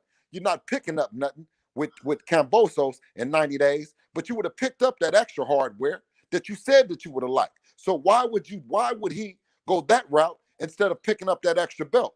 Because it's the right thing. Because it's the right thing to do. You have to fight your mandatory. Okay, well, listen. If that's the right thing, Jose, if that's the right thing to do, why do they give you a year? And why did Lomachenko just do 14 months? If that's the right thing to do, why do they give you a year? Because it's been a year since that. When was the last time somebody defended the IBF mandatory? When was the last time there was a mandatory for the IBF? Don't go back there. Why, if you're doing the right thing, right, and the people want to see the fight between Devin Haney and Teofimo Lopez, if doing the right thing means that you're doing your mandatory and you don't have to, you don't get stripped for a whole year, how is doing the right thing, going in 90 days, defending your belt, and not giving the people the fight that they want to see, even the fight that you're saying you want to see? But I'm saying they are going to make that fight. He's just getting his mandatory out the way. Why didn't he make the fight happen? Because he has to fight his mandatory, Bill. He doesn't have to fight his mandatory before a year. So if he doesn't fight his mandatory and he gets stripped, then your son is not going to have for a year. He's not going to have a chance at undisputed. Like it doesn't mean anything. If Teofimo Lopez gets stripped, it doesn't mean anything to him because he is already accomplished undisputed. But it will mean everything to you guys because if the IBF strips Devin Haney for not fighting the mandatory and doing the right thing, there will be no undisputed fight. Were they going to strip him before Devin fought? Before Devin and Teofimo Lopez fought, was he going to get stripped if he had fought on the same day if he fought Devin on the same day that he's fighting George Kambosos, right, was he going to get stripped? According to the IBF, he was. How is he going to get stripped? The IBF are known for that, Bill. They stripped Canelo Alvarez. Everybody talks shit that Canelo gets this pass and he gets to do whatever he wants. But the IBF stripped Canelo for not fighting Derbychenko, and I think he fought Kovalev. I forgot who he fought, or Jacobs. Okay. He fought one of them guys. Let's pull that up there. Can we pull that up there? Can we pull up? And the IBF, so the IBF is known for. And what'd you say, Derbychenko? Yeah, they stripped him for that. Let's pull it up, H. Okay, I got you. Let's see. Let's pull up Canelo, and let's see the point that show me what you're saying that why he was gonna get stripped, bro. Because I don't know what you're talking about. I want to see it. When Canelo got stripped. Yeah, he got stripped for the IBF. Okay. He got stripped by the IBF for not fighting. Let's pull it up. Let us pull it up. I got you. I'm pulling it up right now. Derbychenko, and if I'm not mistaken, Derbychenko fought because he about He to fought run. Triple G for that belt. We That's got a when run. Triple We G got a beat run. We got Lomachenko. a runner on our hands, boss. Pull it up. I got you. Yep, I got it right here. We got a runner on our hands. ESPN. ESPN put out the article, so we're gonna go to it. The box. So, What belt did he have? Why he doing that? so I mean, Bill, you got to do the right thing, just like you wouldn't want your son, just like what happened to your son, you wouldn't want others to do the same thing. Here you go, right here. See, there it goes.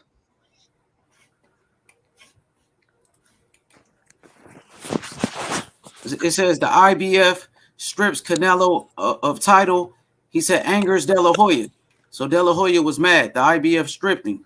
Okay, now how long had it been since he defended the IBF belt within the time? He had just beaten Daniel Jacobs for it, I believe. He had beaten Daniel Jacobs in May for that IBF belt.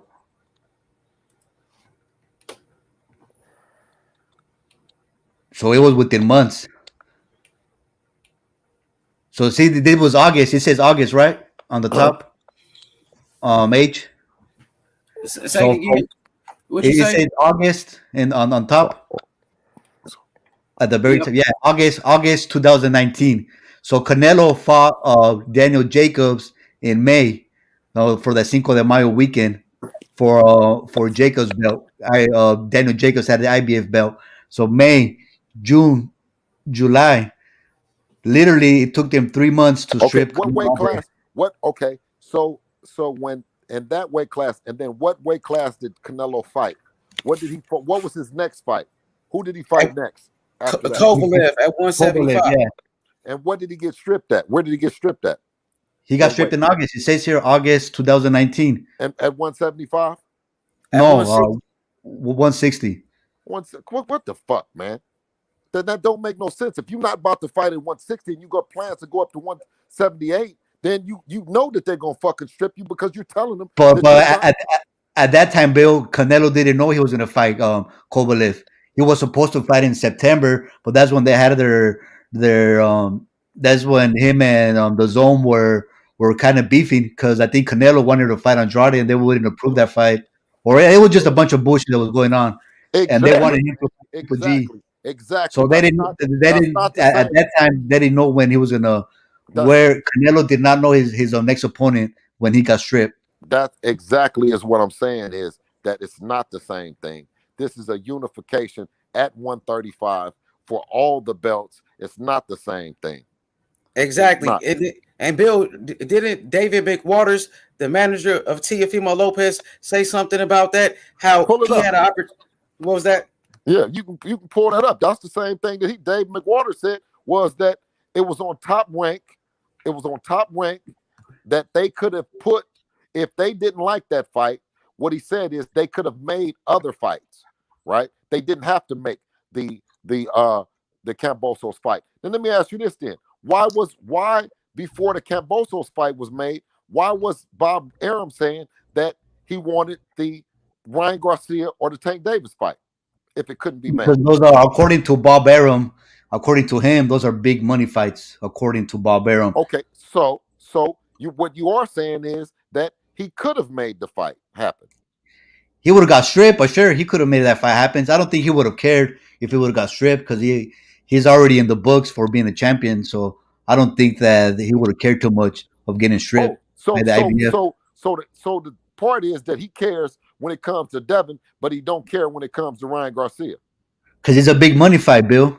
Okay, so I'm sure that would have got big money. Okay. Well, yeah. Listen. You probably say it ain't no big money fight when it comes to fighting Devin Haney. You can make that excuse, but I'm gonna tell you didn't just said it. You just said it. It's okay for him to fight. It's okay for him to fight Ryan Garcia, but it's not okay for him to fight Devin Haney. No, it is okay for him to fight Devin, but it's just that he wouldn't have had the IBF belt. Now, do you prefer to fight for undisputed, or do you prefer to fight Teofimo Lopez? Do the belts matter to you? Listen. The thing that we said was that we can make the fight happen, right? And the IBF, the WBC, WBA, and WBO would for surely be on board if the fighters wanted to make the fight happen. If the fighters had sense and the fighters talked like real people, right? We can make it happen. It's grown ass people, right? That's manipulating between these young fighters and saying what they couldn't do instead of telling them the honest to God truth. What it is that, yeah, of course that you could have made that fight happen, right? The IBF, they would have been on board. They would have gotten their sanctioning fees, right? It's not like you wasn't going to fight or wasn't going to defend the belt or you wasn't going to put the belt up. And for surely the IBF would have taken Devin or T.O. as their champion. So come on, man. Bill, that fight's gonna happen sooner than later. I believe so. In my heart, I believe that Haney and Teofimo will fight each other. Me too. So in the meanwhile, just fight somebody good. Fight Loma, fight Nakatani, Comey, Fortuna, Linares. These are all good fights for Haney. In the meanwhile, the thing that when you get with your boy and you talk to him, then is that have the same energy that he had with Lomachenko and say that the next fight after Kambosos and the next fight that Devin fights, whether it be Linares, Fortuna, or Lomachenko, that's the fight that the people gonna make, and not say the other shit. Not say that you're going to 140 to fight some people that you can't fight, right? You can't fight now with the situation with Bob. Bob already said that the roost, the chicken was gonna come to the roost, or roost was gonna come to the chicken, or whatever. Oh yeah, he's pissed off. Bob Aarons, man, at Teofimo. So yeah, you listen. Everybody is mad at Teofimo, but you. Why would I be mad at him? I just seen him fight back to back champions, and sure, he's gonna take an easy tune-up, but everybody does that. Now, will it matter to you if he fights Devin Haney at 140, at 135? Does that matter, or do you want it at 135? We should have made that fight happen at 135 for a total unification of all the belts, man, and made it big, man. You know what I'm saying? We're missing out on the opportunity to put on a great event for the people. That's all.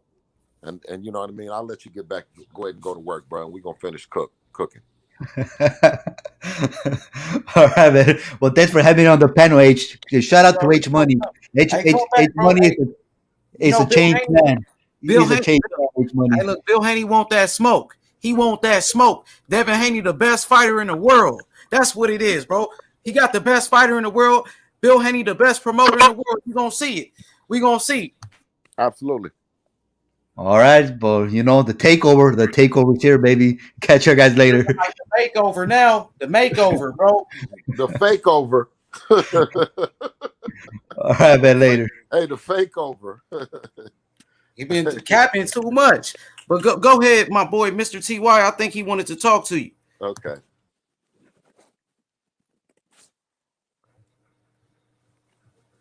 Take yourself off mute. He might be away. With JFL, go ahead, JFL. That was, hey, listen. Hey, H, that was just like talking to hey, Punch up in here, yo boy. Hey, listen, they got your boy Punch up in this motherfucker. Hey, listen, they were gonna call Punch. Punch is texting me on the phone as we speak, Come on, Punch. Hey, join the panel real quick, Punch. Hey, your H Money. What's good?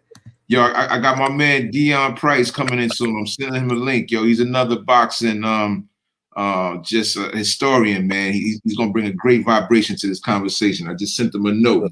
I'm about to send him the link right now. Yo, BH, I want to ask you about this Lomachenko situation, man. I mean, how does it feel? Lomachenko finally responds to Devin Haney. He finally let his nuts hang. What was your thoughts when it happened? I mean, I'm not surprised about him talking about it. You know what I'm saying?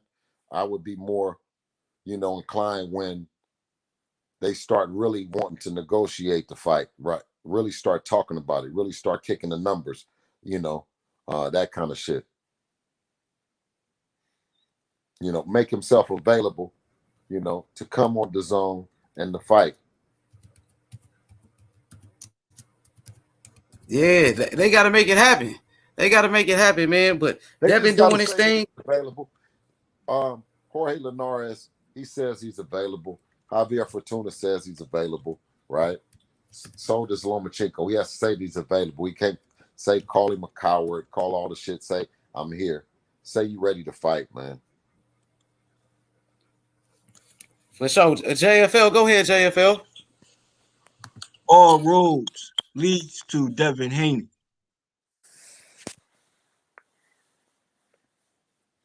The real lightweight WBC champion. Come on, Punch, stop lurking and bring your motherfucking ass on in here and get this work, man. You know what I mean? Don't disrespect the motherfucking the thing, man. Don't disrespect our thing. We come on yours. We don't just be lurking, man. Come on in. Hey, Bill, that sounds like a call out to me. We got Bill Haney calling out Punch Drunk Boxing right now. Okay. But JFL, let me hear what you got to say, JFL. Lomachenko, he can redeem his duck by taking this fight on with Devin Haney. He step up, I give him credit. And I also would say is once Tiafimo, the official ducker, once he step up, I'll say this. Beat the man to beat the man still applies in the Devin Haney and Tiafimo fight.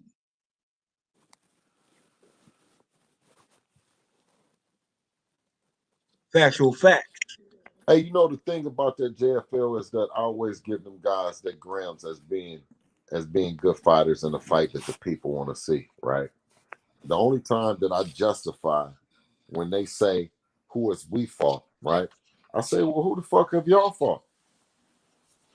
I mean, I'm gonna cussing. I be cut. I'm telling you, man. And that's a point we was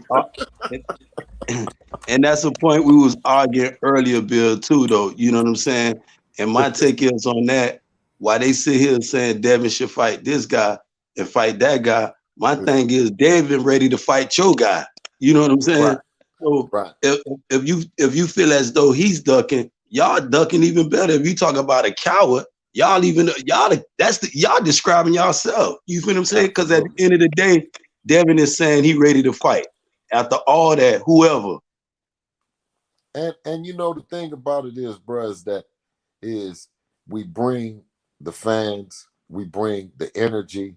You know what I mean? It's a fight that generates revenue, and they say everything else, but you know what I mean? Like he gives Cambosos. Oh, Cambosos has fans on, in Australia. He has fans here. He pumps him up, right? But just downplays us, right? That the same guy too. He says Lomachenko goes on there and waits 14 months, right? For Tiafimo, right? But then says that, who have we fought, right? When we're ranked, he's ranked 3 in the world. Devin is ranked 4 in the world, right? It's just crazy to me. And then they say, well, are we gonna fight him? Well, is he gonna do what we did? Do what we did, right? And I don't know if he's used to being a challenger, right? Because everything was handed to him, when he first fought. I think he was able to get a title fight in like his second fight or some shit like that, first or second fight, right? So I don't even know if the team is comfortable with the position of being a challenger and what a challenger is supposed to do, right? But we did our part. That's why we ended up with the belt, because he didn't want to fight him, or the team and him and the team in Top Rank didn't want it. So, I expect for them to use the same professionalism. It's okay to talk, vocally to everybody. It's okay to talk on Twitter. It's okay to do all that, but you got to also do the things behind the scenes to show that you want to fight as well. As I told you earlier, I believe Devin has become the most feared guy at 135. So T.O. being in protected custody, Bob Arum got him in somewhere in China, somewhere hiding his ass out. So Tank, to me, Tank would be the best marketable guy available though. And I believe Devin has enough ring IQ and a ring generalship to keep Tank Power at bay. You know, what's your take on that? Oh, I think that Devin has the best jab in the business. You see what I'm saying? And that's in all the weight classes. The way that he uses his jab, right? That alone creates a problem that, with his height and with his length, you know what I mean, for any fighter, especially at 135 pounds, right? So, you know, I mean, it is what it is. Is that a road? Is that a road you had went down though? Did you talk to Floyd, reached out to Floyd about that though? About Tank? No. Yeah. No, I'm not gonna let them. No, I'm not gonna let these people off the hook. I'm not letting the Garcias and the Teofimo Lopez is off the hook, because you heard what the dude just said is that if Devin is out the way, they would make the fight, and they're justifying it by it being a lucrative fight. They're saying the money, right? He just said it just then. He says, well, that's a different case, Ryan. Oh, that's a different case.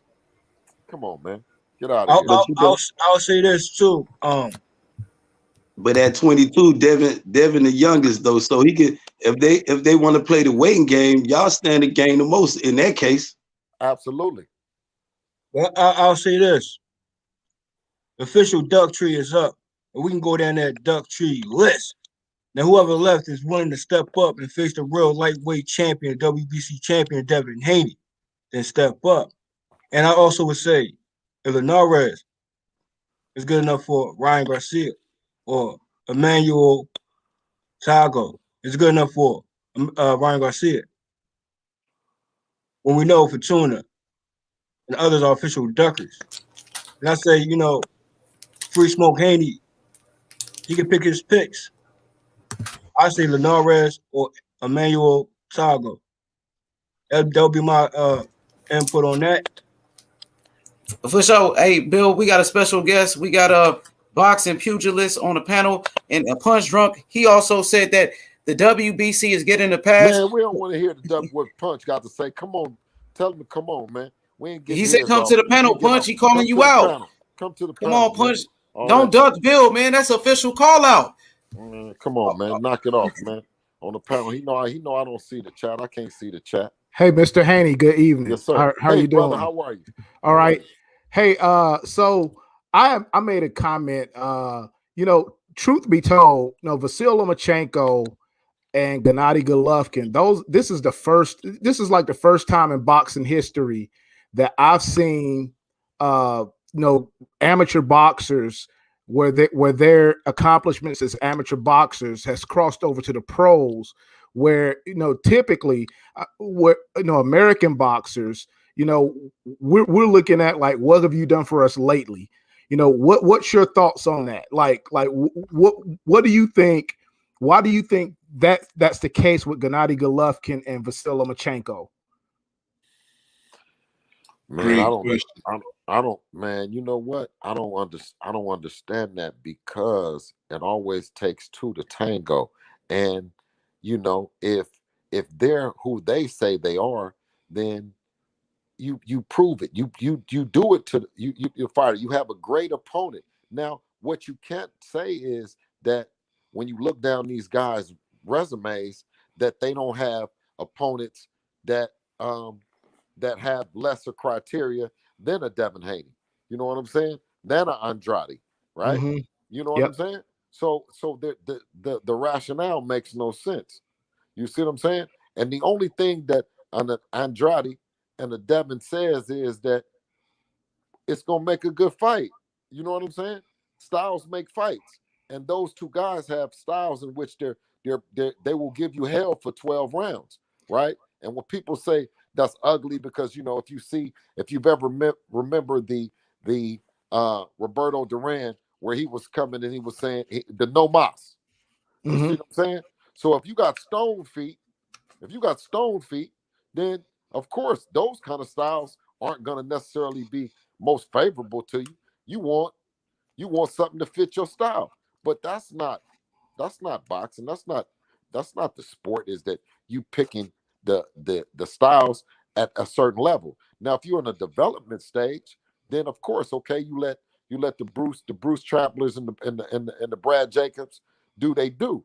But when you get to the point that you say that you're the king of the division, and now you're arguing with the promoter about money, you're demanding money, then that's when you're at that level where you're looking to make the biggest and the best fights happen for the most money, right? So both Ryan Garcia and fucking Teofimo Lopez have both said that they've had problem arguing about money. But you talking about Devin, you won't fight Devin. How are you gonna find bigger money, right, with the Cambosos, or bigger money in Ryan Garcia's case with anybody other than Devin Haney? So it's contradictions. Because let me tell you, because Teofimo actually in his mind, out of his own mouth, him and his dad said 10 million for Devin. You see what I'm saying? So that's double. That's double what you were just happy and what everyone just said. Everyone was so happy. Oh, he's gonna get 4 million, 4 whatever million or whatever, right? But you just asked for, and you were happy, but you just asked for double that. They said it was historic. It was historic purse bid, this money, but you asked for double that. Went to Eddie Hearn. But then you say, who has he fought? So why would you say 10 million if he ain't fought nobody? That's a good question. That's a real good question. Why would they say that? That makes the brother, if he would have stayed on here a little bit longer, but I know I can understand him having to go to work, but he was getting cooked so much that, you know what I mean? That's where the thing was leading to. Is you asked for 10 million. But you said he needed, but you said, but you fought Lomachenko for 1.2. And honestly, it's unheard of that a 135 pounder is going to get 10 million for a fight. You know, like it, I've never heard of that before. You know, especially someone like, no disrespect to Teofimo, but I mean, the resume isn't quite there to where you yourself deserve a $10 million paycheck. And then I'll be curious as to how much he got paid against Lomachenko when he beat Lomachenko. Like, was it even a tenth of $10 million? He got 1.2. But yeah, what I'm saying is, I'm not going to say that what Devin is worth and he's not worth and what the money is not. What I'm saying is that they're lying when they talk about who has he fought and when they downplay him, but then you go back and you say 10 million, right? His dad said 4 million, right? He said he would have took 4 million, but then when he went back and talked to Eddie, then they say 10 million, right? But then come back and say, who has he fought? He ain't even fought nobody. He needs to fight somebody, right? Well, how much money is you going to ask after we fight somebody? Well, you know, according to the WBC, when the franchise championship was originally given out, the person who defeated the franchise champion, they became the WBC Diamond champion, which would make them like an automatic mandatory for Devin. And so basically, Lomachenko has really, I mean, not Lomachenko, but Teofimo. He's declined. He's basically forfeited, voluntarily forfeited his WBC Diamond status, to fight Devin Haney. But that will also still make Lomachenko the franchise champion, correct? So both of them are really ducking Devin. Right.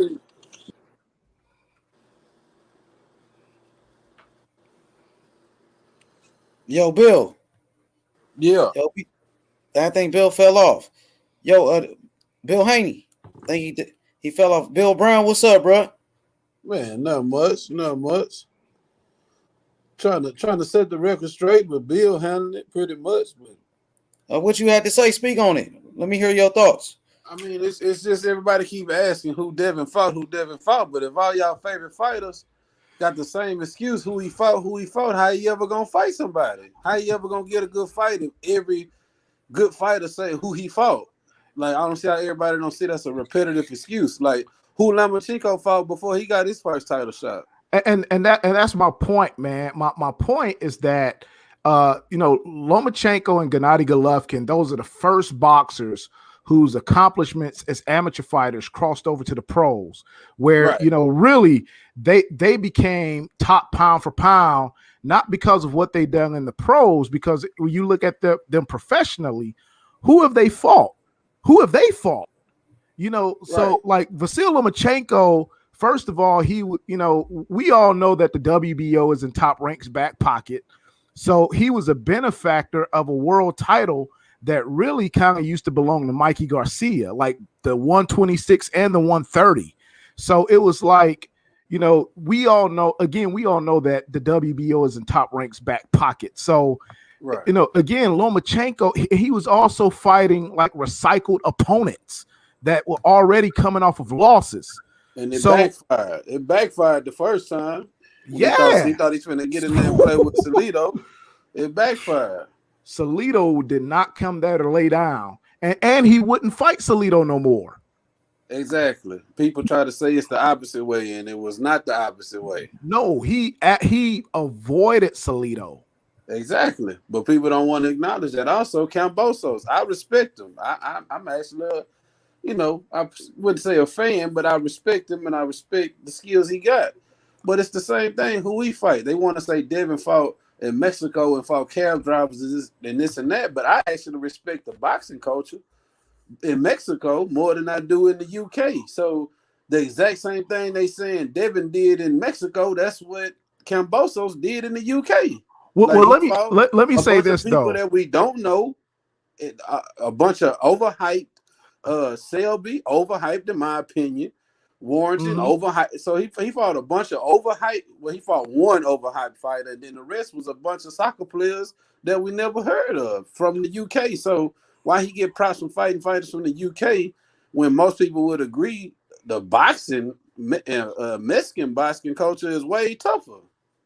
Well, let me say this too, man. It's like also when you think about someone like Lomachenko, Gennady Golovkin, when you think about people like Tyrell Biggs, when you think about these Olympic, I mean, you even look at my man, Deontay Wilder's former trainer.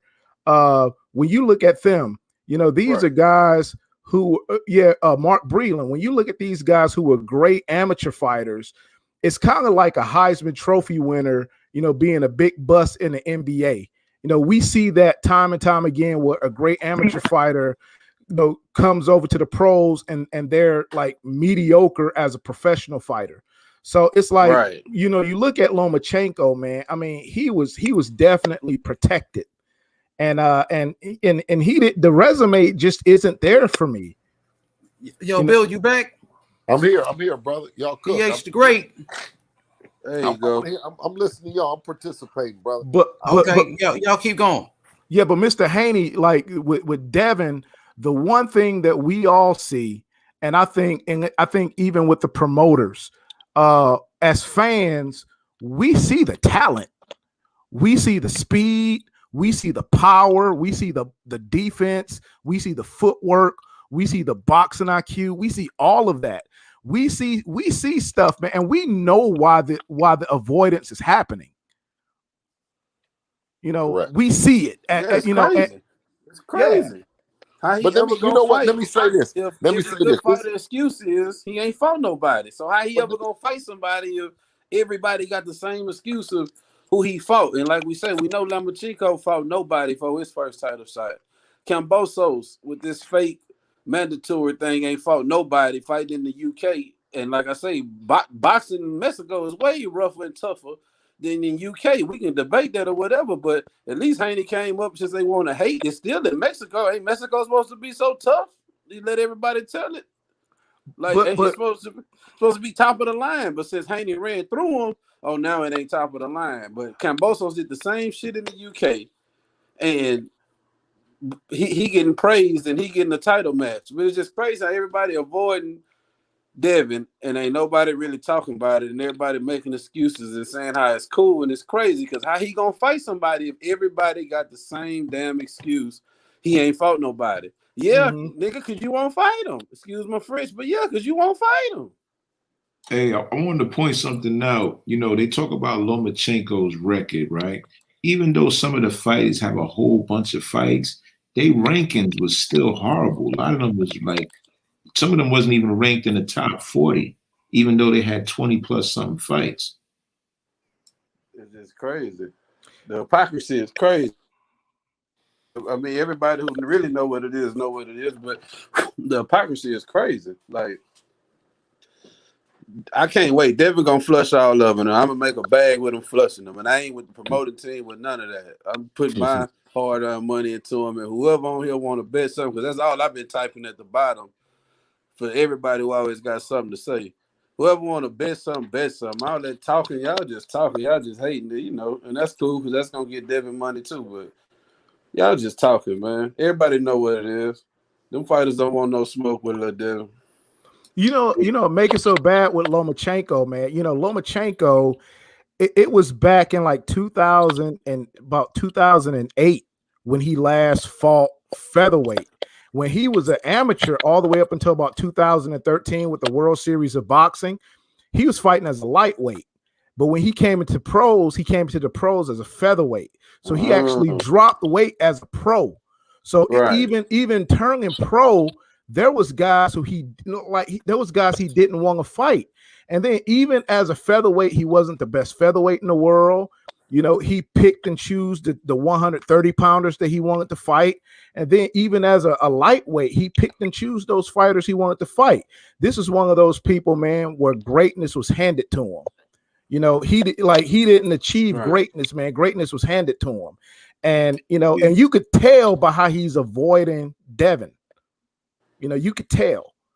Like if he was that dude, he would have fought Devin a long time ago.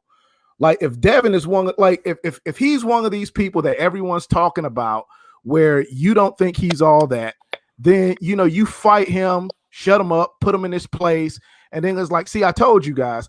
Just like he did with Nicholas Walters. Nicholas Walters, in my opinion, is really no different than in terms of how people are talking about him than Devin Haney is. But Lomachenko, they decided to pick him when Bob Arum pretty much broke that dude. Bob Arum mentally broke, Nicholas Walters, and he actually had to extend. He actually was out of contract when he fought Lomachenko.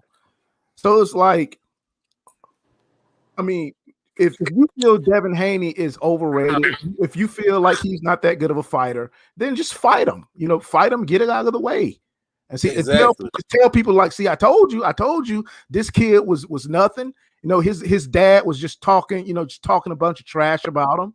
And this dude, he wasn't all that, and I just proved it. Yeah, it's a fight. That's what you do. Yeah, profession. So fight and get it over with. If it's like you said, if it's nothing, but we all know the truth. He know it's something. He ain't crazy. He know what it is. If you watch the Walters fight, I gave Walters like the first 3 to 4 rounds, and it seemed like after the 3rd round he just stopped fighting. In my opinion, it looked like a dive to me because he looked like he really wasn't impressed. Like he had no more off his game. If you look at the 1st round, the 2nd round, he really wasn't pursuing him. Like he was showing that he could touch him. There was times where he had swung, like he just kind of feinted him, like I could have hit you. Like he looked at him like I could have punched you here, I could have punched you here, I could have landed here, and he just stopped fighting. And and again, like Brother Dion, I'm in pugilist. Man, for one, pugilist, man, salute to you, man. I've been listening to your shit a long time, man. Good to be on the same vibe with you right here. But yeah, man, Lomachenko definitely had an easy pass in boxing, man. If boxing is a ladder's game, Loma had the elevator pass, yo. Sincerely. For real, yep. And just to piggyback on Nicholas Walters, he looked like he wasn't in the best shape also, which is Loma little games he played with the angles, and then he tried to tire you out and overwhelm you and beat you more mentally than physically. That's kind of his game plan. Like he used those angles, his footwork, and like I say, try to tire you out because he's gonna be in the best shape. He gonna be in good shape. Lomachenko that. And he trying to tire you out and overwhelm you with punches. That's why you don't see just the one uppercut, one hit of knockouts, just a straight right hand, floor them and knock them down for 10 seconds. Because he don't have power. He don't hit like that.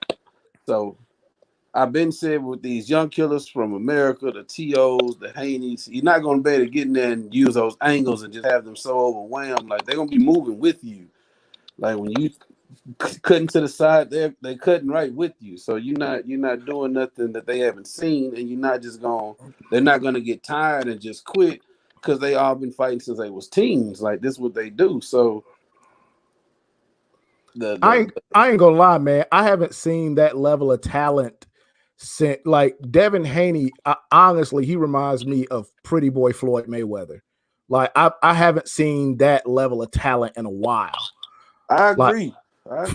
I mean, he's a phenom, man. Like I haven't seen that in a while, man. I'm hesitant with it. I don't want to think so. But I know. I know. Like really, I didn't want to say it either. But man, that dude, yeah, for real. Like that dude he's like one of the most talented boxers. Like, I mean, I'm talking about total package. I haven't seen that in a while. Like, and I'm talking about Pretty Boy Floyd that fought Diego Corrales. Like, I'm talking about that dude. Like, that's who Devin reminds me of, man. Like he just beautiful. It's just beautiful, man. Just like it's poetry watching him. He embodies like the sweet science when you see him. That's what I like about him. And it make everything beautiful. What y'all saying? He's only 22. Exactly. And which is why dude, when like I remember when Floyd fought Diego Corrales, I think at the time Floyd was probably ranked number 6 or number 7 pound for pound. And man, they had like Diego Corrales like number 4, number 5. But it was a fight that had to happen. It was two of the best 100. Like even though Diego Corrales got the IBF belt stripped from him, he was the champ, and it was a fight that the fight that the fans wanted to see and had to see. That fight had to happen, and so when stuff like this, and I don't think Corrales was under Top Rank. He was with another promoter. So it wasn't the fact that he was with he's with the different promoters and stuff like that. Fights can still happen that way. It's the promoters and the fighters and the trainers and the managers. They gotta want those fights to happen. They have to allow those fights to happen, unless, of course, you're protecting your fighter. Obviously, Mr. Haney is not protecting his son. He wants his son to fight those guys. Can I let me also let me just say this. If you take a look at Dev's box rec, pull it up, H, for a second. You said who's Dev's box rec? Pull up Dev's box rec. Okay. I got you. Man, don't punch. I ain't answering none of your questions unless you come on here and get a respect like we do. We come over there with you, and you know what I mean? Stop hiding in the chat. Come on in and talk, man. Take his thing down, bro. I got you. I just want to let him know I'm not ignoring his comments. Yeah, we see him in the chat. We show him respect, man. You know what I'm saying? Yeah, we show him respect, definitely. We need to show, you know what I mean? And that's the thing about them guys, man. You know what I'm saying? But H, you know the way I got you. I'm gonna take it.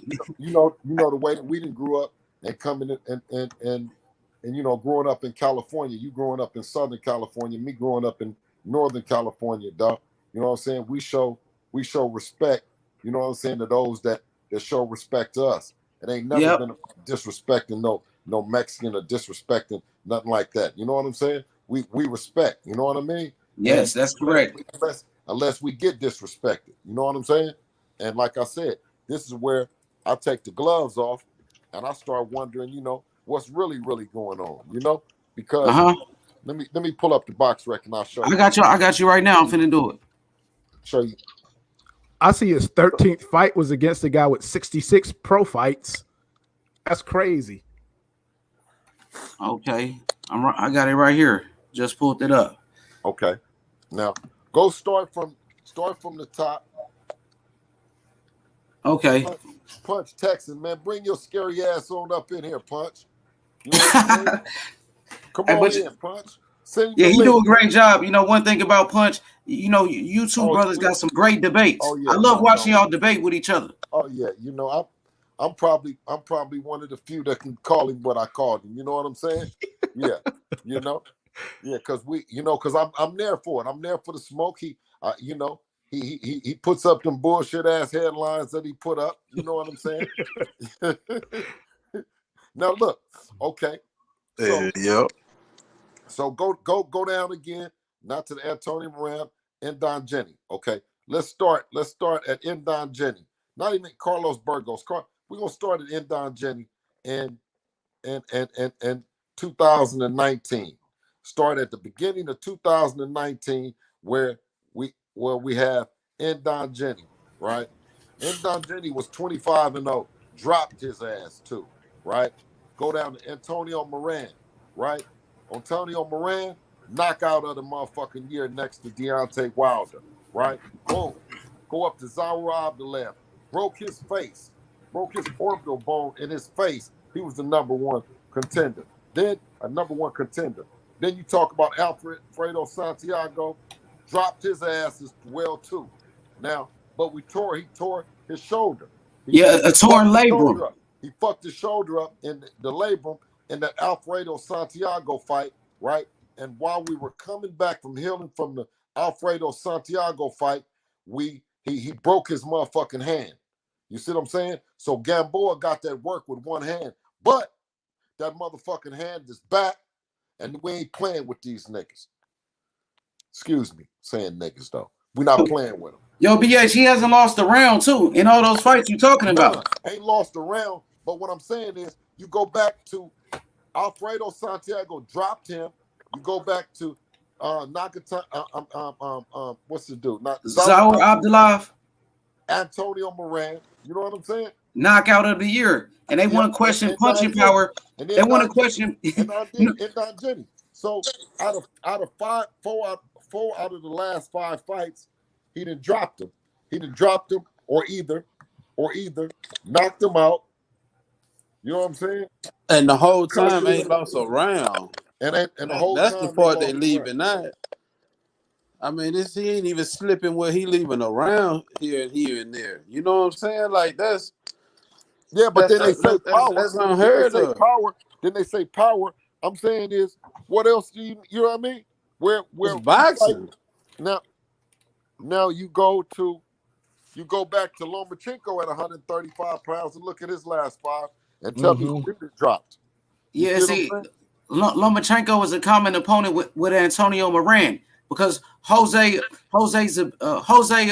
Pedraza, he fought against Antonio Moran and he couldn't even knock him out. Devin Haney was the first man to knock out Antonio Moran. But that's what I'm saying is they're gonna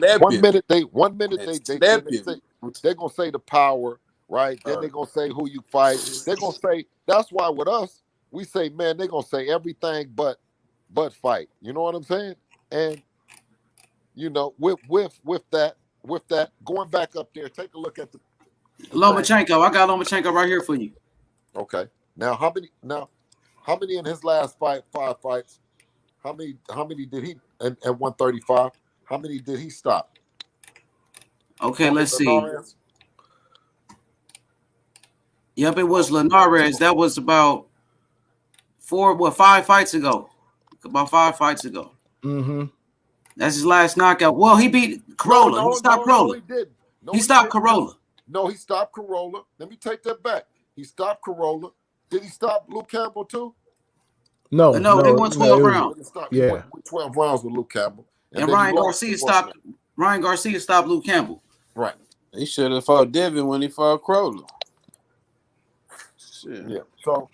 So I say all that just to say, and it's terrible, that they got me on here doing that. I had to take the gloves off, right, and dig down deep just to let the people know, not that we are better than them, not that we better than them, but we qualified to fight them. You know what I mean? That's the only thing I'm saying is, which is absurd that at ranked 1 under Lomachenko, ranked 2 or 3 under Teofimo Lopez, that we would have to justify this shit, right? With even with Tank, right? And what I said when I say about Tank is, I said, you know what? I'm not even gonna confuse the people. I'm gonna stay focused. I'm gonna stay on this on these guys at 135 that's really campaigning, right? Mm-hmm. You know what I'm saying?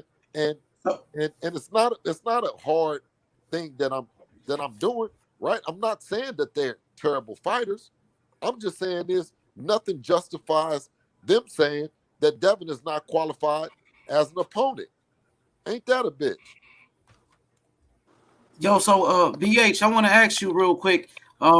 Is Jose Pedraza a possibility at this point? Is he a name that Devin will fight, knowing that Lomachenko fought him and Tank Davis as well? Jose Pedraza. See, the thing, that's why I said is, the thing about it is we really came up through the shit, right? Even though they don't want to say what we did. We didn't really been in the WBC tournament, whether they checked out or not, right? We didn't already like fighting somebody that's undefeated, right? If you pull up Devin's joint, pull up his joint one more time. Because you seen, we said that how many undefeated fighters had Loma fought and beat? Not too many, like 1 or 2, like Gary Russell early on, and what's that mean? He's protected. You're Rigondeaux, somebody like Rigondeaux and Nicholas Walters, pretty much. Walters, okay. Nicholas Walters coming off the long layoff that he did, and I think Nicholas Walters had a draw at that time too. You know what I'm saying? So whoever he drawed with, and Rigondeaux was too small. Right? Yeah, and let's be honest about Rigo, man. Rigondeaux, man. First of all, Rigo he's not even a real true 122 pounder. He's really a bantamweight. And Rigo is like 5'2", 5'3", and he was 37, 38 years old when Lomachenko fought him. But that was the career-defining fight for Loma. Like, right, yeah, and that was some bullshit. It was. Right. I mean, I'm about to go pull up a Devin box rate. Hey, they do a lot of this bullshit where they try to talk about Dev's resume, but if you look at his resume compared to these other bums be fighting, it's like, bro, this is ridiculous, bro.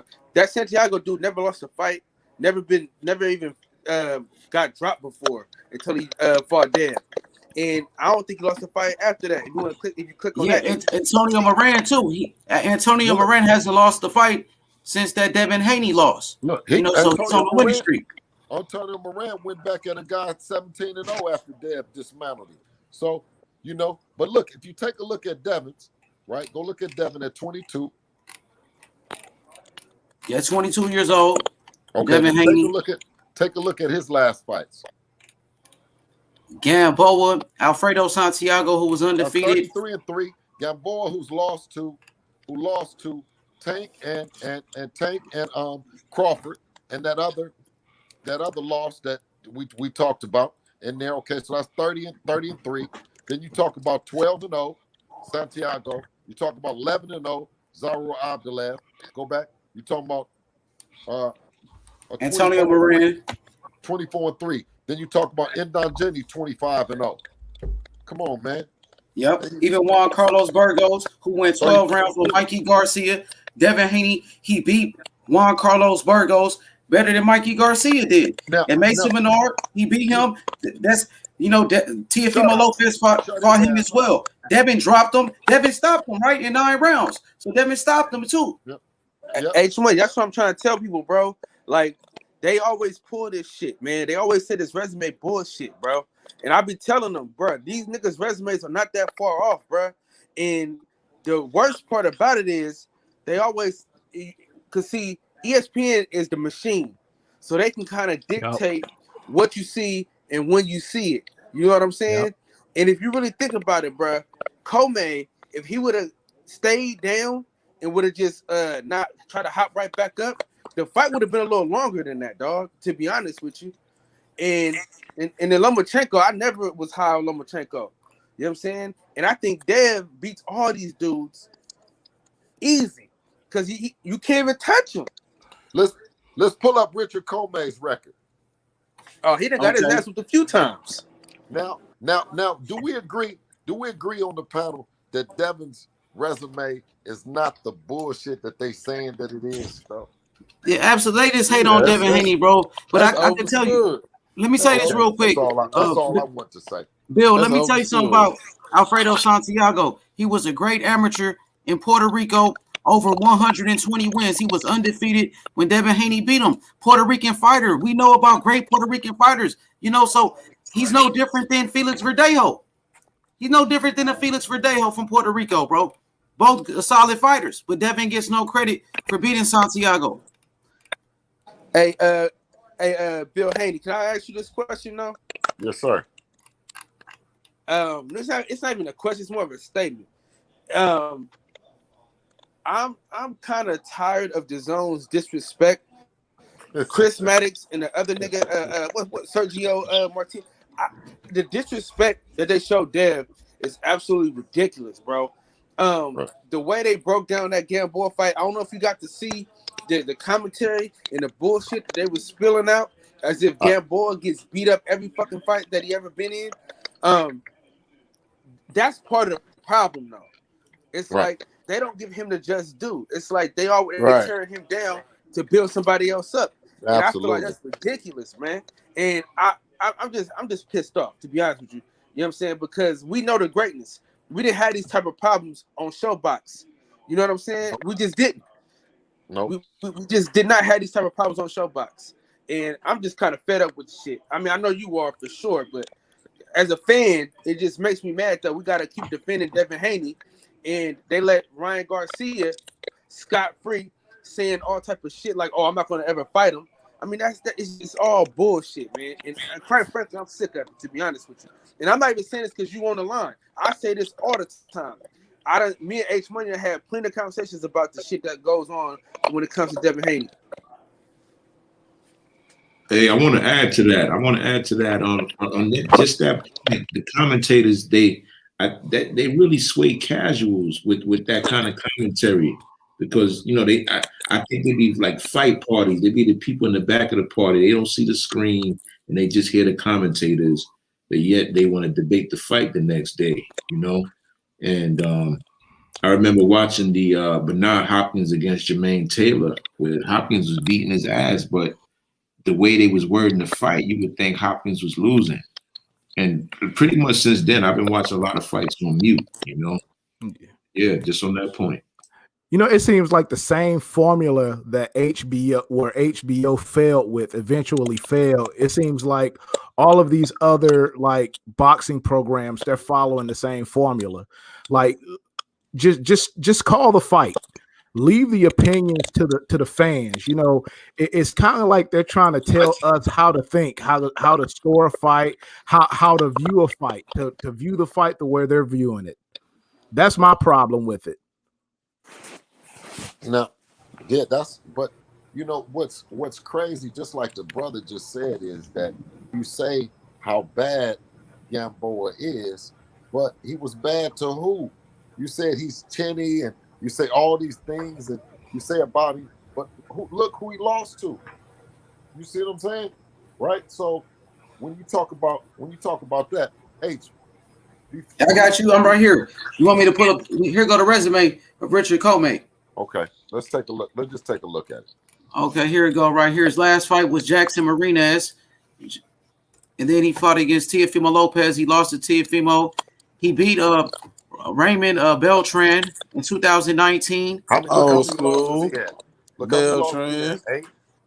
Yeah, Raymond Beltran, 8 losses at the time. Old school. You know what I'm saying? He old school at the time, Beltran. Yeah, Beltran, 8 losses, and okay. Now go ahead. Yep, and he won the title. See, people get confused, Bill. They say he won the belt from Ray Beltran because that's the name that they know. But he won the belt against Issa. And Issa Charnev had lost. He had lost. And then look, 24-10, right? 24-10, and then he fought Alejandro Luna. That was what, 22-0. Yep, he was Hey, check undefeated what. at the time. So that's one. Hey, can you That's one check? fight. Can you check what he did after that fight though? I got you. So Okay. So Bill, you want me to keep going down? Oh no, Alejandro Luna. What he said, check and see what he did. Alejandro Luna did. Okay, what Alejandro Luna did after that fight? Yeah. So he still got one loss. Only that one knockout loss. Let's see if he was active though. He hasn't fought ever since that fight. Okay. And when you talk about Alejandro Luna, he never beat an undefeated fighter. Yep. Exactly. He was fighting bums too. Okay, now, so let's go back to Richard Comey again with Alejandro Luna. Okay, so that was one undefeated fighter, and to keep going. I got you. So Alejandro Luna was the only undefeated fighter. Let's find another fighter. 24-5. Okay, keep going. No, Alejandro Luna. Then what was before that? Somebody with 10 losses, Yardley. With 10 losses. Okay. Then he fought Heedy, Dennis. Robert Easter, and he lost that fight to Robert Easter. All right, bingo. So now then before for the vacant IBF world title, before he fought for the vacant IBF world title, he fought a guy that was 23-13. Wow. Before that, he fought a guy that was 32-31. Come on. Yeah, that's kind of bad, man. Come on, my dude. So I'm saying this. I never wanted to do this. I never really wanted to do this, but this is what we see while we step on the gas on these dudes, because we don't have no respect for them, what they done did, what the media try to say what they done did. Okay, now get off of him then, because we see. Hey, look at it. 18 losses right here. 8. Come on, man. What's up with this resume? Okay, I got you. All right, now pull up Ryan Garcia. Okay, Ryan Garcia, I got you. That loser. Pull up Ryan Garcia. I'm gonna show y'all. Y'all gonna trip off of this.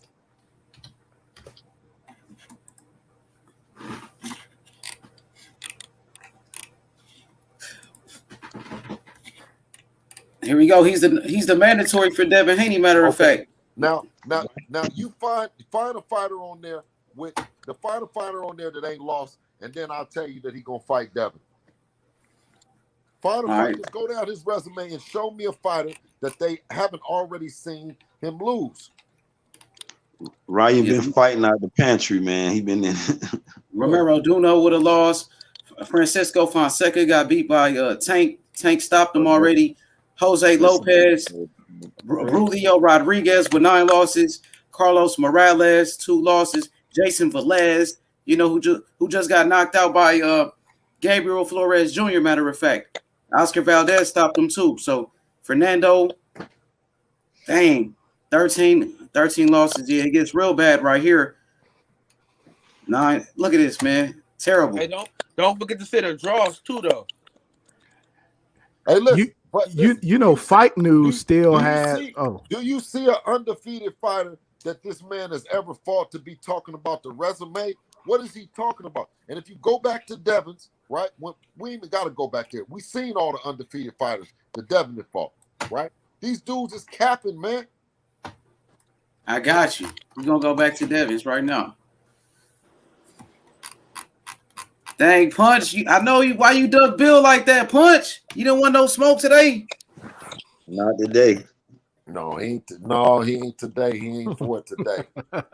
Punch dug Bill. God damn, Bill, you got him shook. Devin got him shook out here. Man, this is Devin's work. I'm just here representing him. You know what I mean?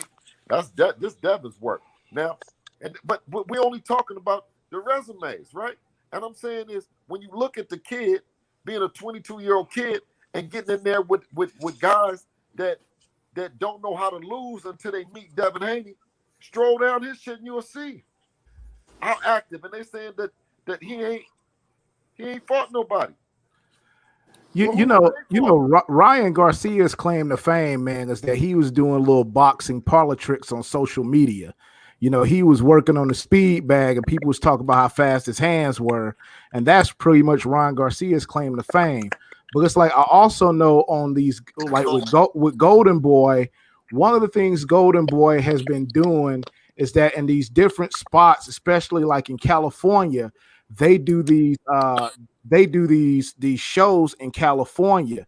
Because Canelo, from what I understand, he was like 90% of Golden Boy's no, he was like 90% of like their revenue. But Golden Boy was doing these cards, man. And so a lot of these people who Devin Haney is fighting, like who are they? These dudes that he was fighting, like in like what's it called, like Indio, California, and stuff like that. Like who are these guys? Okay, so you want me to go through the resume? I got you. You got it right here. We got Yoriokas Gamboa, former two-time world champion, Olympic gold medalist. Alfredo Santiago, undefeated fighter from Puerto Rico. Zaur Abdullayev, undefeated fighter. Got Antonio Moran. He had 3 losses at the time. And Don Jenny from South Africa, 25-0. That was on Showbox. Juan Carlos Burgos, who went 12 rounds with Mikey Garcia. Mason Menard, common opponent with Teofimo Lopez. He fought Hamza, who had 8 losses. And around this time, Devin was like, I think 17 or something like that. Yes. He was 17. So he was fighting these guys at 17, Hamza. And this is what Richard Cole made. That's the type of opponents he's been fighting. That's why I said is that's why I said is when we stepped up and we approached Eddie. We had been to Showbox and all that. Now I can say development. When you talk about 2017, we developing. All this is development fights. All of them is development fights. But when we got here, when we got there, man. Absolutely. Hey, that's what boxing is. Y'all climbed the ladder. That's what I was saying. People so used to fighters getting privileges, they forget what fighters climbing the ranks is. So that's really when you see 25 fights, you see the development that got there, the ring experience that get there to say, hey man, listen, we can make an event happen. The Devin is qualified. Here these chumps come back and saying who he didn't fought, and he ain't fought nobody, and we need to see him fight somebody. Ryan, you ain't even fought nobody that ain't even lost yet, dog. You get a chance to still look at the tapes and see how a person got beat. You ain't even fought not one person, and you the main one to sitting up and saying that shit. You know what's funny though about that guy? I'm trying to figure out how he gets so much praise for getting knocked down to a guy that's quit in so many big fights. You got knocked down. It's not like, you got knocked down, you got up, you won the fight. But I mean, Luke Campbell ain't nobody to say who the hell is Luke Campbell for real. You know what I'm saying? He done got pieced up a few times. He done quit in big fights a few times. And it's like y'all bringing Luke Campbell to my damn doorstep when he didn't want to fight Dev at all. Let's take a look at Teofimo Lopez, his record. They spin the knockdown till he got grit and he got heart and determination. No, they try to spin it instead of what it was. Yeah, he got dropped by Luke. That's the annoying part of boxing when they always tend to spin shit on us. Annoying. And what's crazy is Luke Campbell's sorry ass didn't even jump on him after he knocked him down. Nah, because he had him shook. He really didn't. Because he had him shook up. Here you go, Teofimo Lopez, 16 wins, 12 knockouts. Let's go down the list. Lomachenko had lost. Richard Coleman had lost. We don't need to even talk about Nakatani. We just we'll pull up Nakatani again for us. Pull him up. And let's see who Nakatani fought before we fought Teofimo Lopez.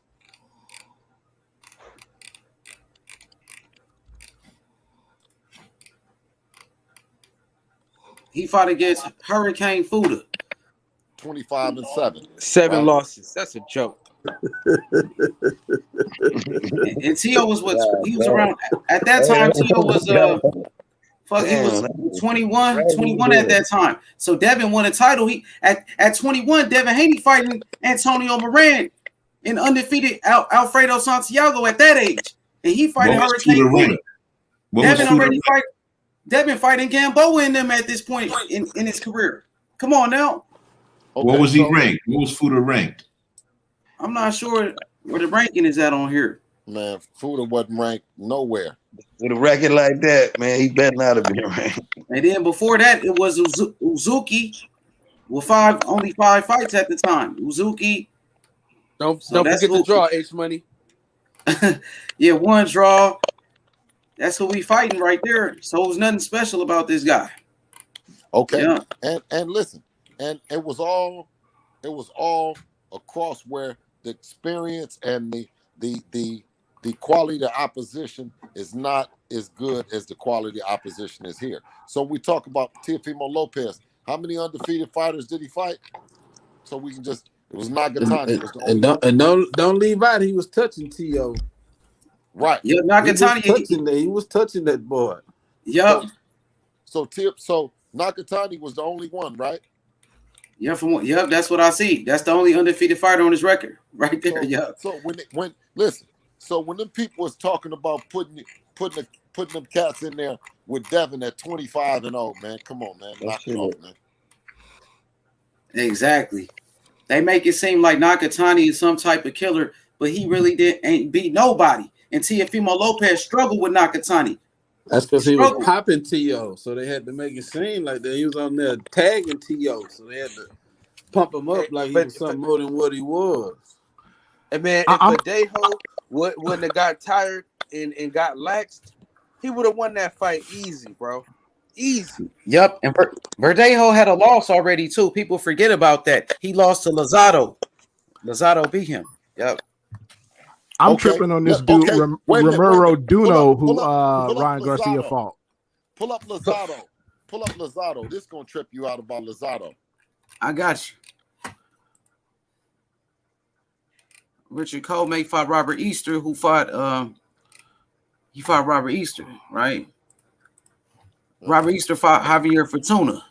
Now you just said Lozado, right? Pull up Lozado. Watch this. Is Lozado on there? Yeah, I got you. I'm pulling it up right now. All right. Lozado, common opponent with Robert Easter Jr. because he fought against Javier Fortuna. Javier Fortuna knocked out Lozado. So here we go, right here. So Lozado. Now this is the guy that they just said, the Lozado guy, right? Now this is who Javier Fortuna just knocked out to make him qualify. Now take a look at Lozado and look at his box rec. Pull it down. 40 wins, 5 losses. So that's what he been knocked out 3 times already. So he fought against Javier Fortuna. He got knocked out against Javier Fortuna. Look at who he fought before he fought Javier Fortuna. Marco Antonio Rodriguez. And he got knocked out by Jose Pedraza. Okay. Okay, but look at that. That's 9-5? 9-5-3. 9-5-3. Yep. Never forget the draw. Look, they bragging that Javier Fortuna beat this guy. They building him up like he's some type of killer. Look. And before he lost to Pedraza, look who he fought. Pedraza. Yep. Hector Rubin. He fought Hector Rubin Soares with 12 wins, 7 losses. Then he fought Christian Eduardo Soto with 13-4, and he knocked out Felix Verdejo. So he knocked out Felix Verdejo before Nakatani did. That's where he got his look. That's where he got his pride. Look who he fought before he knocked out Felix Verdejo. Miguel Alfonso Garcia Lopez, 12-17, and before that, Jesus. Before that, it was Jesus Eduardo Soto. Hey, then it was Jose Valdez. Come on, damn. It get worse and worse after that. But he knocked out Felix Verdejo. And they so happy that Nakatani beat Felix Verdejo, bro. But guess what? Lozado knocked out Verdejo first. But nobody want to talk about that. That's all. Man. We know this boxing shit for real. But go ahead. Go ahead, Kyle. No, I was just saying, don't forget the draw, because a lot of these niggas, they nickname draws, because that's all they got on their resumes, man. Hey, Bill, your boy in the chat right here, Johnny Boy. Johnny Boy came through. Man, hey Johnny, you can come on here and get it too. Free smoke. Yeah. Johnny Boy come through, bro. Hey, listen, I'm glad we got all the, we got all of the guys over there. You see what I'm saying? And they watching this work. And come on in. You know what I mean? The door is open. Hey, everybody's welcome. That's what I did. I welcome everybody. Hey, let me, and can I borrow what Blue said is, like Blue Blood said is, wipe your feet off when you come through this motherfucker. You dig? Yeah. Come on in, Johnny. But yeah, this shit is crazy. Lozado wasn't nothing special, and he knocked out Felix Verdejo first. So yeah, we just breaking it down right here, man. So what else, man? Do we not agree that these people is bullshitting when they saying about these records and saying that Devin is not a qualified opponent as of right now? See, they want me to argue and say something about later on and what we gonna do and all that. Fuck all that. I'm keeping it 100. I'm keeping it 100, man. His record damn near better than a lot of them. Yeah, you just break it down, yeah. Okay. Yeah. For sure. Go down the list pound for pound.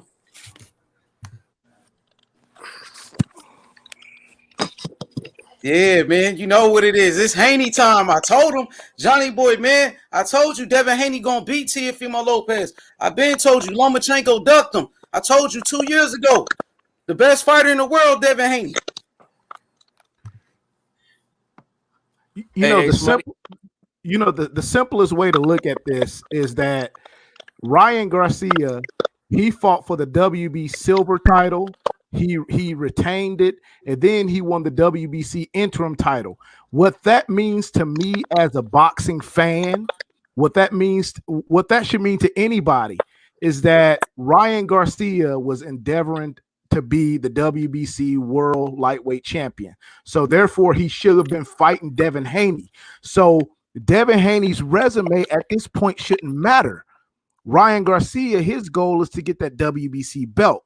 So if he's the WBC interim champion, and he doesn't want to fight the WBC champion, that means he doesn't want no smoke against Devin. Period. Point blank. I never seen somebody get so happy to get a interim belt.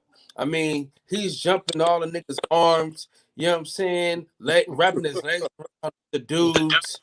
You know what I'm saying? For a belt that only allows you to fight the guy that has the belt. Yeah, you become interim champion so that you can become world champion. That's the purpose of it. Interim champion. It means that you are not the champion. You are like the junior champion. That's what it is. It's a junior championship.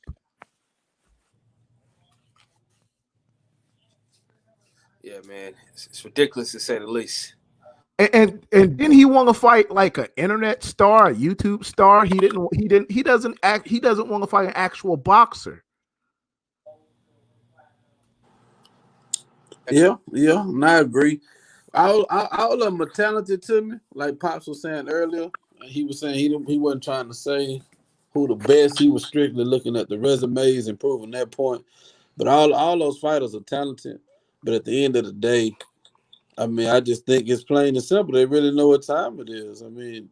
Devin not a secret to them, even though to casuals he may be, if that, but he's not a secret to them. They know him in the boxing circles. They know what it is. And when they come to boxing, Devin gonna beat them up. You know what I mean? And I think that's all it is at the end of the day. I don't think it's a mystery. I think he the boogeyman right now, whether he got the title or not. The top tier don't want to fight him. The second tier don't want to fight him. So you got to be a bad dude when you can't get the top tier or the second tier. All of them ducking and got different reasons and excuses of why they don't want to fight, injuries, whatever it may be. Excuses why they don't want to fight. So it's just hard. But He got the WBC belt. They ain't gonna be able to run for long, you know. And it is what it is. They all gonna get it. It's just that simple. Because even the naysayers, I don't see them saying Devin to lose.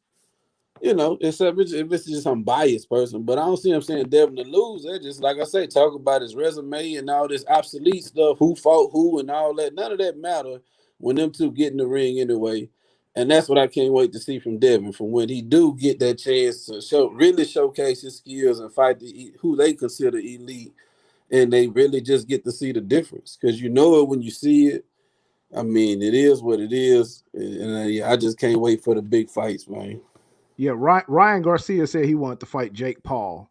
He said, "You pay me enough money, I'll fight Jake Paul." This is the WBC interim champion saying that I would rather fight a 190-pound inexperienced YouTube star than to fight the person who I'm mandated by the WBC to fight. And then where is Mauricio Suleiman with trying to make this fight happen? And see, this is Suleiman with this Mexican connection. Like he gives Canelo breaks, you know, and here he is. He's not even talking about the prospect of Ryan Garcia fighting Devin Haney. So he's going to give Ryan Garcia a pass. Oh, it's of course. ridiculous. But you know what though? You know the thing that's ironic to me and that's crazy is that guy, as much as he argued the point about Devin fighting somebody, he said just then that it would be okay for Teofimo to fight Ryan Garcia because it's a money fight. Is it a money fight or is it a homeboy fight? And what's crazy is that he basically, from what I understand, Bob Arum and Lomachenko's team went to the WBC right when Devin won the interim belt, and they asked the WBC to make Lomachenko the franchise champion. So Lomachenko, Ryan Garcia, and Teofimo, they are all ducking Devin Haney. They went out of their way. When you ask the WBC to make you a franchise champion, we all know the pattern because Canelo did the same thing when it came to Charlo. So you went to them and you asked them, like, give me a pass to duck this fighter so I won't have to fight this guy. Hey, Bill. Yes, sir. Now listen, I know Roddy. Man, you know I've been wanting to talk to you, man. I'll be watching you every night on Red, man. Hey, I'll be laughing like a motherfucker at you, dog. Listen, I know Rolly ain't shit, but I just want Dev to beat the hell out that dude, man. Can we have that fight, please? Can we just listen? If Rolly, Rolly, I was looking up Rolly the other day when they were saying it because shout out to the boxing voice and Ness, he was saying the same thing, but then I looked up Rolly and Rolly was like number 20 something, in the world. So he not in the top 10 either. So I'm wondering, are we gonna catch some flack about that if it was Rolly? But that would be a great fight because Rolly would sell that fight. You know what I'm saying? He would do all the things that they have history. They got a back. He has a backstory in the sense of them both being at the Mayweather gym. But I don't know if we would get credit for it. What's so crazy is that we're so close to it, to making this fight happen, that all it would take is for Teofimo Lopez to say, you know what? After I finish my mandatory, it's Devin next.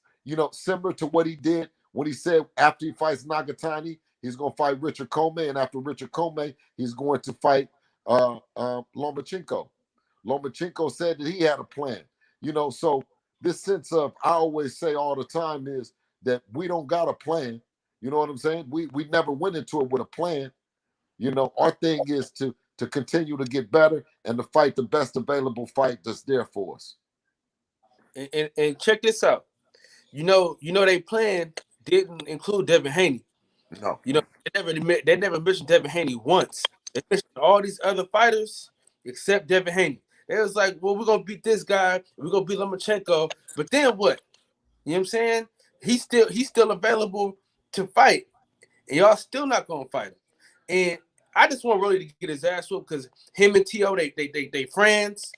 So if I can't whoop your ass, I'm gonna get your homeboy. You know what I'm saying? And I just want him to get his ass whooped.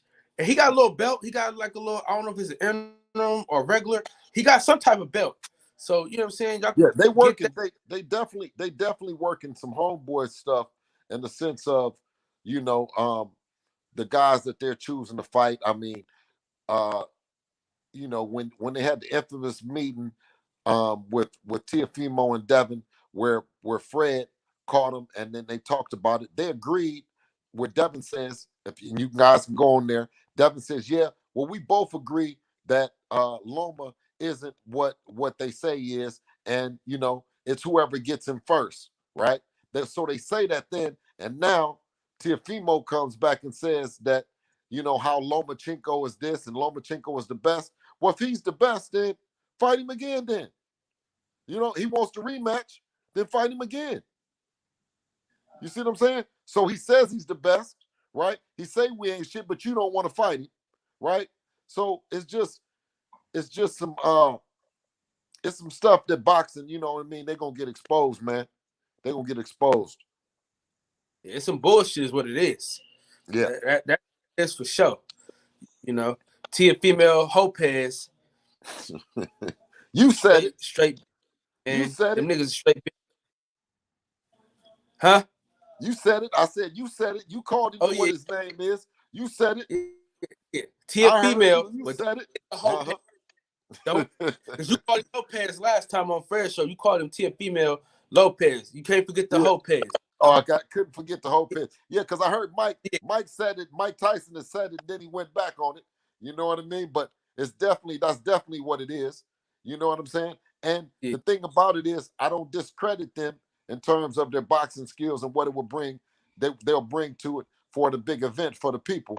But what I do is I say is that how they going about it and not taking the fights and their reasoning behind it is hoish.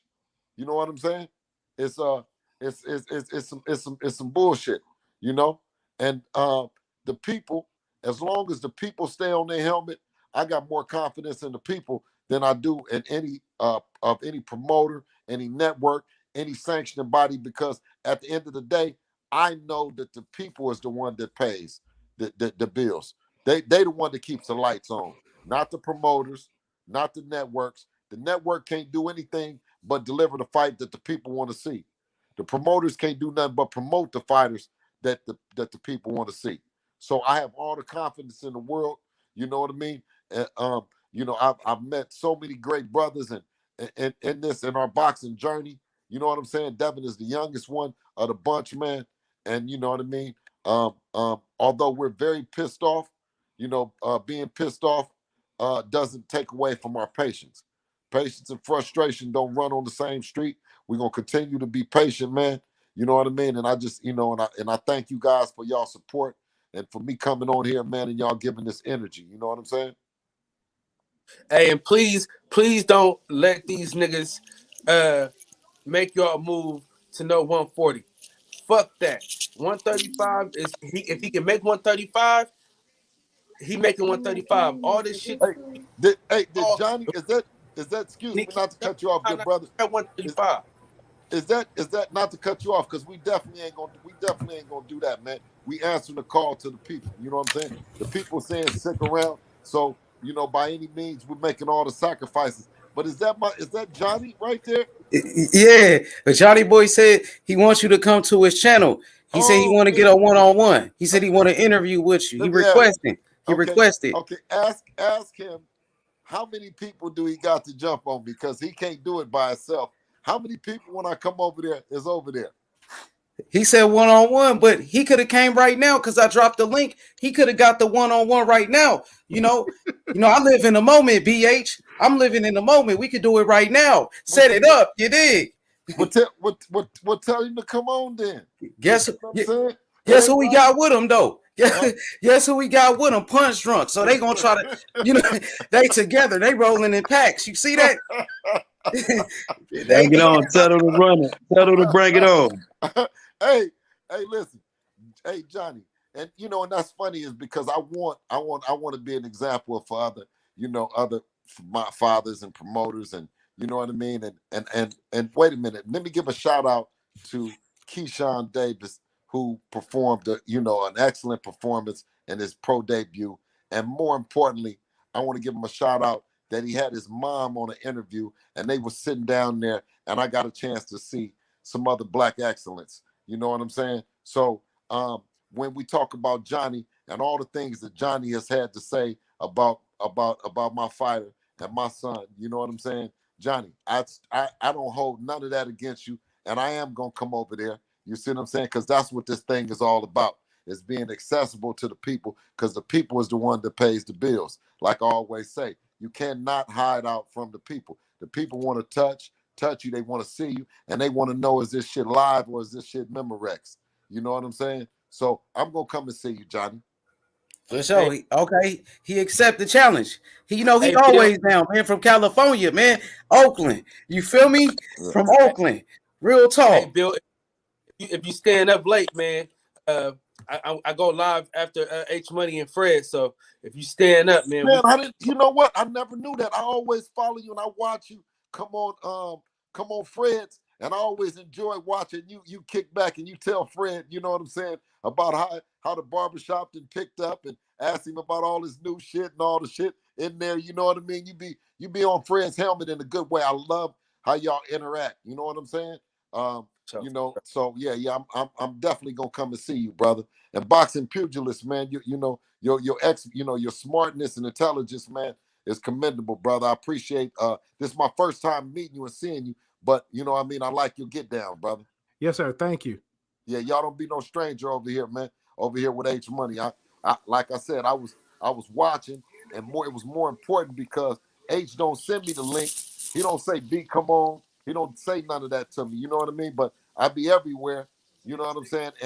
And I felt compelled to come on and show him my support by coming to the channel. That, you know what I'm saying?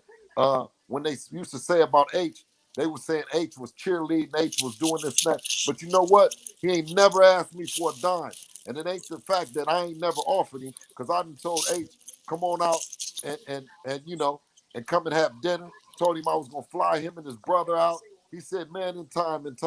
But he's never took me up on the offer. And if you ever have been around somebody and you offered them something and you knew that you was wanted to give it to them, and they said, nah, man, keep that in your pocket. We got a genuine friendship. That's what me and my little brother and H got. You know what I'm saying? So him putting us like JFL, you know what I'm saying? He's another one, you know what I'm saying? Already. You know what I mean? I got big mad respect and love for, you know what I'm saying? All you brothers, man, continue to do what you do. And I'm gonna tell you, they watching. And I don't know how the monetization is gonna go and all the shit what y'all doing, but y'all do a whole lot for us. You know what I'm saying? And the shit and coming from a music background, you know what I mean? This means everything. You know what I'm saying? In terms of getting Devin's word out and promoting and marketing and stuff like that. I see now the Bob Arums of the world. I seen Dave McWaters on World Combat today. You dig what I'm saying? You know what I mean? So I'm definitely doing what I intended on doing, was getting you brothers visibility, getting y'all, recognition. You know what I'm saying? Because, promoters are secretly doing it. Fighters are secretly doing it, but not coming on and actually supporting. They reap the benefits of things that we talk about on a daily, you know what I'm saying? But then they don't come in and support it. So I wanted to come in and support H. I ain't gonna hold y'all up because y'all know I can talk like a motherfucker. I'm gonna let y'all finish cooking. Hey, and brother, I'm gonna come see you. If it ain't tonight, I'm gonna come and see you, young brother. I'm gonna come see you tomorrow. I'm gonna come see you tomorrow. All right. For sure. Yeah. Every day Fred is on, I'm on. And one more question before you go. After this pandemic, man, could we get Devin and could we get Dev either at the Chase Center or at the Oakland Coliseum, man? We need that, man. We need Absolutely. that. I didn't know you from Oakland. Come on, man. You know that. Man, I might gotta come. I gotta come on tonight, man. I gotta stay up for you. I got Yeah, to be fair for you. I'm tripping. hold on. Let me show you something real quick, cause hold on. Let me show you something real quick. Oh shit. Okay, I got you. Let me screenshot this. Let me screenshot that. I got it. I got you. I got you locked in. I got you locked in, my dude. I appreciate it though. Okay. I'm coming tonight. No, I'll be there tonight. Send me the link. Send me the All link. right, Hey, and I got. all right, For bro. sure. I appreciate y'all, all you brothers, man. Blessings to all y'all, man, and y'all families and everything, man. You know what I'm saying? Appreciate it. Same to you. Man, Hey, come bro. don't be no stranger. You come to Vegas, man. Come and see us, man. Come see Devin work out. Hey, Trill Bill. That'd be Yes, real. sir. Hey, Trill Bill. Yes, sir. Yes, sir. Free smoke, acknowledge free smoke. Listen, Hey, 10 toes listen. down. What I say to you is, and I will say to you is this. Yes. You a businessman, so handle your business. Damn. That's right, bro. I appreciate it. And when I got on that motherfucking shirt with the free smoke on there, you dig? Yeah, you gonna get some residuals off of that. You know what I'm talking about? Cause yeah, you are free smoke, bro. You come on there, and I don't care if it was like 2, 3, 4, 5 of y'all. You know what I mean? Y'all stay cooking. But I see Rap Star in the building. You know what I mean? So we definitely got we definitely got the who's who and Hootieville stopping by. You feel me? So I'm gonna tap out for a minute, get myself together, and be ready to see the young brother after Fred. You feel me? For sure. Peace, All my right. brother, man. All right, Peace, my brother. Akeem, man. All right. Much All right. love. Peace. All right. I always have fun with you, H. I'll talk to you. Call me later. For sure, Akeem. All right, bet. Yeah, man. Appreciate it, bro. There you go. The best in the business. The realest in the game, Bill Haney, man. We out.